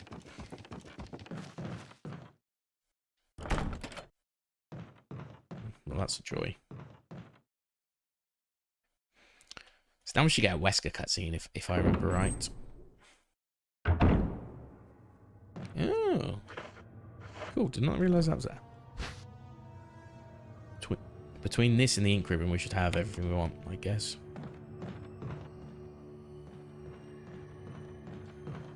So I'll grab that as well, and then we'll just go straight back to first room.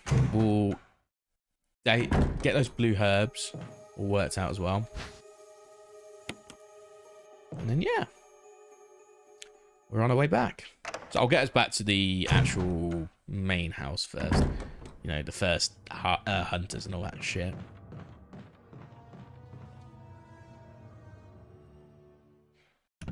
I could do this some of the second half as well. What's the time? 8:20. Okay, this is Wesker. Wesker? Jill, so you're safe. That's what I was going to say. I apologize. It was all I could do to protect myself against those strange creatures. I understand. Anyway, it's good that you're safe. Did you notice? Barry, he sounded a little flaky. Now that you mention it, yeah. I'll keep a close eye. Maybe it's quite natural under these circumstances. It's not really our standard operation. Jill, our first priority is to get out of here. I agree. There are still rooms in that mansion we can't get into because they're locked up. I've been looking for ways to... Okay, if there's anything, I'll go back to the other mansion. I'm counting on you. Cool. Let's do just that. Oh, going back on ourselves. So... yeah, we can just straight gun it to the next section. Oh, section of the game. Oh, I mean, halfway to dead. I probably don't need to do this now, but I will just to be safe. So we'll deposit the ink ribbon, deposit the, well, other stuff. Management key, I could. Nah, let's keep that for a second.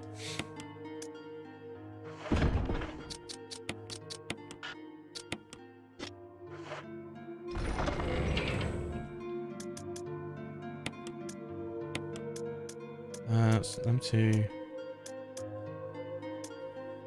I'll keep that on my person for now. Oh, actually, hold on. I think I need 3 slots for the time being. Just for a second. Just so I get those blue herbs. Because I would like that to be ready and available. Because like even if I get poisoned, I come all the way back here. Then I just go into this room. It's like 1 room away. It's really not a problem, you know? One thing I like about this game, even though it's actually unrealistic in a way, is that there's no grabbing animation for anything. But I kind of like it. At least if it's on a shelf, you don't have to grab it. It's not like an intense grabbing animation. That's probably a better way to put it.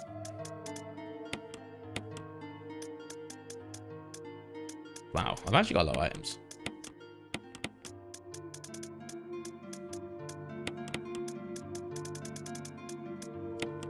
Okay, so we're going back. It's one of the most important things I need. Oh, I only hold 6. Ooh. Is this. So we're going to need this boomstick to survive the first... the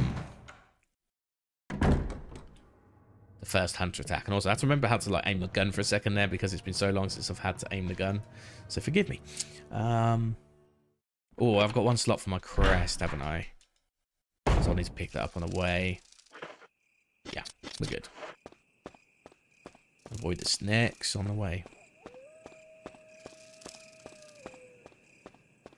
This is Brad. Come in, S.T.A.R.S Alpha Team. Come in. Brad. This is Jill. Does anybody hear me? I hear you, Brad.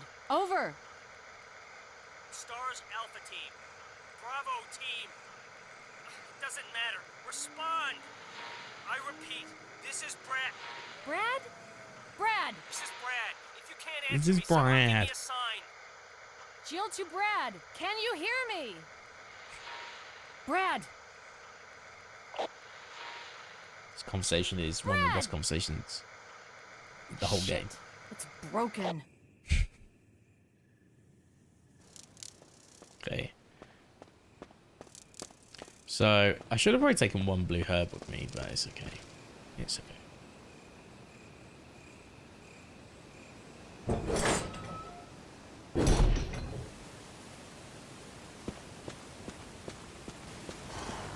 There's a green, that's fine. There's a little bit here in time.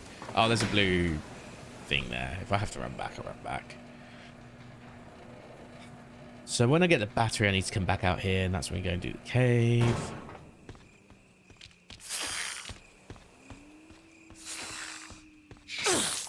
Yeah.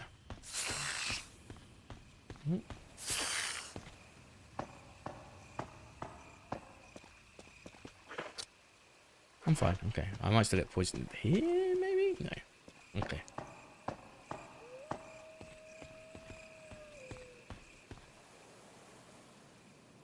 Nearly back. Nearly back.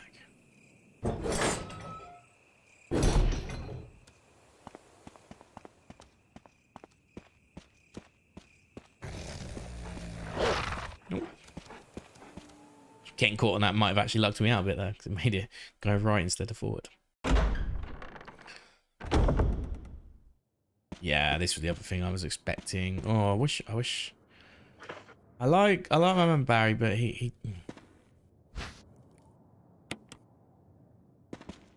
does like to give me stuff that I can't just like put in my straight back on me. I can kind of. I guess I could bring all three. The only thing is then I need to come back out here at some point. Unless there's a chest here. There is not a chest here though. We certainly, yeah. The nearest chest isn't far, but it's the fighting all the hunters that scares me more than anything at this point in the game. Because look, I could grab it, but in fact I do. I need to grab it pretty soon, if I recall.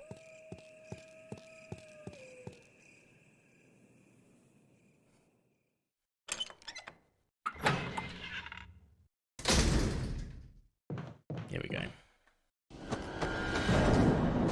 Here we go.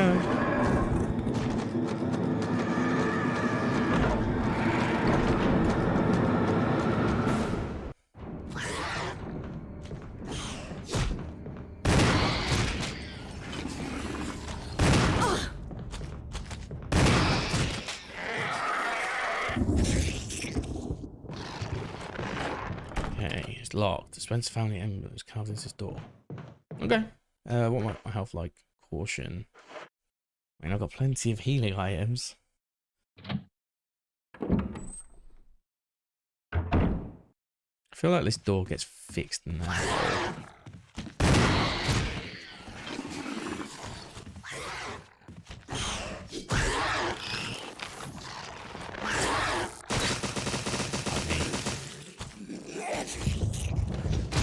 You better be dead, my guy. Oh, thank God.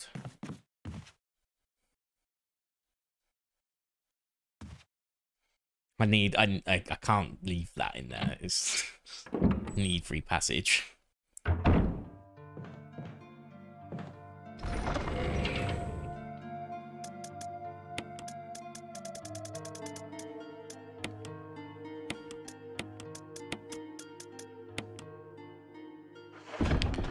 Okay.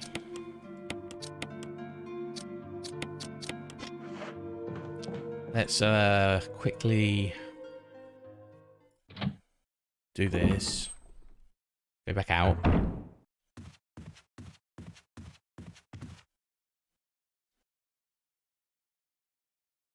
I don't know if that's like a permanent thing or it like starts to fall apart again. But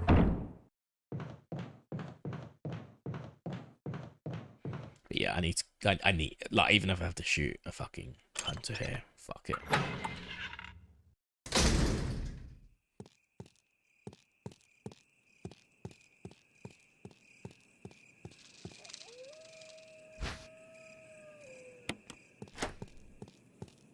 Yarp.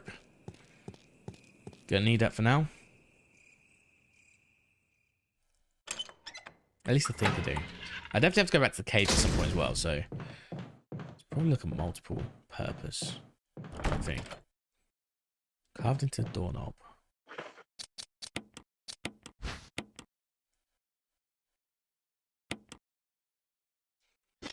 Yeah. Okay.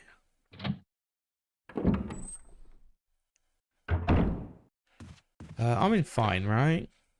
Yeah. Okay. Let's do some quick bit of groundwork here. Oh, there is none.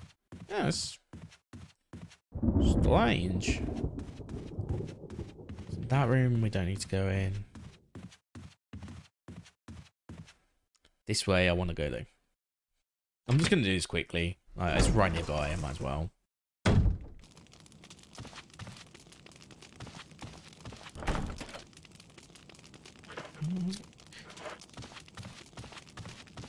Oh, I put the key away. Okay. In that case, I might as well just save and done. We'll do that puzzle tomorrow.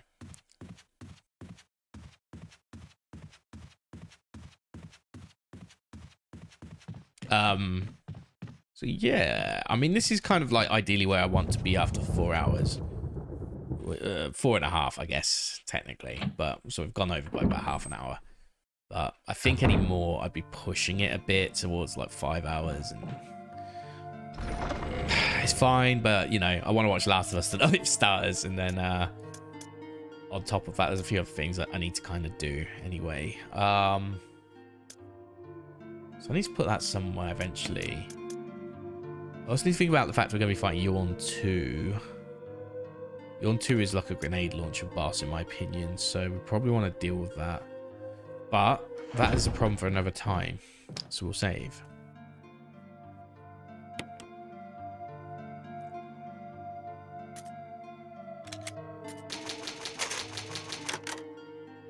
Cool.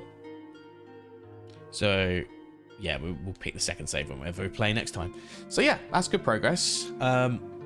We've made it back to the other side of the guardhouse. Honestly, that's pretty good. It's about 4 hours progress. I mean, we did drop from hard earlier because it's like, fuck it. We're just trying to, we're just marathoning the games at the end of the day. It doesn't have to be the super hard challenge mode shit. We're just trying to show the games off, go through them, draw some opinions, and, you know, say that we've played about 10 to 15 of these games before Resident Evil 4 Remake comes out. So yeah, hopefully you're all enjoying the series, the marathon so far. This game is probably one of the better ones of the tank control games, and I'm having a good time with it as well. I always do have a good time with Resident Evil Remake. Just what they do to this game compared to the original, it's fantastic. Couldn't recommend it enough if you haven't played it. But yeah, tomorrow I'll be back with more of this. It'll be like the second half of the game. I'll probably play it to completion as well. So if you've not seen that before, stick around tomorrow and I'll get that done. There's still a lot to explore though. This game is slightly bigger than the original, so there's like probably an extra hour of content compared to the original. Maybe 2 hours for all I know, but probably about an hour extra content based on like the diversions you take and the extra keys you have to get, etc. If you play it casually at least. But yeah, I'm looking forward to that. So tomorrow will be more Remake. Then we'll have Resident Evil 0 on Wednesday. Thursday will probably be continuation Resident Evil 0. Friday will still be Resident Evil 0 in theory. I'm being realistic now. I want to do it in 2 days. If I can get it done in 2 days, great. But Friday, I'll say that right. Friday will probably be a continuation of Resident Evil 0. But it'll probably be the end of it, and then I'll probably start Resident Evil 4 on the Friday as well. And then I'll make up the time by playing through Resident Evil 4 on Saturday. Saturday the 11th. Yeah, Saturday's the 11th. So I'm actually going to a gig on Saturday as well. So I can do a long one, but I have to start at about midday if I want to do that. So we'll try and get it done. And then once that's done, then it'll be next Sunday will be Resident Evil 5. Then it'll be Resident Evil 6. Then it'll be the Revelations games, which will be completely new playthroughs for me. Resident Evil 7, Resident Evil 2 make, Resident Evil 3 make, and then Village. And then that will be a lot. Whether I can get that all done by release date of Resident Evil 4 Remake, not 100% hopeful. I'm semi-hopeful we can do it. If not, anything that I don't finish will get shelved and we can play it another time. I mean, if it's stuff like 2 make and 3 make and Village, I've played them all on stream before. I speedran Resident Evil 3 Remake. I speedran Resident Evil Village for a long time. So it's not exactly anything new for my content anyway. But the rest I kind of want to get in, so we'll try and get as much of that in as possible. But it's a good marathon. I'm enjoying it from my perspective, and I hope you're all enjoying it. Even if you're just popping in for one game, you know, or you joined me for the first time today. Yeah, I'm having a good time, and I'm gonna plan to continue down this road until we get as many of these games done as possible. But for now, that's gonna be it. So let me just do the old formal part. That's the end of the stream, and I've been HarveyVG. I've been streaming on youtube.com/@HarveyVG and twitch.tv/HarveyVG. If you like what you saw today and you would be interested, please hit that subscribe button on YouTube or hit that follow button on Twitch. Both really do help me, and they let you know when I go live, so you can be there right at the start of the stream. For the YouTube side, as I was sort of saying earlier in the stream, I will be endeavoring to make some content and video essays, and Resident Evil is probably where I'm going to start with this whole marathon, you know. I haven't got it all planned out yet, whether I'm going to do it in parts or if I'm just going to do all the games in one big caboodle. But I will do it, and then there'll obviously be Resident Evil 4 remake stuff as well, maybe some speedrunning content related to that if I do get into the speedruns, which I'm hoping to.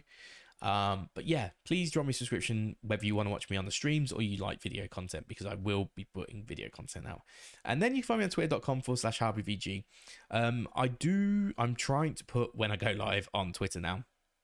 So if that's your thing and you do like to find out through Twitter when people go live, please drop me a follow there. Otherwise, I'll just be doing like Rainbow Six Siege complaining, probably. It's the end of the season today, actually. So new season starts tomorrow, I think. Yeah. But yeah, that's going to be the end of the stream for me. Thank you very much. I will be back tomorrow at 4 p.m. GMT roughly. And we will continue with Resident Evil Remake. We will get from Yawn 2, I guess, will be next. We've got the Lisa Trevor stuff coming up, the caves, then the labs. And yeah, we'll hopefully get it done tomorrow. So yeah, thank you very much for watching. Hope you all have a good day, evening, night, whatever time it is for you. And I'll see you tomorrow, 4 p.m. GMT. Goodbye.